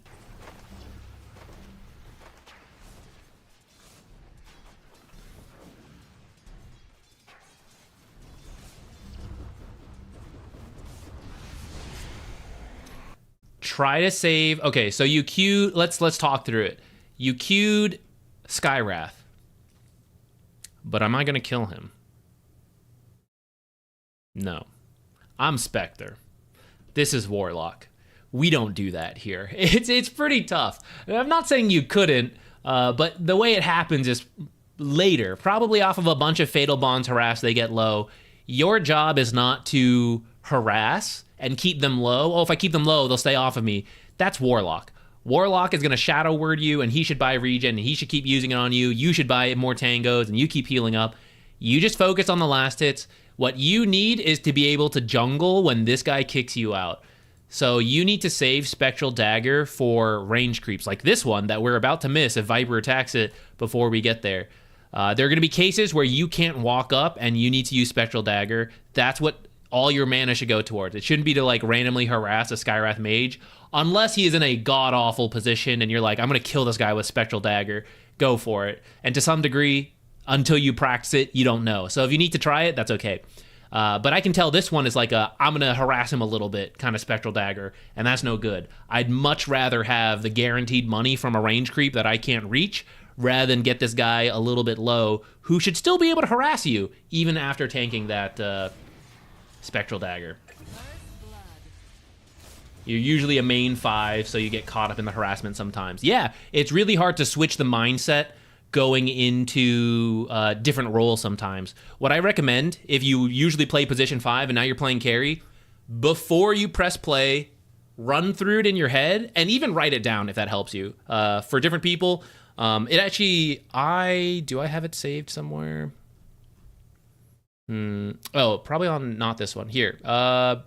We have a checklist kind of like this that I sometimes update in between patches, or hey, I want to work on this, so I write out a new list. These are the things I'm going to work on. This is the mindset I'm going to have. And I find by taking a few minutes to write it down, or at least go through it in your head, it does help a lot once you get in the game to not get caught. Oh, right, I'm a carry now. I shouldn't be chasing harass. I shouldn't be thinking about this stuff. You know, I got to focus on last hits first because I'm new to carry, right? Last hits, and then how should I use my spells? Okay, if I'm Spectre, I should use them to just get last hits. Oh, well, what if I play Chaos Knight and I have an aggressive pairing? Okay, how should I use my spells in that case, right? Talk yourself through it for the heroes you're thinking about playing, and that way it's much easier once you get into the game. You don't get caught off guard. Or it's not off guard. It's like mindlessly following old habits. I'm usually a support player. Here's what I usually do, right? And then you mess up for it. So I find that to be very helpful if you want to give it a shot. Up to this point, the lane has actually stuck around by your tower quite a lot. I would say you should leave a little earlier here. So you see how this ended up under your tower. You should, as you do this, make sure you take a peek, and then, melee creep dying. Someone's got to be here to deal with this. So this is where you should head over, catch it, and see what they do. You may end up just dragging it under tower anyways, because they both stand here and they're like, I'm going to beat the shit out of you. And you're like, whoa, I don't want to get the shit beat out of me. So you back off, and that's okay. But a lot of offlaners will be like, hey, where are the creeps? And they'll immediately move this way, and then you'll catch the creep wave, and you'll drag it out here, and you might be able to avoid it going into your tower, and this will help you maintain good equilibrium for as long as possible versus a tough matchup like Viper. So all these little tricks will help you a lot. In this case, you stood here, and yeah, okay, we get the chance to get this Vul Assassin for like 19 more gold, sure, but we sacrifice the potential for big equilibrium gains. Maybe we don't get it, fair play to them, but make them do it, make them do the right thing.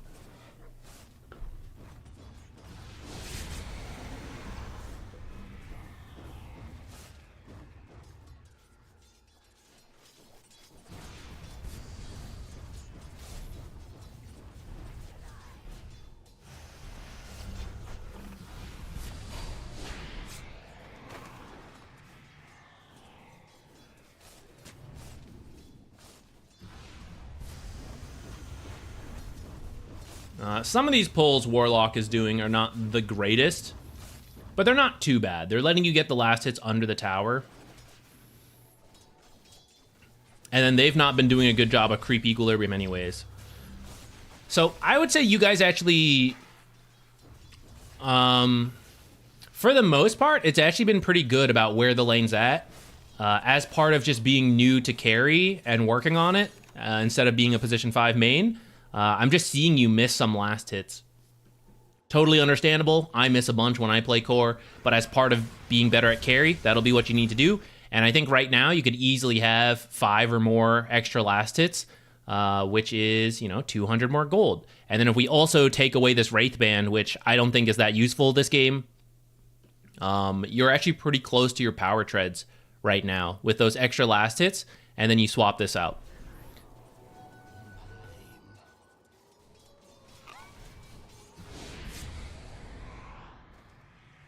Did you just eat a mango? Or was that a lotus? I missed it.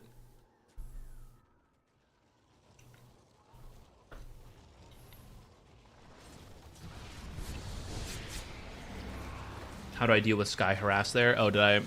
Hold on. Was it before this? Or here? Like this stuff? This, right here. He presses W on you. This is 250 healing. He has to use like half his mana pool to get through one shadow word. So you even buy some tangos. You continue to just farm and last hit here and get the tower regen as well. When he has no mana, he won't be able to do anything to you outside of right clicks, which again, his right clicks, he needs to attack you over 5 times to counter one shadow word. So as long as he bought a Null Talisman, which is kind of okay. If he had just bought the Bassi, it would have been a lot better for himself and for you to use Spectral Dagger on range creeps. And then he buys a Clarity, a Mango here and there, and you guys just keep this up forever. He presses W on you, you walk up, you get a couple last hits, you back off. This is actually exactly why this pairing's good. And for the most part, you guys are... that's how you handle it. You just tank it.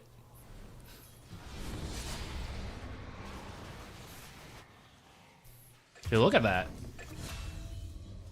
You were getting hit by Viper and you're still full health. Right? They're blowing some spells on you, and then look at that. I'm full health. So your job is to just keep working on last hits, and Warlock will keep converting mana to health. This is where you do need to be careful. But this isn't harass, this is a positioning mistake. So you walked straight in the mid lane, or straight in the middle of the lane, so they saw you. They saw you off the creeps. While you know Warlock is here, getting ready to pull, and they do a pull. But what you should actually do in this situation is just absorb the XP. There are many times you cannot get last hits. This is something carry players need to accept, and because you're a support player, you're going to be much more reasonable to accepting this. There are times you just can't get last hits, and that's okay. That's how the game works. The important thing as a carry is not to get every single last hit, it's to get the last hits you can get, and then to absorb what you can from difficult situations. So in this case, you're walking straight down the middle, but there's not even a creep to go for, and this is actually a really dangerous time. 2 heroes with very powerful slows versus a hero with no mobility, while my support is over here, and my support also doesn't really have a save. They have a long-term heal, so that when I get harassed, I'm okay. If they kill me 100 to 0, that's a problem. So when you walk up here, this is the highest risk for the lowest reward, when you could be right over here. And if you hover your XP range, you'll see... Oh, I'm on Warlock right now. This is how far you can be from creeps. So you can actually be back here. I know both of them are over here because I see them in the creep wave, the same way you then showed yourself in the creep wave. Skywrath should be out of sight, so you don't know where to go, but you do know because he's in the creep wave. So you should just be in the trees absorbing XP while it's too dangerous, because soon he will do a pull and then the equilibrium is going to come back. You can also, because they're over here, if you do want to go for a last hit, Quelling Blade, cut some trees, aggro the creeps, and this guy will walk over to you here. You can get the last hit and then retreat to the left if you see Skywrath starting to run over, Viper starting to run over. That is going to be harder for them to do when you're doing it over here, as opposed to when you're walking down the middle of the lane. So this death is actually completely avoidable based on where we stand as we go to difficult areas. But you can also see, if you don't go for the last hits using creep aggro, stuff like that, you just stay in the trees, which you can actually stand back here and still be in XP range. Look, he did a pull. This creep wave's coming. Now, in the long term, this is going to go under tower and then shove back out. So we can say, oh, equilibrium's being messed up. That's true. But we're reaching the point where if you just sit in the lane, it's actually quite difficult, especially if you didn't have a Warlock. Because you have a Warlock, you can kind of do it. If this was any other support, you probably couldn't play this way. When you sit here, almost always Viper wins the long-term battle because he keeps poison attacking you, and you eventually get too low that he can dive you and kill you. Warlock is what happens to save that. Replace Warlock, you don't want to sit here. It's actually good to bring it under tower where he can't follow you. You guys get the last hits, the lane shoves out, and rather than walk out dangerously like we did, you are at the point, you're level 4, with this much XP, 4.5, getting towards 5. If we change the item build, because I said, okay, we don't need the Wraith Band, you actually don't even need the Magic Stick, because Viper doesn't give you charges for poison attack, but I don't hate it for Skywrath, so if you want one, I'm okay with it, like just the Magic Stick. But let's say you had the Power Treads here with slightly better last hitting without this Wraith Band. You'd have the Power Treads. That is enough to start jungling Boglets while the lane is shoved out, while you wait for Warlock to fix it. Spectre happens to be one of the worst at this kind of stuff, but sometimes it's what you got to do if you're stuck into a really bad matchup like Viper. Ideally, it's not such a tough match. I refuse to accept this. Classic Ricky Core player.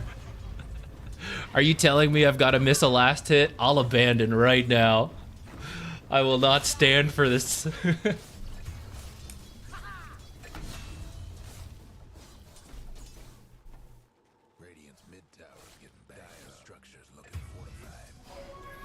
And then something like this is going to happen. Look, it's a Dota pub game, right? Viper's job is to sit here and slow you down, but at some point, he will get sidetracked, right? A dive like this will happen, and then he's dead, and then you'll get the space. Or, it's like, oh, stuff's happening over here, and Viper will wander away. You guys have seen in your game, you'll be like, oh, look, Zeus is over here, I'm gonna go get him, right? It's going to happen at some point, and then you shove the lane super hard. So, like, you did it. To some degree, it was the tower doing it, but, like, this is shoving. Here, stop. I don't care anymore. This is too many creeps, and he is dead, that this will settle itself. If I deleted you from the game right now, what's going to happen is this creep wave is going to come under tower. This creep wave coming in here is going to fight. The tower's going to help it out. It's going to move down here a little bit. Your next creep wave is going to come in, shove in again, but then that creep wave will be smaller than this creep wave, so that it will then start to push out over time, especially if, because I know this is going to happen, and I don't want to be here versus Viper, Skywrath, and Pudge, I leave. Now I start jungling Boglets. I beat the shit out of some Boglets. And when it's time to pull, I walk over here and I do my own small pull. That will fix this. There will be no danger to me up here because I will be jungling, and I will do my own pull, and I will still get gold, rather than take a huge risk up here, which sometimes works out. It depends on your hero. Spectre, not usually the hero that you want to take that kind of risk. Yeah, and now we're going to be in this fight, right? Now they're going to dive us.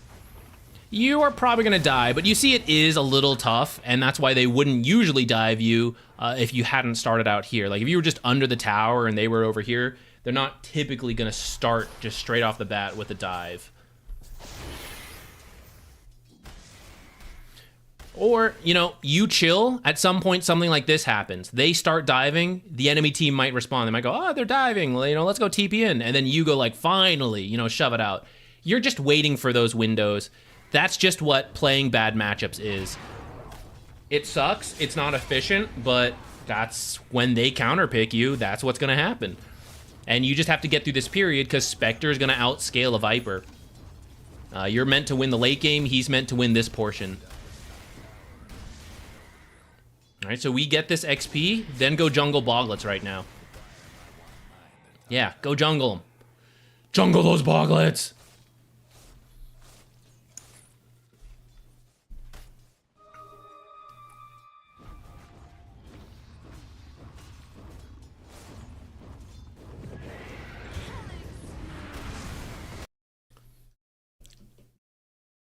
This is your support player instincts. You're like, let me help. Give him up. Let him die. You're a core player now. Get out of here.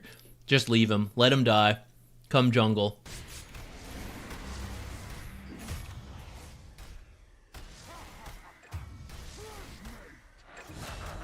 We want to hit level 6, so when action happens up here, we can show up here. I see Viper left. Although Chaos Knight also is pretty rough to deal with. Oh, now people are here. Guys, don't play like this when you have a Spectre on your team. Don't show up to Spectre's lane. Go somewhere else so that Spectre can go there with the haunt. What is the point of haunting into your own lane? You should go somewhere else.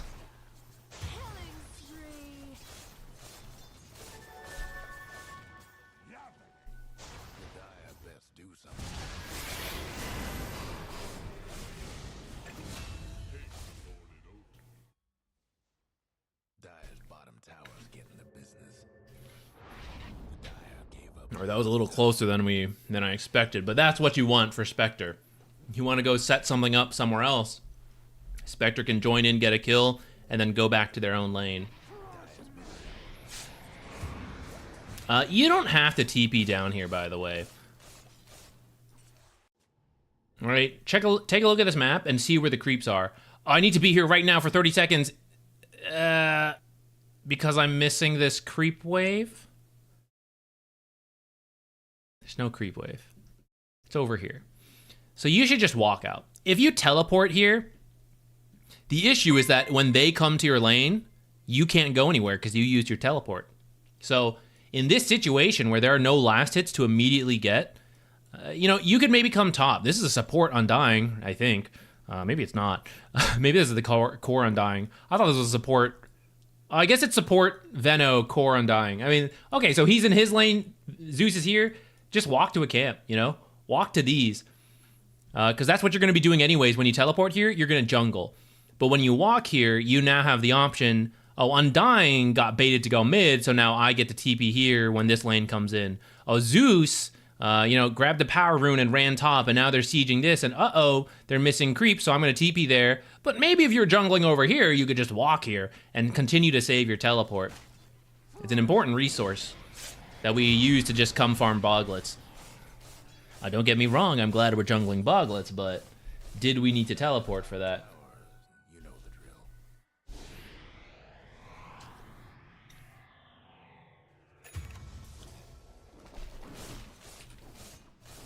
Honestly, from here, this isn't like the end of the world for dealing with a Viper lane, especially with some of the critique we gave. It could be even closer. And then from here, you're just jungling, watching for people to get close. I don't know if you actually need a Falcon Blade on Spectre, by the way. I don't know if people started doing that after the last nerf to the mana cost, in which case, I guess I don't mind. But I actually think just power treads into Manta is the better build. I'm actually not a huge fan of Radiance. I would either... If no one on your team is going to get an urn, a casual urn for the stats, instead of this Wraithband, for example, casual urn so that when you show up to fights, you can use the urn, help get kills. That one's okay with me. Power Treads Manta Orchid, to me, is the better build. Sometimes Diffusal. Radiance feels a little slow in the current patch, and especially if you're having a rough time, I would just, nix the Radiance, unless it's, I don't know, the godliest Radiance game somehow, but, is this really it? How many blinks are there to cancel? Not that many, so I would probably just skip that. Blade Mail. Yeah, Blade Mail Spectre's also okay. Generally, it just got nerfed, so I actually don't know how good that is now. Yeah, I guess I'd have to see that one a little more. Feel free to explore that if you think it's a good Blade Mail game. Orchid first before Manta can also work if it's a good game for it. And that extra mana could maybe help sustain your Haunt and your farming through spells. But I would say like Orchid Manta, whatever order, I really like that build.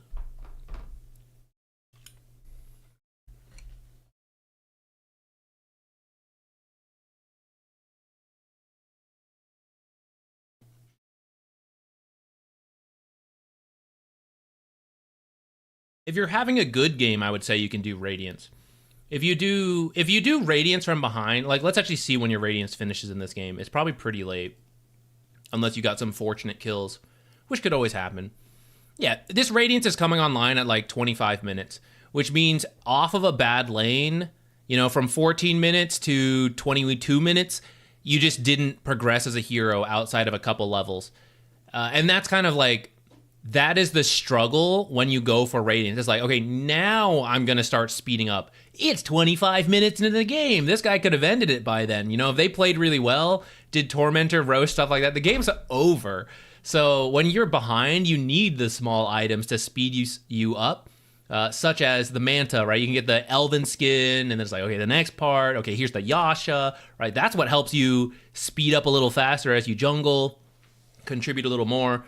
When you're doing really well and like, okay, we finished Power Tread's Falcon Blade, let's say like over here, and then I kept getting kills, so now the Sacred Relic finished here and the Radiance is here, that's like a world of difference off of having a good game. But when you're a bad game, I would really recommend smaller build-up items. It is an old classic build, but I think the new, it's not Haunt, Shadow Step. Yeah. Shadow Step being low cooldown favors the active items in these fights, like Urn, Orchid, Manta. Like, you just show up, whack, whack, whack, whack, and then leave, and you go jungle again. And you're pretty much just going to shove out lanes jungle, and then Haunt in, Shadow Step in, repeatedly. That's just the playstyle. The thing with Radiance is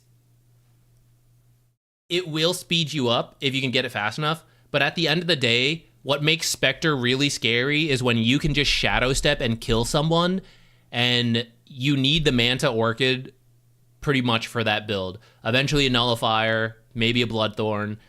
That is what solo kills a Skywrath who flashed on a deep ward that your support placed up here, and he showed up here, and you instantly just jumped and killed him and then left.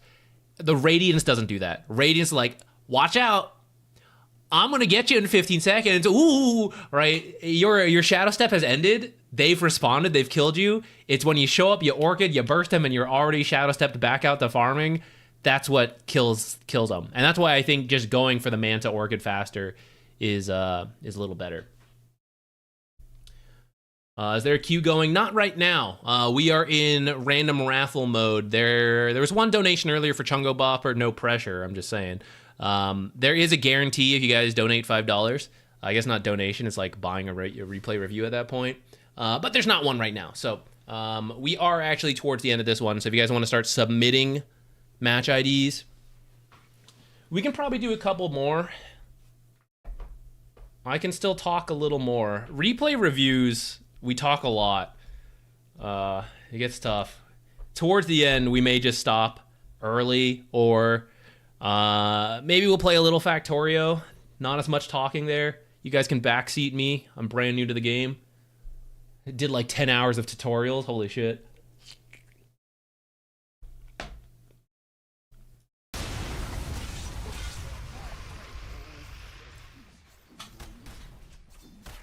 No DLC for Elden Ring.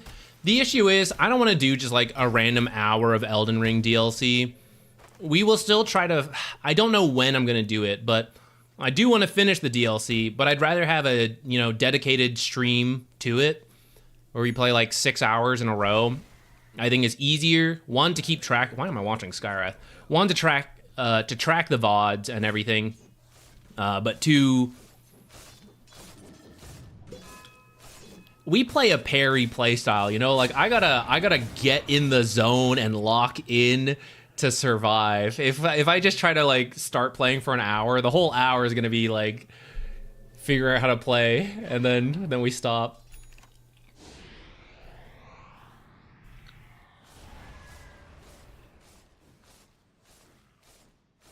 Don't forget to buy clarities.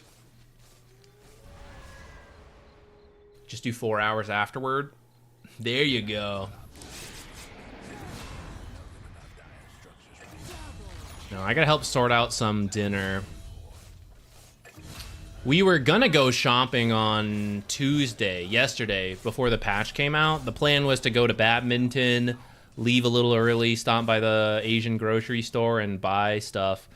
So now we're just like scrounging random junk.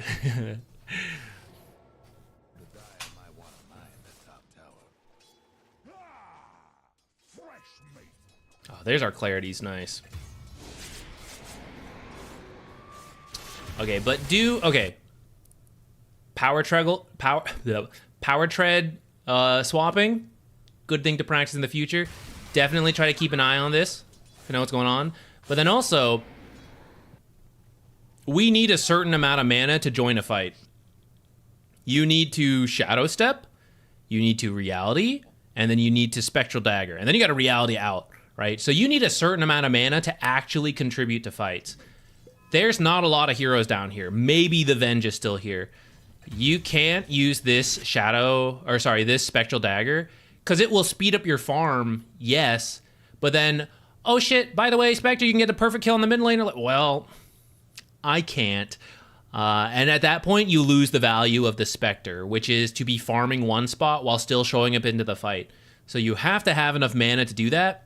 And that means when you're getting close to not having enough mana, which is where you were right before this Spectral Dagger, you bought the Clarities, great, but you need to get back up to like here before you start using Spectral Daggers to speed up your farm again. And that way, if a fight ever breaks out, you're ready to join. You can't join a fight. No matter how perfect it is, no matter how much thousands of gold is available to you, and your cooldowns are available, you don't have the mana. So this, you just have to farm via right clicks.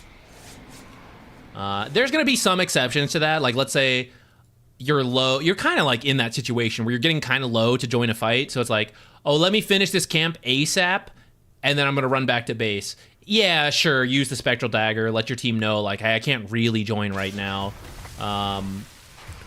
Look! Perfect! I would love to kill that Pudge. Pudge, the natural enemy of every Dota player. You could have done a service to the Dota community right there.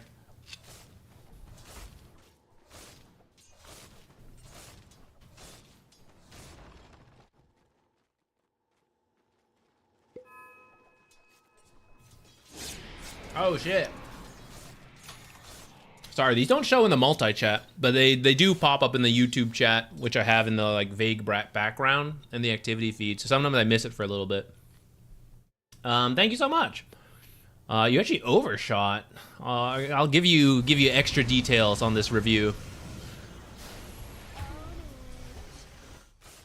Give me a second to copy this. Okay, I'll finish my watermelon too. We'll be focused for $10. Super focused.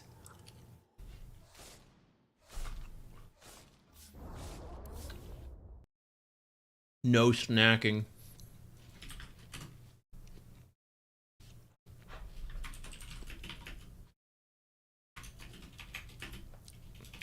Okay, looks like we have a Mars 3 game. I don't suppose there's a rank somewhere. What a profile. See, one guy's in Divine.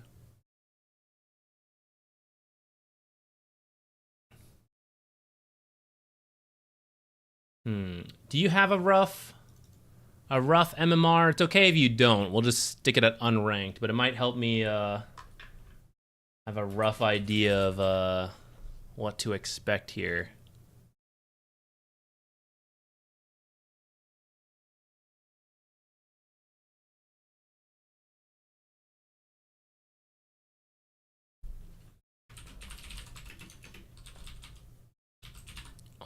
explain. Okay. About ancient-ish? Okay. That would explain that guy being in Divine. Seems like an ancient to Divine unranked game. Oops.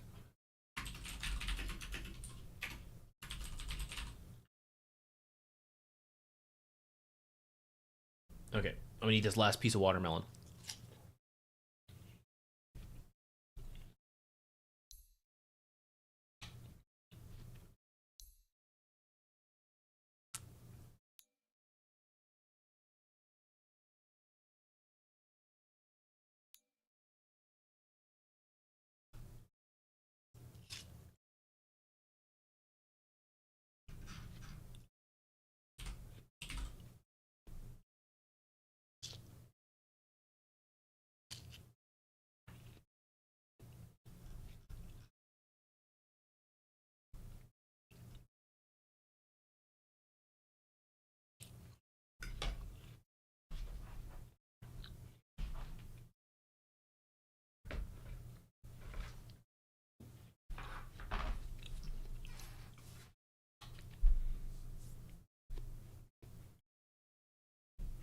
Okay, let's do this Mars offlane game about ancientish rank. And you said post laning phase can't seem to make enough money, and I always fall behind in net worth, which is usually an issue in terms of like efficiency or spending too long looking for plays and not very clear, decisive. Like, here's the information, let's go. Okay, back to farming. So let's take a look. See what we can help point out. It does look like you had a really good laning stage. You were like top net worth at almost 5,000, so very strong start. And then by 20 minutes, I see what you mean. You have dropped down, not too bad at 20 minutes, but then like as the game goes, it gets worse and worse. So that's kind of what I'm expecting to see. So I think we're gonna jump to that, probably around that 10-minute mark. Oh, I never even started the download. Probably jump to that 10 minutes and then look for those kind of situations where here's when you should make a play, go fast. Okay, here's when you should farm. That type of thing.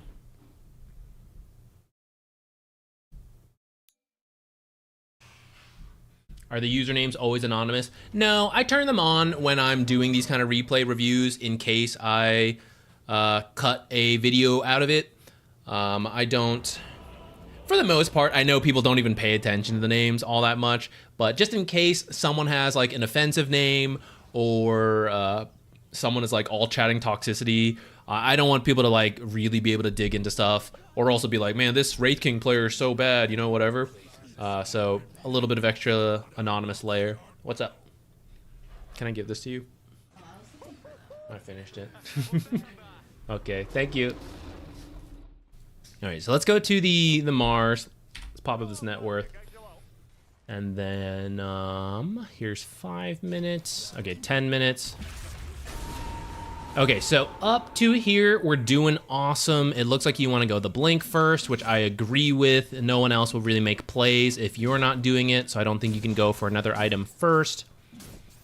So most of this looks good to me up to here.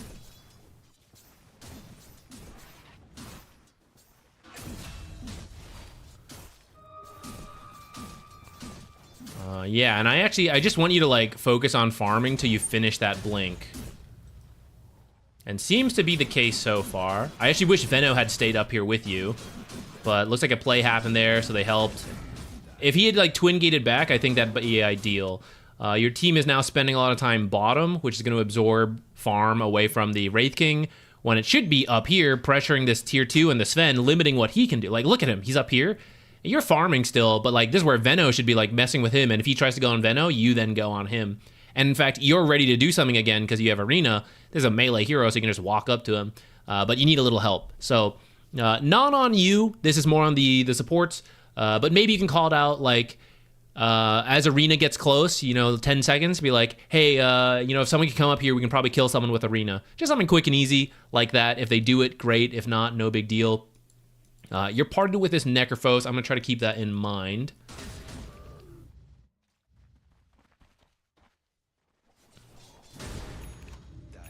Okay, we buy the blink. I see you have enough money. Oh, you did. I didn't even... Perfect. Blink and smoke. Sounds great. Backing up. You could probably, you know, minor efficiency as to what you're saying. Probably could have been jungling this hard camp while you waited for that courier to come out. And that'd be a little extra money. But anyways, here's the smoke. And we immediately look to the mid lane. This is a little early with the Necrophos because he's going for the Radiance. But he does want to get the Reaper Scythe going. So I actually think what should have happened here is that rather than Necrophos coming to you, you should have just let Necrophos push mid with the Dazzle behind him, and then you come over with that smoked blink, and if someone defends the tower, you guys jump him, kill him, Reaper Scythe, get out, maybe get the tower, depends how many people come. But that way Necro is continuing to work towards his Radiance, and if a kill happens, he gets to use his Reaper Scythe. Maybe no one comes to defend, you don't get to Reaper Scythe, but you get a tower. That's going to be pretty good. When you just wander the jungle like this is where it feels a little bad, right? It's like, we haven't found anyone, and this guy, like, we're really looking for something, but we didn't have these kind of deep wards set up yet. This is where support, again, going back to it, support players, when you guys win this lane like this is where you really do want to place a deep ward, either somewhere up here or somewhere in this jungle. Kind of depends, up to you, but right here is a pretty nice spot if you just want like a default easy place to put it without having to think too hard. This is a great one. Very uncommon to deward too early unless you're spotted placing it.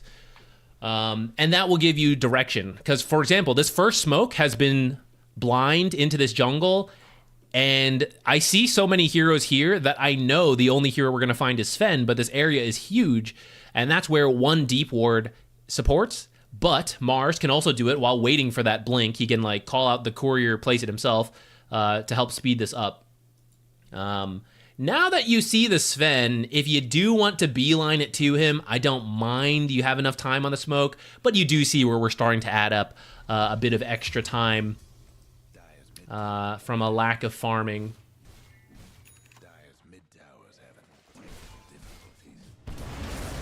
Okay, but it is going to pay off. We get the Sven. Okay, so pretty much the best kill. It took a little longer than we would have liked, but at the end of the day, not that bad. So, refocus up. What do we do next? Arena is on cooldown. Reaper Scythe is on cooldown, and he's pretty close to that Sacred Relic. So, you two, total farm mode, right? I want him to just farm. I want you can farm, but you can make plays. This is the nice thing about Mars. You don't have to have Arena. So I'm not saying totally AFK, just start jungling like back here, but you don't have to go crazy. You don't have to dive someone in the mid lane. You don't have to be constantly on the hunt looking for something like you just were. I have Arena, I'm smoked, I want to find something, right? That one, it was a little slow, but I get it. I get why we did it. Blink reveal, Arena, Reapers, everything.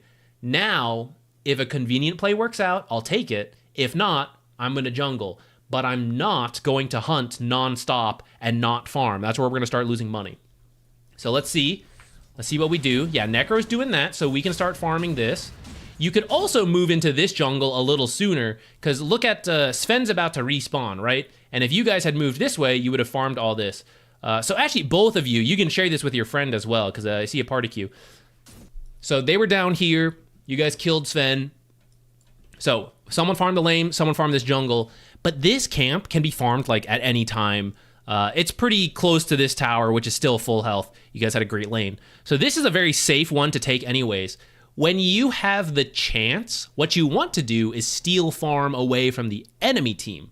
So when I know they're bottom and I know they're over here, what I would have loved for you guys to do is one, shove the lane as quickly as you can, which this is where it's okay if you guys work together on that so that one guy doesn't have to spend forever here showing in the lane, slowly killing it. You both throw out spells, it shoves the lane in to give you information, and you both move into the jungle as quickly as possible out of sight of the enemy. And then rather than start here and maybe move in, that's going to be riskier. He's dead. They're mid and here. So we move in quickly, farm this stuff, and then as they start to respawn, as the time goes on, I haven't seen this guy in a little bit, I haven't seen this guy in a little bit, now I'm getting scared. Now I start moving away from their base, farming this stuff as I go, the safer stuff as it gets riskier, but we kind of swapped it. We're farming the safest stuff while we can take the most risk right now. And that's going to put us in a weird spot where as they respawn, you're like, well, I don't really want to go in here, so I'm going to go back here, which is what happens, right? You guys end up moving back to your own half of the map, but that means we never actually took farm from the enemy's half of the map. We farmed this stuff, and then we're back on our own half, despite killing the Sven here. So that's the part that misses the mark a little bit. And see, you're all the way back here, right? For having freedom, let me actually show you this. I know this is hard to do. Obviously, we're limited to what we see on the map, but this is why learning to read the map and get a feel of like how far can the enemy team really move in this given time. I may not see this area, but I have a very strong feeling it's empty. That is map awareness that you slowly improve over time. Let me show you the free cam mode. So off of killing Sven, now with the power of hindsight, and we see how empty this top part of the map is, now it feels a little funny. It's like, well, why didn't I go take, their stuff? And that's how we like grow this gold lead. As they respawn, they're not going to have the farm. And here's us now falling back, and it's still pretty empty up here. And now as Sven respawns, they moved up. That would have been where you're backing out. Okay, anyways, we go back to farming. We're waiting for arena. You TP here a little early. You could have probably still just been jungling, because now if you're not going to make a play, you see how you're competing with Wraith King. So it's awkward. If we weren't going to make a play right away, could have probably waited a little longer. Again, does kind of work out. We get the ogre kill. A little bit of extra downtime.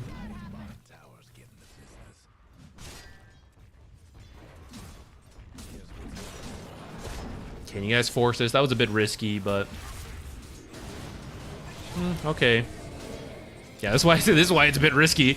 Uh-oh. Got the maiden kill, but oh no! That was unfortunate. Arena ended just as he speared back. Run, run, run! Alright. So, I'm gonna show you this again. I'm gonna show you why, although you got some stuff out of this, this is not the ideal play. Again, with the power of the replay review, and we look at what's happening. A little further back. So here's where you TP for the bottom play. Okay, it's 14 minutes 20 seconds. Your top net worth. Wraith King is a little bit ahead of Sven. Sven's been having a tough time. He is in recovery mode. Well, let's watch what Sven does and how bothered he is in the next minute. And then on the minimap, we can see this is where you're setting up for the play to mess with an ogre.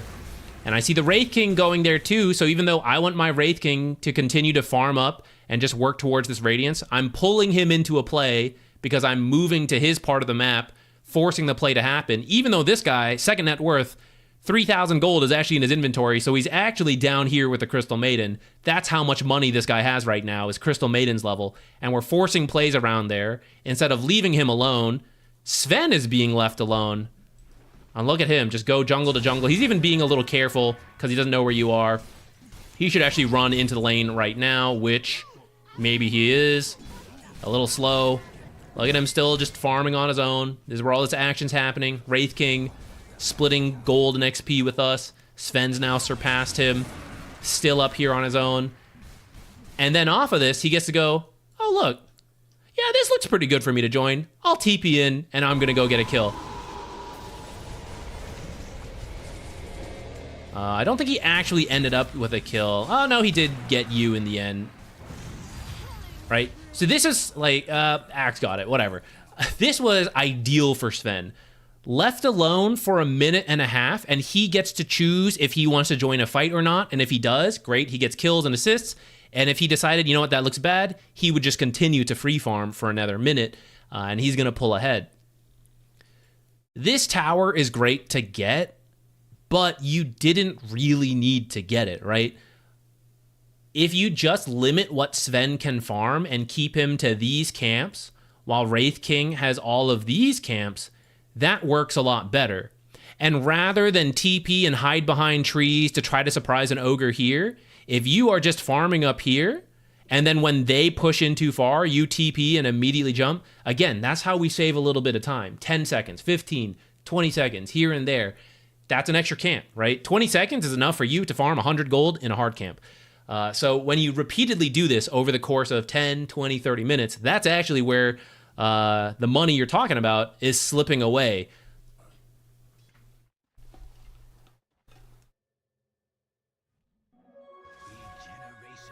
Also, a little bit unlucky that you have Necro and Wraith King who are both trying to farm a Radiance. That's part of the issue. You're doing really well, but you don't truly have someone to play with outside of the supports, mainly the Venomancer, because both those guys want a Radiance, which I would argue maybe probably the Necrophos, your friend, could have swapped. If they both want to get Radiance, that's fine. I don't really care about the overlap nowadays with Nullifier being a thing, but it does mean it's a little awkward for you. All right, 30 seconds till arena, so we can just push in lanes, farm, and keep an eye on the minimap to see where people are. So right now I see SF top. You're heading up here a little early. You guys are thinking about that SF, but isn't it weird as this mid lane starts to be sieged, someone's got to defend it. Now, maybe one of the supports could be there instead of, again, next to Wraith King. This is a separate mistake now, right, from you guys, but the supports are still sticking next to Wraith King. So that's why he's under-leveled and under-farmed compared to Sven. Look, Sven is level 12 to the level 9 of Wraith King. Wraith King is 3, 0, and 1. Sven is 0, 2, and 1. How did that happen? Because everyone is huddling around Wraith King and no one is huddling around Sven. This is actually a perfect demonstration of a very common mistake for offlane players, which is off of winning your lane, you feel the need to take these towers and you end up sitting in this area and this area way too long, when actually sitting around here with some wards and the support is actually very strong. And then off of a quick play, you can very quickly come here, take the mid tower, and then immediately come back up here. And anytime your carry is in danger here, you guys TP back rather than try to set up a siege on this tower. So you guys are going to smoke, but from the enemy's perspective, I would be very cautious right now because mid tower is taking damage and no one is dealing with it. Shadow Fiend closing his eyes to the world, so didn't think about it at all. You maybe didn't even need to arena. That Shadow Fiend's pretty squishy. I'm not going to worry about that. But there is some min-maxing there where you probably didn't even need to use that arena and you could save it. I kind of stand that probably shouldn't have worked. Shadow Fiend should have been more careful since no one dealt with mid. This guy still doesn't have Radiance, by the way. Still being pulled into action. Although the Radiance is being delivered now. Off of this, you should go mid. So we are in farm mode. We used arena. We're close to Yule's. So I don't want to do anything unless it's easy for me to make a difference. But this fight's dying. Dazzle's going to die here. Wraith King's out. Just let Dazzle go. And you... Okay, how do I steal farm from the enemy? Right? When you come here and you farm this, yeah, it's a little scary though, because the heroes that are killing Dazzle and are about to be free are going to look for something else to do, and they'll probably make their way here, and I don't really want to fight. Also, they see me right now, so do I really want to hang around here? Maybe not. What would be really nice instead, head this way. Go farm this jungle. It's still their half of the map. You're still going to steal stuff away. You still have this teleport so that if they kill Dazzle and they want to push this tower, at any point you can TP here and be here and help out. But in the meantime, if they don't do that, you can be here ready to make an aggressive play. If you come back this way, the way you did, you're going to overlap with Wraith King once again, which is exactly what happens. You both fall here, and then it's like, oh, I got to let, this camp. This is all wasted walking time. This is, again, those like 10, 20 seconds we waste that adds up every time it happens. I want to farm, but I, carry Wraith King. I guess I should let him farm, so you let him have it. And I guess I got to watch the next spot. Oh, he wants to walk, so okay, I guess I'll go somewhere else, right? No one's up here. I even see you guys have an observer, so I know no one else in the enemy team's up here, but no one on my team's up there, so none of us would be competing for that spot. And I know it's safe because SF is dead, and I see the axe in the Sven bottom, and I'm not scared about the supports.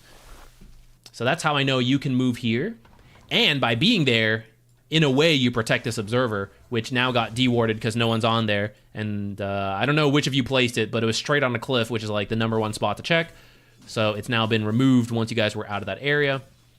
And you see for this while, you haven't farmed because you've been, like, you overlap with the Wraith King too often, and you're trying to give him farm. So the mistake is like, I just gotta be somewhere else. I love this illusion bait, though. And I love that you're trying to make plays. You, like, buy your own smokes and you try to get stuff. That's all really good. You just need to, like, direct yourself a little bit more in terms of when you do it and what do you do right after and in between. Those are the efficiency things that are adding up that I've seen so far. But you're, like, you're doing the hardest part, which is actually, you know, making plays when stuff's available. So I actually think, you're in a good spot.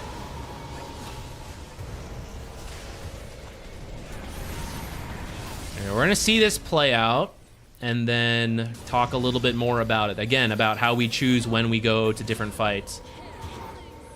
Ends up relatively good. Biggest downside is Sven, big survivor, while our carry died. All right, let's go back. So we all start grouping around now. Let me actually show you this from the enemy's perspective. Here's their vision.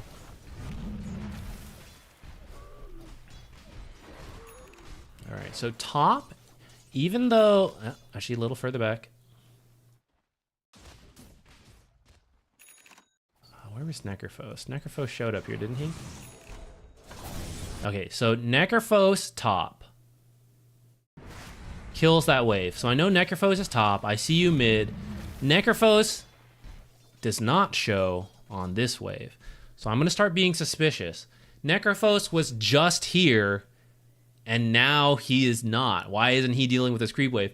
So maybe he's scared of us. He doesn't know where we are. He's being careful. That's one possibility. The other possibility is that he left to go do something he thinks is more important. But if Necrophos kills this creep wave and then disappears, that's not really that suspicious. Like, well, yeah, I mean, what else would he be doing? So Necrophos actually needs to stay here a little bit longer to shove this in. This is where you guys are looking for a play, but they should be on high alert right now, which they kind of are. You see them taking very defensive posture.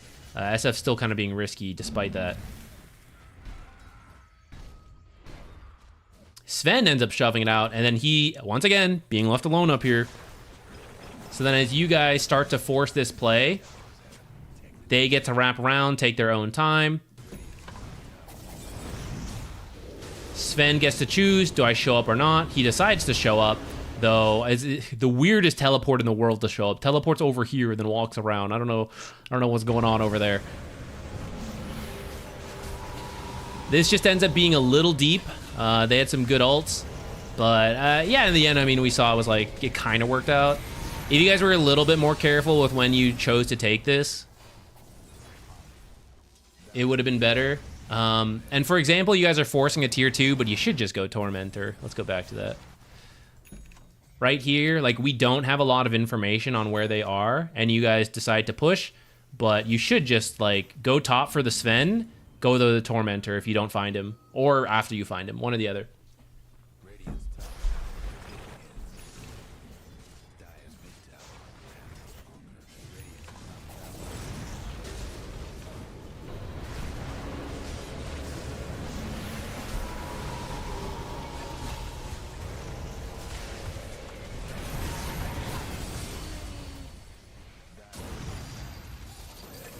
I feel like if I were invading and stealing farm and died, it would be terrible for the game, but a death that gets us kills is worth more, even if I were to die. So this is where Dota gets tricky, because that's not fully, like, I get what you're saying. The idea is definitely there, and it really depends on the given game how true that is. But my counterpoint would be this game, right? You are playing under that mindset of, like, I'm going to try to force stuff, even if I end up dying, but, like, that's better. But we see it's actually not better in certain situations. as like this one where Sven, who you had beaten by 2,000 in the laning stage, has now ended up 2,000 ahead of you and top net worth because of where we directed those plays and the way we tried to be. Whereas if you hold this area, it's actually going to pressure Sven more. Because every time... Let me flip this and let's pretend we're Sven out of the laning stage. Who is he most scared of? It's you. Because you have the blink and the arena. You are the guy that gets him killed. So every time he sees where you are and it's not near him, he's ecstatic. And he's going free farm mode because the other two cores are going for a radiant, so he didn't even care about them. The only reason he dies is if you are there. When you sit in this jungle, he knows you're in the area, so he's really scared to walk up the creeps, and he's jungling this stuff on edge. Anytime you're showing here, getting kills, he knows he can clear this whole jungle and then get out before you show up again. You, on the other hand, may get kills, but you're not going to kill the Sven because, like, as soon as you use your stuff, you can't kill the Sven anymore. I'm trying to think of if there's an easy way to describe when you should be doing one or the other. But as a I would start with the general rule that post laning stage, you should not be going to your carry. You should let the carry be in a defensive farming spot that your team TPs to, and you guys, if you're winning, you guys should be trying to occupy the enemy's half of the map. The ward should go toward that. And even if you don't get killed, let's pretend the top tower falls, all the towers are up. The map should be relatively split, kind of like this, which means you should have 60%, they should have 40%. And if you just hold that for a long time, you will build a gold lead. But of course, we're going to try to force plays and, like, you know, advance it in other ways. But as a default, minute to minute, that is going to be good. Giving that up for free very often backfires. I see it all the time, and I'm kind of struggling right now in terms of how to explain it and make it very clear and obvious.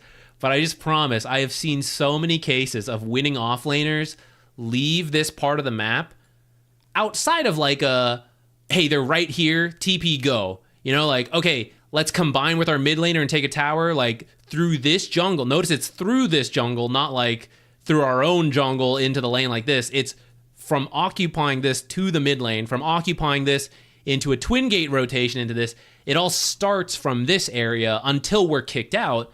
But then, because we're kicked out, it means multiple enemy heroes are here, which is why we then go do other stuff. But by drawing enemy heroes here, or by killing Sven and preventing him from getting up here, like, that's the step one that we want to be in. True, if you had a +1, you would have felt a lot better. That's not your fault. That's the... I'll blame the Venomancer. He should have been with you. That's absolutely true. And any support players, you should definitely keep track of this. Off of an offlaner's winning, you should be trying to play this part of the map. You shouldn't be like, okay, we finished this tower, we should go, you know, take this tower and this tower. Mid tower possible, but again, from this jungle, not from like your own half of the map to the mid lane. We're occupying and moving this way.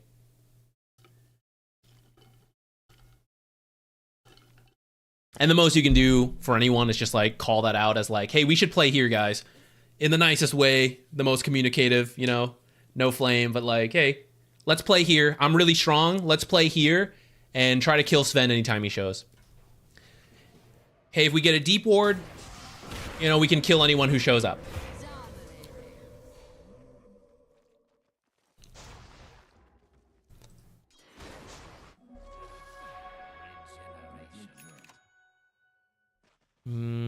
Yule's into pipe. I don't think you need the pipe this game. It's not bad versus Shadow Fiend, the Requiem and all that, but I don't think it's really necessary, and it's not really going to help you versus Axe. and Sven. I guess Ogre and Maiden do a decent amount of magic. I would say BKB or Shard is a common follow-up to Yules. And then part of the reason you buy the Yules is so that you have enough mana for the Refresher. Because otherwise it's pretty tough.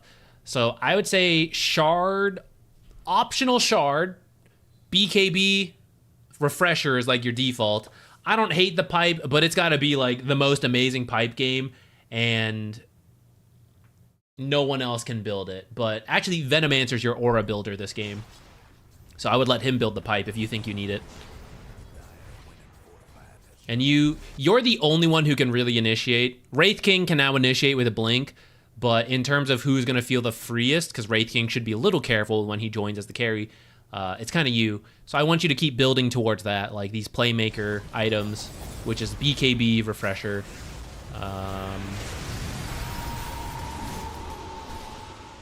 Let's say you had a different 4. Someone who initiates more or does a bunch of damage, you know, then I'd be more open to you building pipe. When you see them all here, you should run down the lane. Part of the reason you can't do that is because you TP'd here, though, so I guess kind of fair to be careful. If you ever have TP available, though, just ditch the camp and head straight down the lane.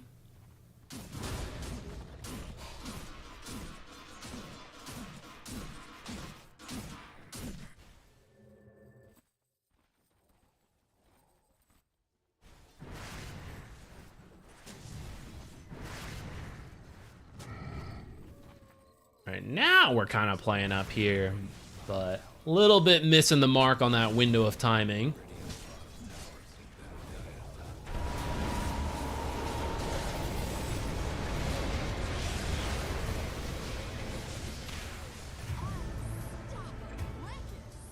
Double kill. This ends up being a full tier 2 dive without the whole team. You always have to be careful of these based on how the game's going, of course. If you're really ahead, you can do it. But just keep in mind, anytime you're doing this, it's their base, so they can always bring 5 heroes. Unless you know they can, because like, oh, this guy TP'd down here, I know he can't be here. But your team does not have that option outside of a few situations, Nature's Prophet, Dawnbreaker, Boots of Travel, things like that. So when Venomancer's here, pretty much this is a 4 versus 5 scenario. So do we want to dive and do we want to commit that? That's where you got to be really careful. And that's why this fight kind of starts okay, but then eventually everyone shows up and it's their tower, so then we lose this fight. What you guys should actually do is just back off for a moment and regroup with the Venomancer and either go to Roshan or go to the Tormentor. This is also the part that gets a lot of pub players, and I'm going to try to cover in the mid-game decision-making. I would copy down this game as an example, and I could, but I will also easily find this example in any other random replay, is because the Tormentor and Roshan are so notoriously difficult to get done in pub games, people are like, I don't know what to do, Zach. I guess we go tier 2. But the issue is, that's not the play. Tormentor and Rosh are ironically the easier play that everyone skips over. And that's what gets a lot of teams forcing this dive when the correct play was like back here or back here, you know, depending on the timing. That is the correct play, but it's just not in people's mindsets. And I covered in the video, and I know people are still gonna say, "Well, pub teammates aren't gonna do it." I know they don't do it in my games either, but that's the catch-22 of Dota. And so if they're not gonna do it, then you just have to continue to hold the map longer, rather than force plays until you have everything you need. Radiant's mid tower's Gabe Conzo, how you doing? I'm doing good. A big negative with my Dota play is that I am reforming. I used to be talking, still work on it, so I have chat disabled. PMA road is long. I would say that's not a big negative. That's a massive positive, dude. That is a huge win in my book. I congratulate you and encourage you on recognizing if you were toxic before and you're working on it. That is massive. And of course, eventually, if you need to like have chat disabled for now, I get it. And eventually you'll, as you find it easier to stay positive or at least not get too... You can be angry at your team, just don't express it, right? As long as you learn to like keep yourself quiet, you'll be able to unmute and have that communication. But I actually think that's awesome.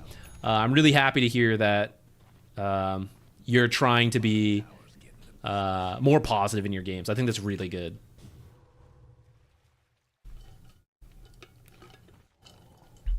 Radiant's top tower's hurting. I like this twin gate play a lot.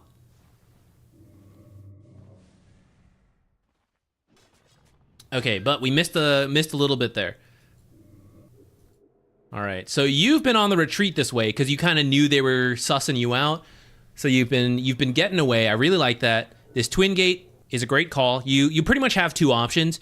You hide down here somewhere in the trees, wait for them to pass by, and then you cut this wave when they deal with it. Because if they're chasing for a kill down here, at some point they're going to get bored and then just either take an objective, or they're going to start cutting the wave and start pushing it. So then you wait, and then when they all move by you, you then cut it. It's the advantage of having this tower down.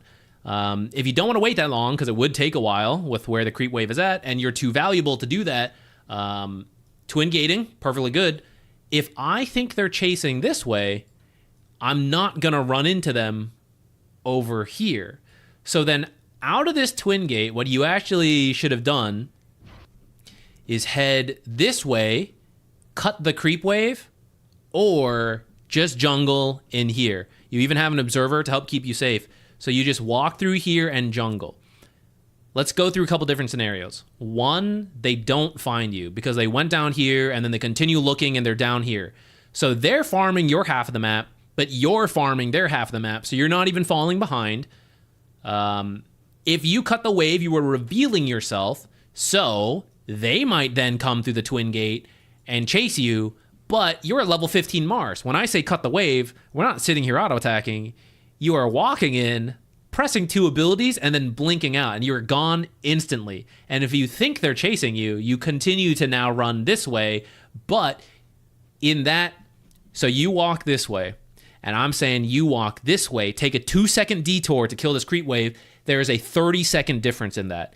In that, with this, if they chase you and you just retreat, they will meet up with this creep wave and start pushing immediately because this creep wave is here. When you cut this creep wave and then walk away, your team is dealing with this creep wave right now, which means if they want to push top, they need to wait for 28:30 for the next creep wave to spawn and start walking. That is the difference between you cutting the creep wave and not. It's 30 more seconds of wasting the enemy team time, which is huge. If you jungle and they find you and kill you because they happen to have an observer here or they're scanning and they're chasing, they're like really dedicated to the smoke. They end up killing you up here. Dang, they got me. That feels bad. Yeah, it does feel a little bad. But what was the cost of it? While you guys have been running, they have been chasing while smoked. So no one is farming. We're not falling behind. You start jungling, you're gaining a little gold, you're getting ahead. They kill you, so now they get ahead. But this is information to your team. How many people killed you? You're Mars. They probably had to bring 3 heroes at least. So suddenly, everyone who's been careful, your friend, these guys, everyone's being careful. The whole team shows here. 3 heroes show here. The only hero that doesn't show is like a support, maybe, right? Am I scared to push mid now? No. Am I scared to push bottom now? No. Suddenly, everything on the map, which we've all been scared of right now, everything becomes clear. And you give up, let's say 1,000 gold. That's quite a lot. You're not even worth 1,000 gold right now, but let's just pitch it at 1,000. You lose 1,000 gold. These guys immediately shove a creep wave, 200. Mid creep wave, which has been building up, 400. This guy gets down here, maybe. In this case, it's pushed up. We won't count it this time, okay?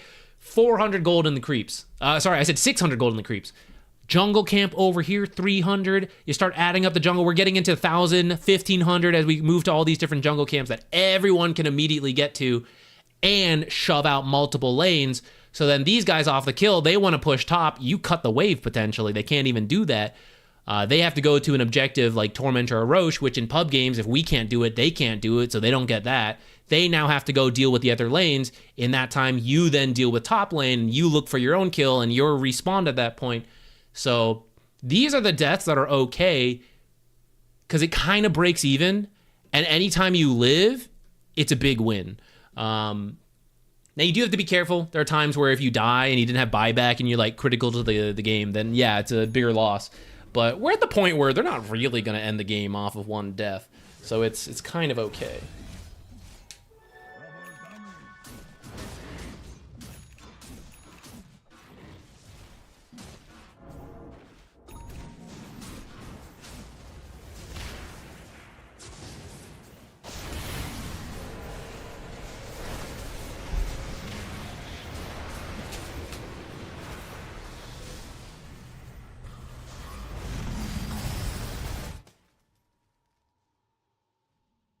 So here's the part. I was reading chat there. I kind of missed this a little bit, but now, you know, this is the funny part. We retreated and then pushed back up here, and that's kind of why this fight ended up breaking out.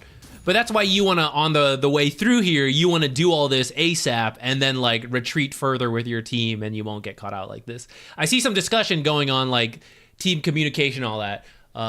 First of all, totally recommend communicating in games. I firmly believe it is a positive impact, so long as you learn how to communicate in a positive way. I think starting with everyone muted is going to backfire more than anything. Unless you can't control yourself and you like get too angry, which I understand some people do, and it's definitely something to work on. If that's the case, go ahead and do it. But otherwise, I think it's really good, one, to practice that in a video game compared to like real life, right? That's actually a useful skill to carry from Dota. Who cares? You go to real life, oh, do you know how good I am at creep blocking? No one gives a shit. But like, if you can know how to control your emotions from like, I deal with like real assholes in the game and that helps me deal with it in real life, I've practiced it. That's actually a transferable skill. So it's actually quite useful. So it's good practice for real life. But also, it gives you the chance that when you do run into the good teammates, you're like, yeah, okay, cool. We communicate. Hey, let's do this. It works out. We go Roche, right? Dota gaining MMR is a lot about just finding random wins here and there. A 1% increase is huge in terms of gaining MMR. So you win a game because you're willing to put up with a little bit of toxicity. You mute the people who need to be muted, but you give a chance to the people who might be nice. And 1 out of 100 games, you take it. That is 25 MMR gained. So I am a big believer in it. I actually think if you mute everyone, it's going to backfire more than anything, because they'll try to communicate. You don't have to communicate with them, but if you can read the guy says, hey, I'm going top, then you don't force a play bottom. It will help you one directionally without you having to strictly communicate yourself. If they just start raging, I mean, you just mute, right?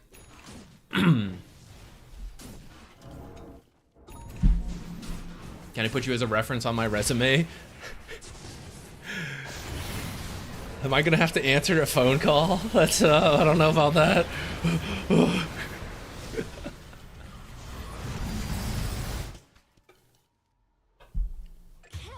spree.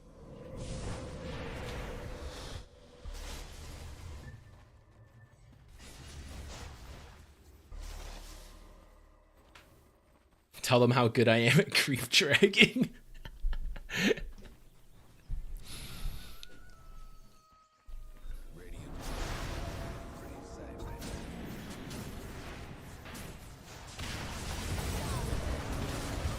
All right, what's happening? Let's focus back up. We're winning some fights here.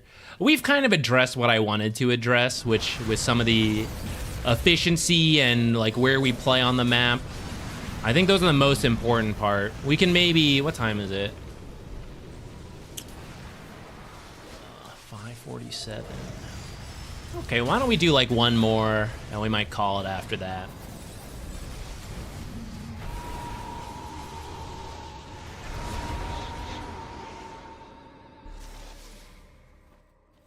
Yeah, I do kind of agree. Muting and reporting everyone's a little extreme. Make sure they prove it, you know, make sure they deserve to be if you're just gonna mute, sure, but if you're gonna report, you know, make sure they deserve to be reported, I would say. If anything, the issue with that is that there'd be too many false positives in the system, which would add to the problem. Like if we're keeping it simple. And I actually think it would backfire on you anyways. Going back to it, I actually think muting all teammates backfires on what people want, which is like, oh, these guys are too toxic and the system's broken. But think about it from whose reports should matter the most? Toxic people or good people? It should be the good people, right? I don't have any proof that Valve works this way, that the behavior score works this way. But if we design an ideal system, right? The people who are verifiably constantly good behavior, I trust them more when they say this guy's toxic and, needs to be dealt with. I trust that report a lot more than someone who reports all the time, someone who themselves is toxic and they're like, oh, this guy deserves to be reported. It's like, well, does he? Because you just reported the other guy for not graving you when Grave wasn't leveled up yet because he's a level 2 Dazzle. I mean, like, am I going to take you seriously? It's like the boy who cried wolf, that story is like, when you rage and you like report everyone, I'm not going to take your report seriously. So I feel like if you end up muting people, again, this is complete conspiracy theory and no proof on this. I think the issue with muting everyone when it comes to behavior score and communication score is that when a random toxic guy reports you because you don't respond, sure, that guy reports everyone, I don't care. When let's say Zach, right? Verifiable 12K behavior guy, trustworthy, and I've been trying to talk the whole game. Now, I don't even report people for this, but if I did, right, I try to explain, can we do this? Can we do this? Can we do this? Guy ignores me the entire time, and I decide to report him.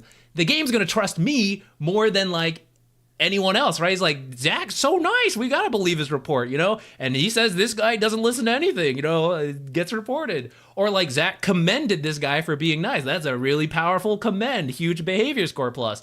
But you're not going to commend someone who's muted and not saying anything. Or you might still do that, but, like, muted and ignores everything you say. You're not going to commend that.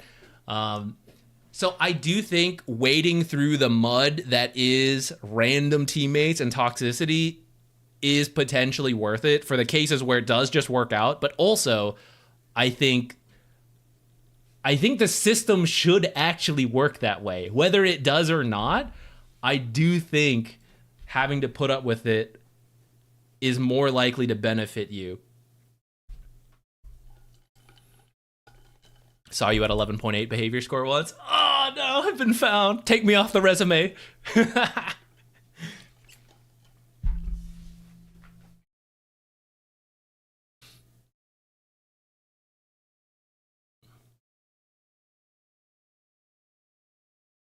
I think my issue is that saying a minor thing can tilt someone out of the game. I totally agree with that, and it sucks when it happens. But I will say, were we going to win? Like, that kind of person who is going to tilt out at the simplest communication of like, hey, I'm pulling right now, or like, dang, whatever. That guy was probably not going to be a great teammate anyway. You were probably going to lose for a different reason, or he was going to get angry over something else. That's why I still think it's worth sharing the risk for that kind of stuff. Who wins should be based on who's the better player, not who's the nicest. If this were a 1v1 game, I would agree. But a team game is not purely skill. As you see from pro Dota teams who try to pull together superstars and all that, the synergy of how friendly you feel to each other, the communication, all that is actually very real. And I will take this outside of Dota into the corporate world now as my real life proof. When I worked a corporate job, right, we had presentations on this stuff with like evidence and all that. I'm going to give you the watered down form. In your own life, think about people you don't like. Think about teachers who have been rude to you, classmates who were like assholes, managers who like micromanage, stuff like that.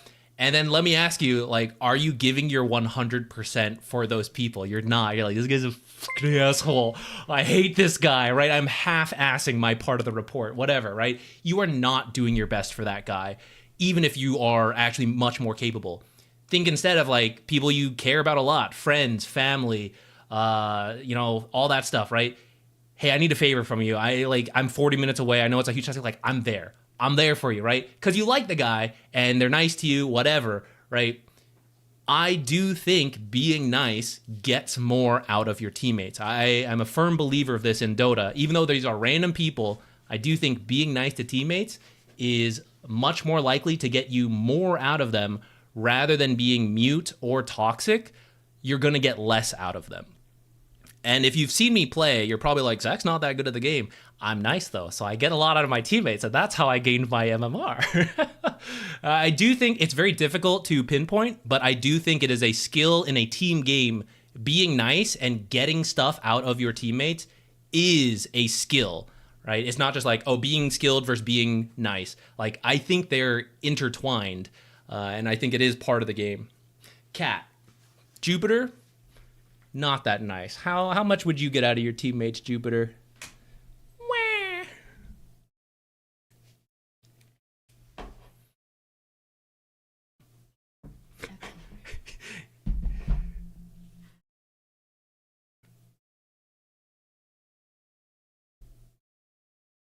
Jupiter Def has griefed me before. Oh, so true, yeah.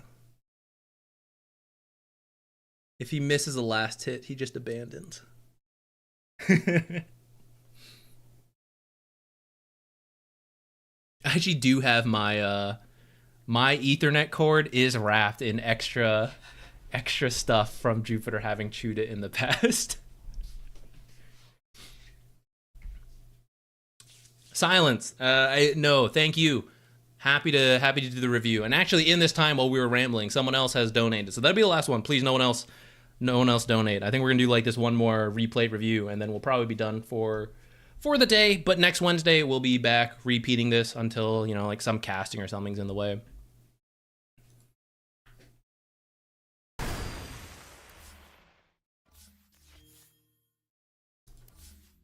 This is basically classic advice from a book called How to Win Friends and Influence Others. You know, my dad owns that book, and when I was young, he was like, you should read this book. And I was like, screw you, Dad, I'm not reading that book. I've never read that book, even though my dad told me to read that book. But I should have. It would have helped me. It would have helped me in Dota and life. Who knows? I haven't read it. I don't really know. Dota said it's out of date, so I'm updating. Give me a second. It is currently stuck, not updating right now. Also, I think I'm gonna go grab a fan because it's getting hot in here. See, my AC's offline again. It's been like turning on, turning off, disconnecting. I don't know. Maybe we got to get something to look at it. We'll die in Texas if it doesn't work.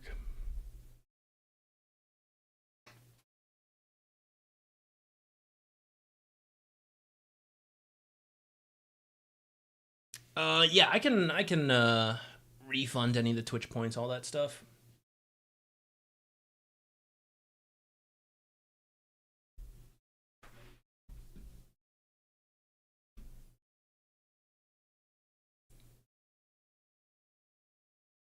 Flight risk, yeah, let me refund your points because we're doing this other one. If this ends up being fast, maybe we can look at yours, but how come this isn't downloading? Did Jupiter chew the wire?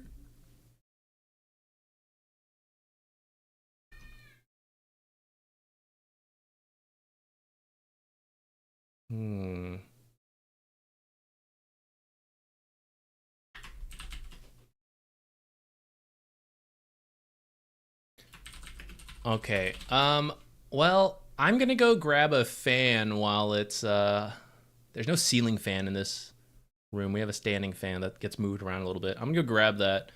I don't know why Dota isn't updating right away, but hopefully while I'm gone, it will start doing that. I'll be right back.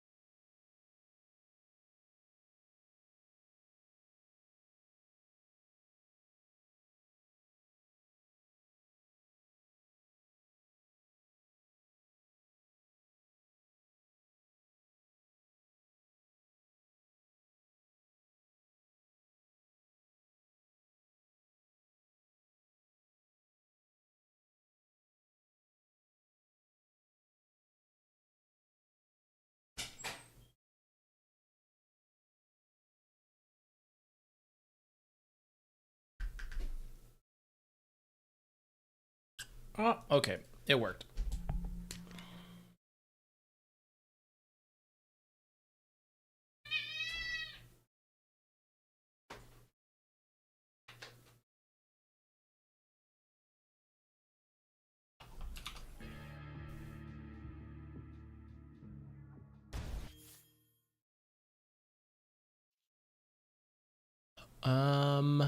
Okay. So we, for our last one of the day, potentially, most likely, Divine 4, Jakiro position 4.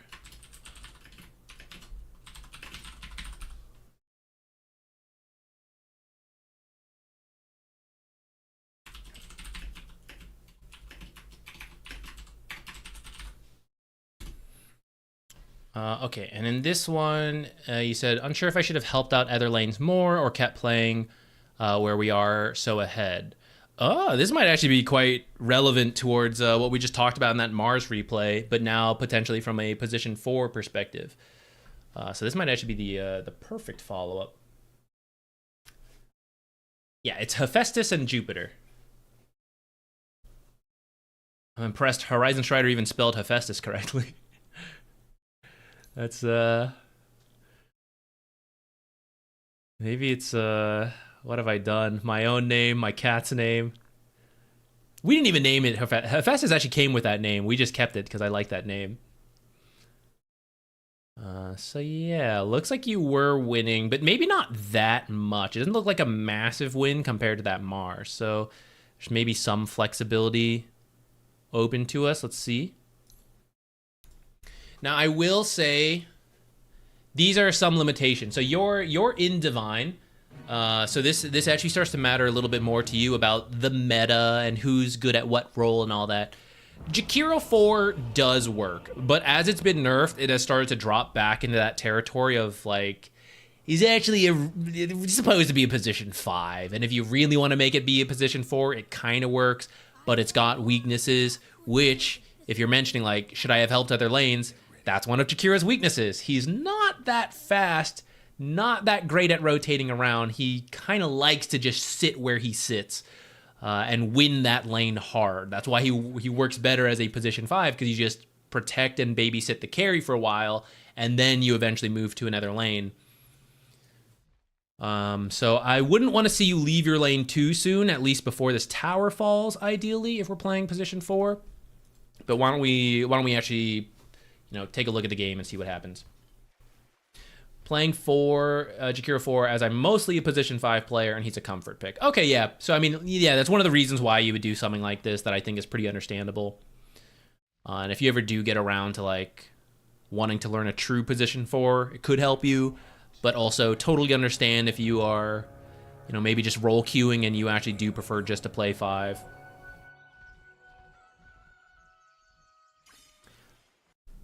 I think this idea is, oh, you have an off-lane invoker, wacky. I actually think this idea is good since your lane's a little funny. If you get it to pull back, great. Just wait a little longer in this area. Well, actually, let me just show you. The timing to start body blocking would be 12 seconds, and that is true for both creep camps. You can either wait here at the edge of the river where it's out of sight. Downside is if they're coming this way, you won't know and they will.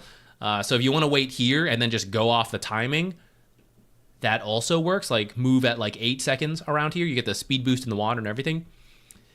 Juggernaut knew you were going for this, so he has time to react. Let me show you.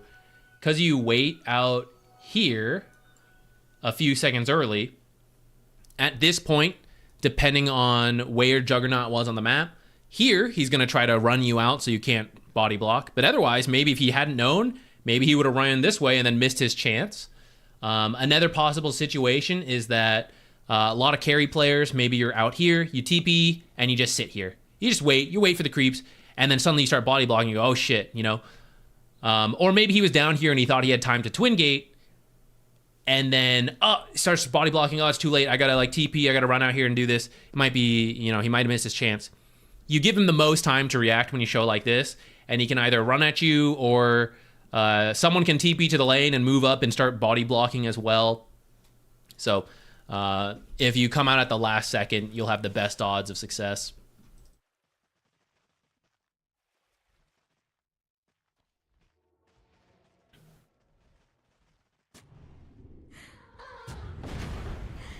How funny. Jakiro 4 instead of 5 and Earth Spirit 4 instead of 5. Wacky, wacky. All right.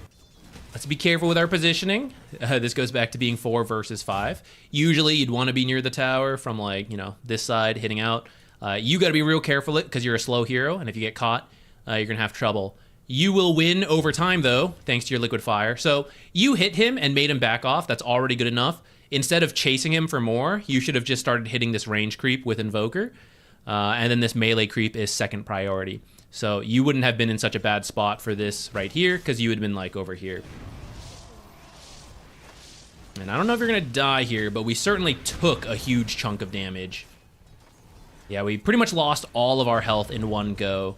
But Jakiro with Liquid Fire, Liquid Frost, you don't want one really big fight. You want a lot of little harassing pokes. Especially because this is a double range versus double melee lane. So hit them when they walk up, and if they back off, don't chase, just hit your own creeps. So that was a pretty painful mistake that lost us a ton of health, but at least we didn't die. And actually maybe, close. Thought maybe Juggernaut baited himself up, but lived for now.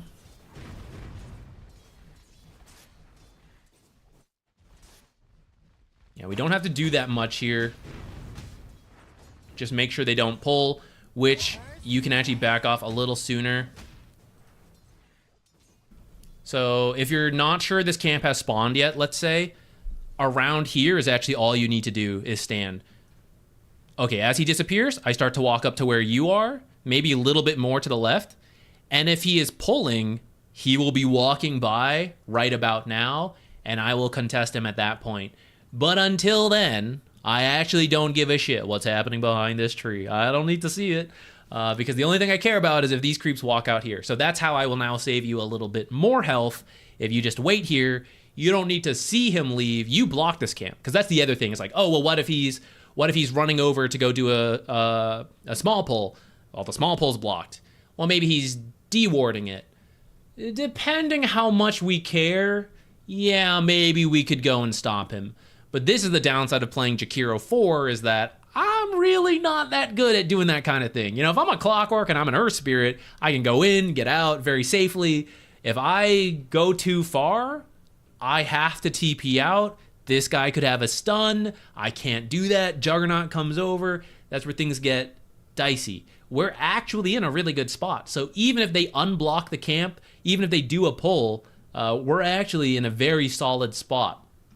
So we can allow it to happen if it's too dangerous, which I would say in this case, I'm a bit scared. Something you could do, if you need to tango and you have one, you can actually eat this tree, and now I can see behind the tree and know what's going on without having to be too scared. But when you walk too close like this is how the melee hero gets on top of the ranged hero point blank, and now instead of having to use his gap closers to get to you, and you punish him really hard as he tries to walk away, now he can choose to take this fight and then roll away, or when you try to get away, he commits onto you. So this is really dangerous where we're at. I don't know, he just didn't use his spells. I guess didn't have enough mana for both of them. But that should have been really dangerous.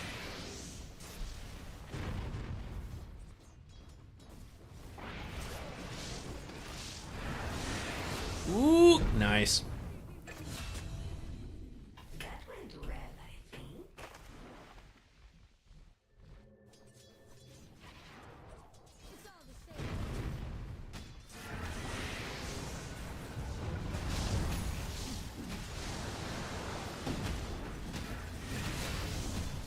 Amazing. Okay, so let's pause here.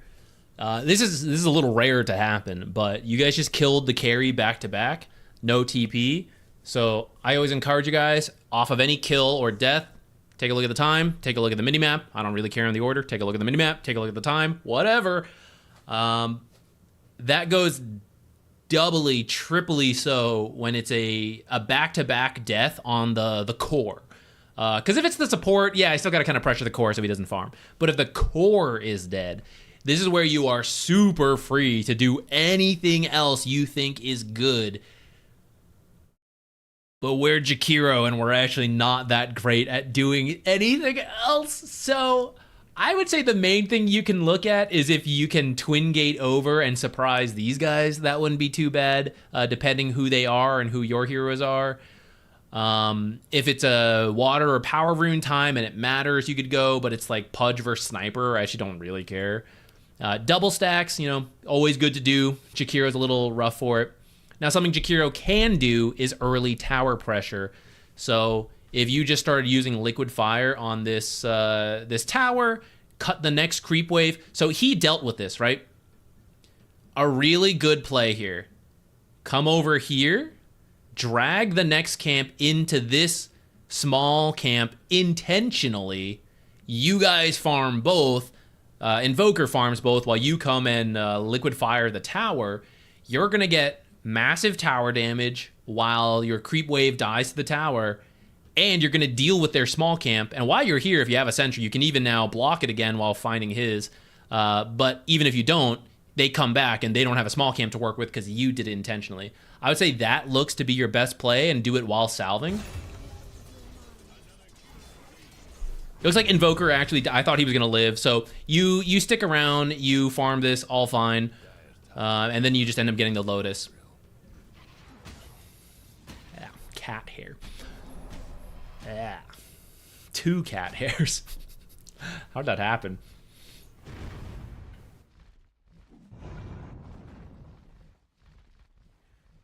You'll be real careful.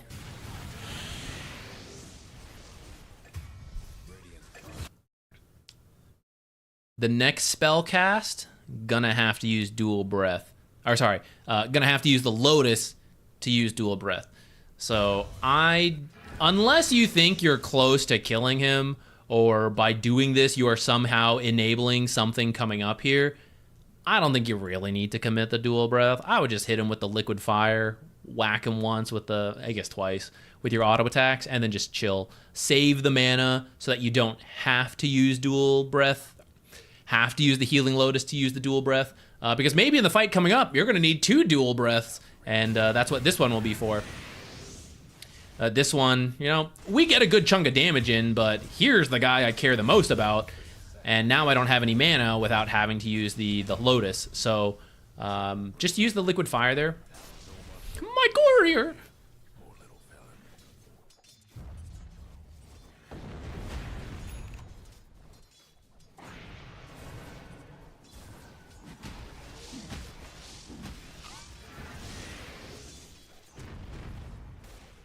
Now, if you are winning the lane because of your spells, don't be afraid to buy a mango or 2, along with the mana regen of like Clarities and the slower ones, but it ends up being a very high action lane. They keep walking up and you keep getting dual breath opportunities.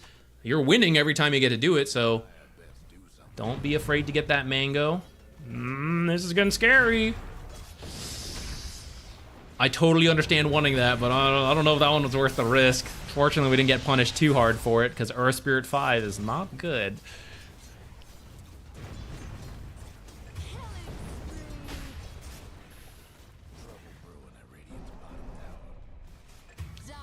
Mostly, I think what you're doing is fine. Consider that it's 6 minutes now, so if you wanted to back off there and go for the power rune, I would say that's a good alternative rather than focus the tower down. But it would depend on who the mid heroes are. And in the case of Pudge Sniper, I don't really care, so if you wanted to stay on the tower, I'm fine with that. But most other matchups, you know, I would say getting the power rune's worth it. And even in this case, you know, an Amplified Pudge, not bad. Haste or Invis could be free kills. This wasn't yours, right? This was... Yeah, Pudge placed this. Guys, be careful of... This is very rare for support players to run into, but it happens when you rotate to another lane, and I sometimes see this from core players in situations like this. When you go to another... We're human. I have no idea what happened to this lane, guys. I'm just going to talk honestly, right? I don't know what they've been doing in that lane outside of like, oh, this guy died, this guy, whatever. Sometimes I take a look, oh, he's low, whatever. I have no idea where the sentries are. I don't know where the observers are. But if I was to blindly guess where a sentry might be, it would be near the camps. So when you rotate in, it's not usually the core, right? It's the 5 support coming up here. Hey, I'm going to help out. I snuck in here. I'm going to put an observer. You're like, God, that we've been fighting over that camp the whole time. Why would you put an observer there? Oh, I didn't know, right? Just be real careful of that. If going back to our topic of communication, if you're willing to chat, you'd be like, hey, I'm going to put an observer here. Do you think they have a sentry from the camp? And they'd be like, yeah, there's one right here. You'd be like, oh, thank God. Save your observer, right? Now, if no one is talking, I would just be really careful of it. Just assume that there's going to be sentries here, right? If you're the position 4 rotating in to your own safe lane, don't go dropping observers like right here when they might have sentries like this from fighting over the camps. It doesn't always happen the most, but this is the most common one I see. People putting deep observers behind the tier 1 for aggressive plays right in front of like sentries over the small camp, and just like the smallest of communication would have saved you an observer. Power treads, let's go. I would still just play support Jakiro. I wouldn't even go for this. I am pretty open to it though. You're a baller for doing it. You want to try like Power Treads Dragonlance or Power Treads Witchblade position 4 with Twin Terror? I'm open to it. This particular game, I think you have an Invoker off lane, right? I mean, you need a little bit more playmaking potential. I would probably just buy I want to say Atos, but it also feels a little awkward.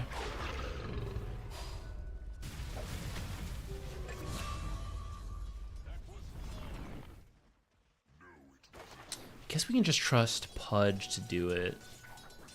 If you had different enemy heroes, I would say Atos to help your team with catch, but Juggernaut, it's tough. Weaver can get away from it fast. Roll can get away. Do you really need to Atos a sniper? It's just awkward. Dang, maybe Power Treads into... Oh yeah, the Shard. Yeah, you can get that one too. Maybe that's actually the play. Or just other utility, 4-staff, stuff like that. Okay, so going back to our discussion earlier. Sorry, I got distracted thinking about itemization. We get this kill, actually a little further back. Things got all wacky. We had a big fight. We killed a couple of heroes. So right here, this is a great time to go place a deep ward as the supports here. Because this tower's low. I don't want to see an observer back here, not just because we lost one, but what is that going to do for us when we kill this in the next creep wave or two? Not a lot. You have to envision ahead what is happening next. Tying back to the Mars game we just covered, where did Mars need to play? I wanted him to play in here. Where does he need to see to feel safe to be in here or in here? Is it behind him? No. Maybe like the Twin Gate, but this is not the Twin Gate. It needs to be up here or somewhere in this jungle. Again, this is a really good default spot if you guys just want to use that until you come up with your own spots based on the game. Now is the perfect time to do it for support players. You just got kills. They can push without you, unless they just teleported heroes in, right? Then you're retreating. But I see Weaver. I see Sniper.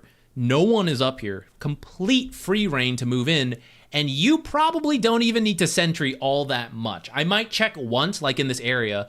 But if we think about what observers the enemy has at 7.5 minutes in the game, why would they have vision in this area, right? So you just walk in, you place your observer, and you walk away. Be a little careful passing through like high traffic areas for observers like around here, or maybe like in this area. But otherwise, it's the perfect time to do it. I frequently slip back here, place one here, walk back the exact same path. Walk in through here, stick one in the river, walk straight back out. If you need to help take the tower, I mean, that's fine. Ringmaster could do it, though. And if not in that situation, then we can do it now. killed Juggernaut. Look, you're already most of the way here. Keep going. You can capture this if you want. You want to be real sneaky, leave it. Oh, I was never in the area. Oh, your watcher's still there. Couldn't be me with a deep ward over here. Right? Just sneak your way in, scan if you need to, pop your head up this way. Avoid this watcher. Pop your head up this way to see if it's up or not. Otherwise, just hug this top area and you'll be fine. And you don't even need to go that far. I would stick your head up here and then place it like down here. Or if it's nighttime, just like walk through here, drop it here, walk back out.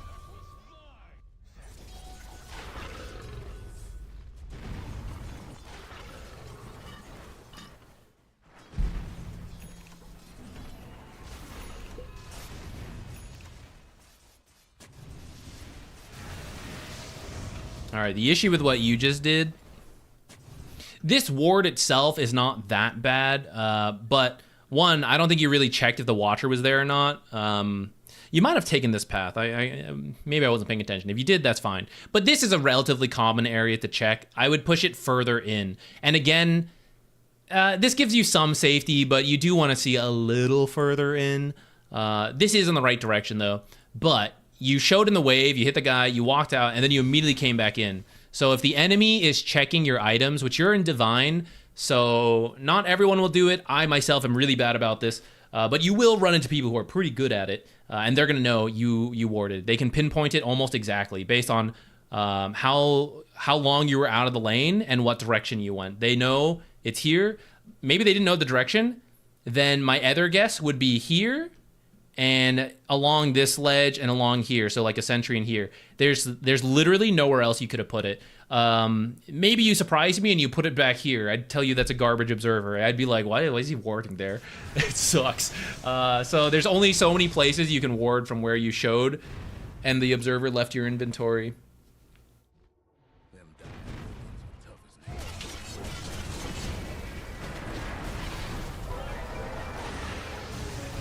Nice.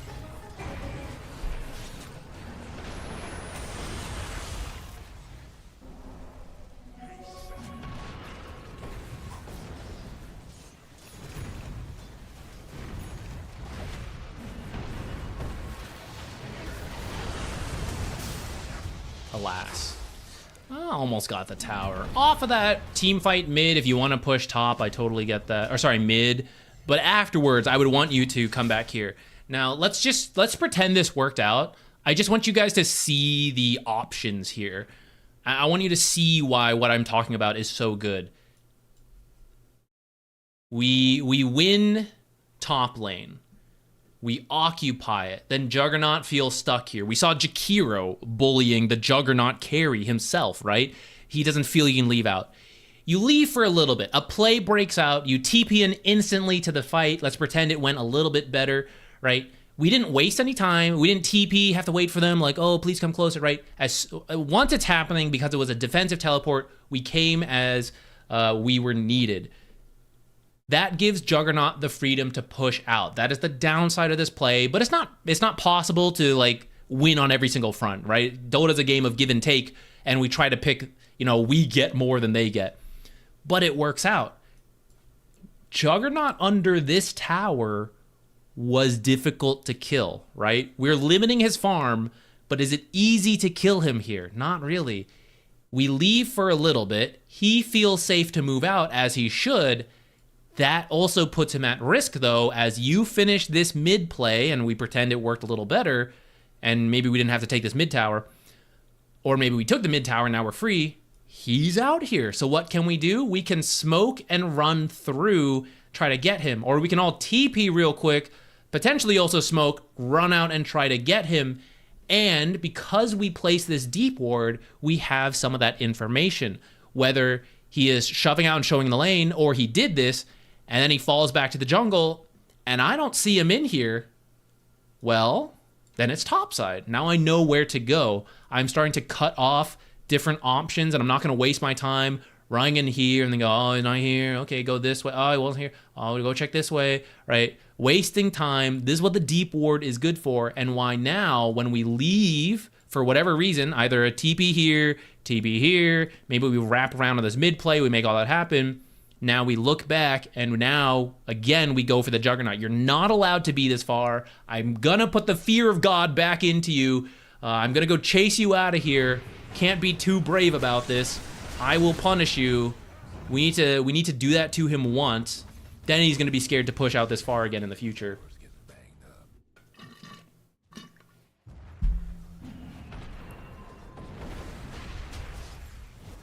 Uh-oh. We're sieging mid. What's that mean for the Juggernaut? He's gonna be alone. He's gonna be free farming by himself. It's not always bad, for the record, to like quickly go get mid, but just weigh how difficult it is. And Sniper is a very hard mid push. I know this tower's low, but rather than like blindly force yourself through the mid lane, if you guys occupy here, you can just like run through, pop it, and back out. It's so funny, but I promise you guys, the safer way to push this tower is often not through this side with your own safety here. It's actually through their own half of the map.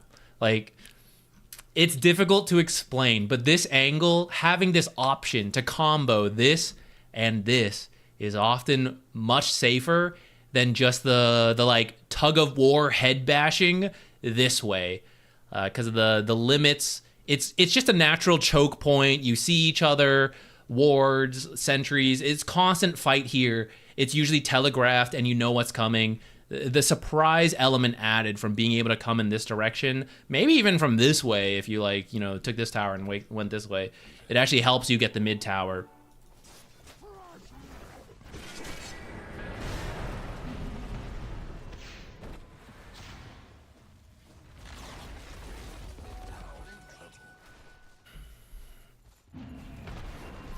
All right, we might be rounding down on what I want to talk about. Pudge is having a bad game, so you actually can justify going a more damage route.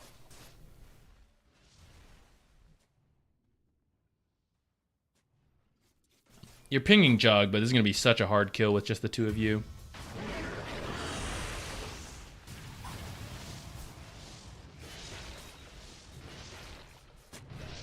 The issue is Phantom Assassin is here. If you had a different core, I would say, yeah, go for it. Push him away. I actually do want Phantom Assassin to farm on her own to some degree. So if you are going to come up here, it should be with more chance of success. Like Pudge should be with you in a smoke. It's such a smooth graph of last hits. Pretty smooth graph of net worth if you take out that sniper too. Radiant's mid tower's coming apart.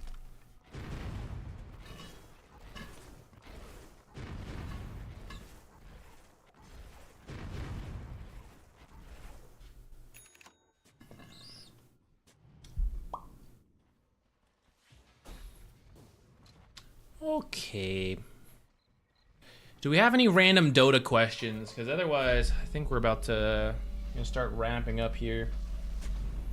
It's getting real warm in this room. I have to look more into this AC, why it's bugging out. Ah, close.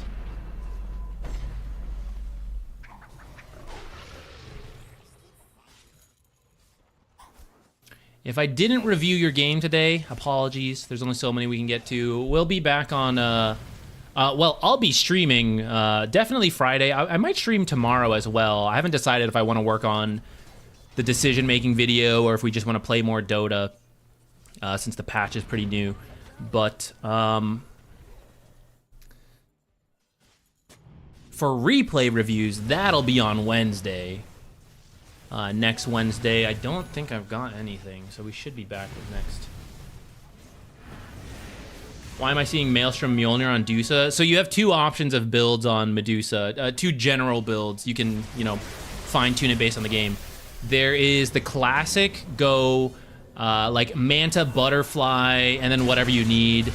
Sometimes it's like Crystallis, sometimes it's Butterfly, things like that. The classic three item right click timing, and then you go from there. The Mjolnir build is more recent. You still get the Manta. Manta's just too good to pass up. You get the Manta. You get the Maelstrom, possibly the full Mjolnir. Sometimes it's just the Maelstrom. But then you get the Aghanims after it. And the Aghanims gives you the on-hit effect on split shot, which means every attack is pretty much guaranteed to proc Maelstrom or Mjolnir because there's so many split shots for the odds of a Maelstrom attack. So it ends up being a ton of magic AoE damage. So when the enemy is high armor, you will see this build. When there is a bunch of zoo heroes, illusions, I would say, except there's not that many illusion heroes in the meta, that's when you'll see this build a little bit more. Or sometimes you just need to diversify your own build. For example, you have a Monkey King mid and a Mars off lane, let's say. Like, that's all physical damage. If you also go for the physical damage typical build, then you're gonna see, you know, Shivas, AC, Vlad's, Crimson, Mech. You know, like, it's gonna be all physical armor on the enemy team versus your pure physical damage lineup. So you can add in the Maelstrom Mjolnir as magic to help split that up a little bit. Plus, the other potential benefit is that there's other good items for the Aghanims. So if you know, it's like, I'm trying to think, maybe it's the most incredible Scotty game. You know, Scotty's already a solid item on Medusa, but they also have Dawnbreaker, Lifestealer, Necrophos, Huskar, I don't know, you know, some kind of lineup like that. Like, so much regen. You're like, well, I need to apply Aya Scotty on this guy, but also this guy, but also that guy. So in those kind of situations, this build is still good, and then you'll apply it to everything naturally, and you don't have to go like Manta, Butterfly, whatever, and then go like, oh, well, now I need the Scotty, now I need the Aghanims. So that's why you're seeing it a little bit more. Which facet? I believe most people are doing Venomous Volley if you're playing carry Medusa. I'm not sure. I haven't really seen an offlane Medusa since they, what was it? The amount of mana or something? Here's where it was doable. And then they just started upping her mana costs on different things. The amount you stole back was worse. So I haven't really seen the offlane Medusa with Undulation since then. It's mostly carry Medusa with Venomous Volley. Will I be casting soon? I don't actually think I have anything lined up for casting, but casting tends to be pretty last minute, I'll be real. Sometimes it's just like, hey, this event's happening in a week or two. It's like, you want to cast? You're like, oh, yeah, I would like to. So, I don't know. Maybe we'll still be hired for something upcoming, and it just hasn't happened yet. I am learning that about esports. It is very last minute and not nearly the same as the, you know, old corporation I used to work at, like weeks and months planning ahead. All official. It's very last second here. So, I don't know. I have nothing lined up right now. TI, I will not be there in person. We're actually planning a wedding and having to travel to Europe, and then the accommodations and all that is probably a little bit too much to me. So I'm gonna can't spread myself out too much. So not gonna be at TI this year, unfortunately, unless they decide to hire me. I don't know, fingers crossed. You know, if we get hired in person, I guess I'll be there. But as a spectator, like sending myself there, I will not be going. Maybe in the future for another one.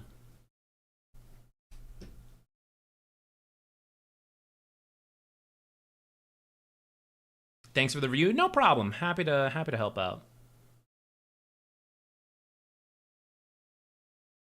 Yeah, random last second questions, guys. Feel free to hit me with it. Any position 4 recommendations? I only play Snapfire position 4 right now. Sometimes it feels bad to use when you have no ally that can help you out. Oh, I totally agree, man. That's the saddest part about Snapfire. Right now, so this is the 7.39C tier list that is shifting up now with the recent patch, but since it was relatively minor, I actually don't think it'll be that big of a shift up. So I'm looking at this. I actually still feel all of these guys are really good. I would especially shout out Shadow Shaman and Dark Willow for pub games. I think Pugna is sleeper good. I am bad at Pugna, as you might have seen earlier today. But I'm going to be working on him because I think he is pretty good, more than a lot of people are giving him credit for. If you want to be a little bit more of a playmaker, I think Tusk is good. I have seen some very strong Marcy pick-me-up performances, and you don't go for your own damage right-click like you used to. You actually just do regular support stuff, and you either initiate with the rebound or you save teammates with pick-me-up. That might be similar to Snapfire, though, where you need some coordination of like, hey, we're going in, type stuff. So you might have the same problem with that. But I've been seeing some pro teams do it, and it's been very impressive the way they ran it. Is it pretty hard to get involved with TI or bigger tournaments? As someone who is still relatively new to casting, we were a little bit over a year at this point. I would say so. It's hard to break in, and this is not me blaming anyone. I totally understand the way it is right now. I get why this has happened.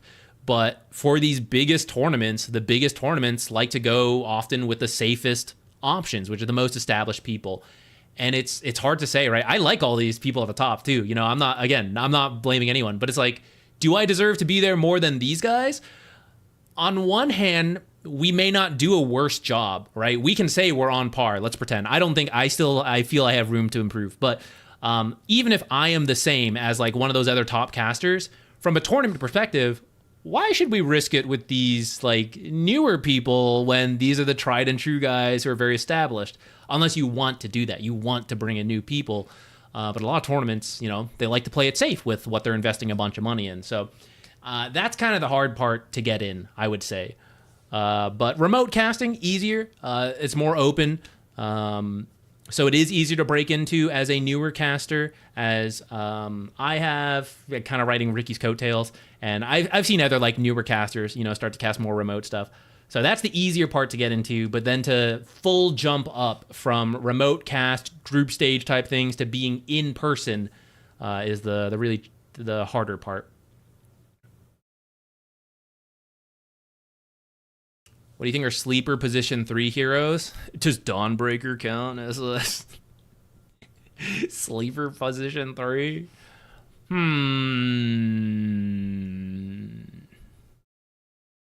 I think Magnus is still solid. I don't think he's broken, but I feel like a lot of people moved away from the Magnus offlane, but I still think it's pretty solid. I would say I'm not convinced that the recent nerfs have really stopped, like Dawnbreaker and Axe still being some of the best offlaners. I hate to say it, but I think they're probably still good. Oh yeah, you want a screenshot? Here, let me go back. Keep in mind, I haven't really updated this since the recent patch, but I don't expect it to shift all that much. So it shouldn't be too big of a deal if it is a little dated. Dawn doesn't count. Okay, let me think a little bit. All right, I'm gonna assume you've screen capped it at that point. Oh, you want the tier 5? Yeah, I'll show the tier 5 playlist. Or this stuff. This is the pro. If you want these lists, so these are the pro tier lists, which again have not been updated. These were my pub tier lists from the recent, not that recent, I guess like a month ago, tier list videos. So you can see it and me ramble through it for like an hour if you want and screenshot it there. This is the position 5 pub tier list. Again, not updated. Here is position 4 pub. Wait. Position 4 pub tier list, which I know earlier I was saying like, oh, these guys are position 5, so they don't really count. But for a lot of Dota players, it doesn't really matter. So they are still up there based on win rates and all that stuff. Naga being a good support's to spare. I think she might drop down a bit. I think she might move to A tier for the pro scene. Okay, for offlaners, let me think.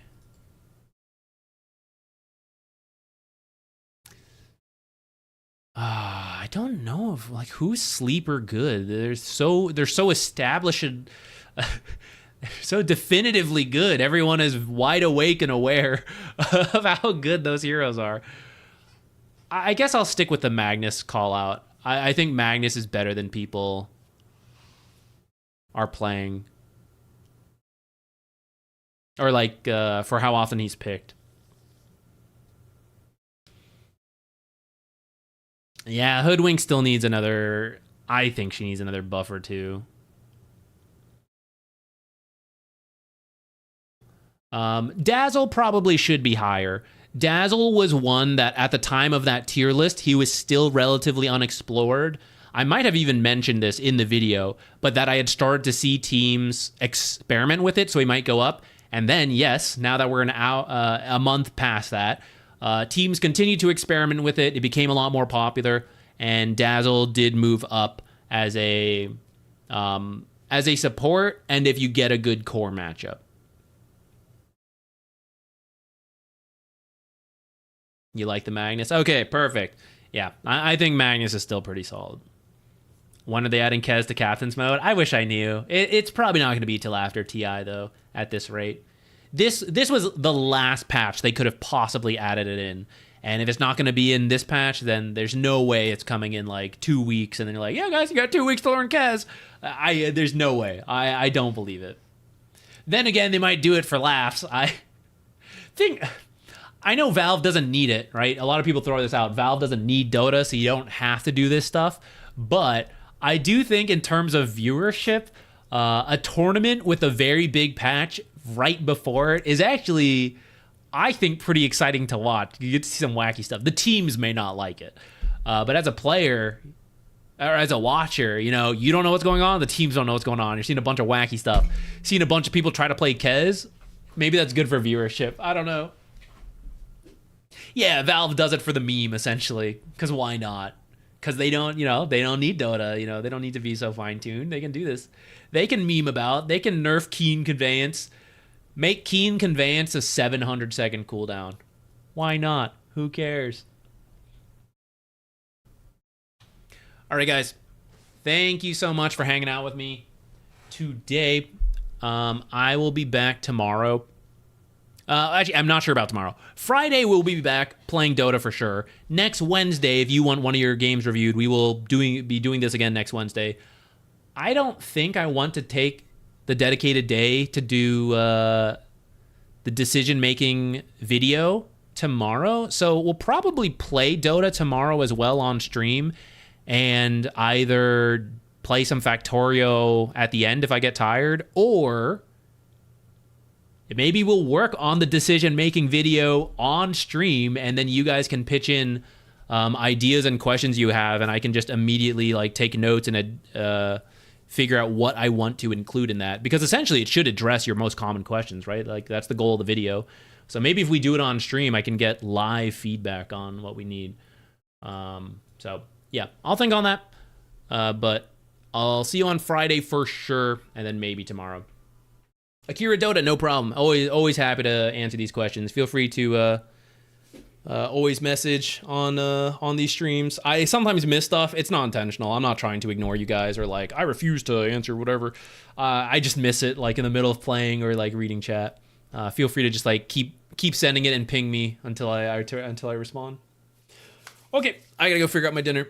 Everyone, have a good one. I will see you. Oh wait, I forgot. We should totally raid someone. I wasn't doing it during the Elden String raids, just because it was smaller and it was chill, but where can we go? Who's even playing Dota? Ricky is doing Ricky's doing WoW? You guys want to see WoW? Cinderin streaming Dota.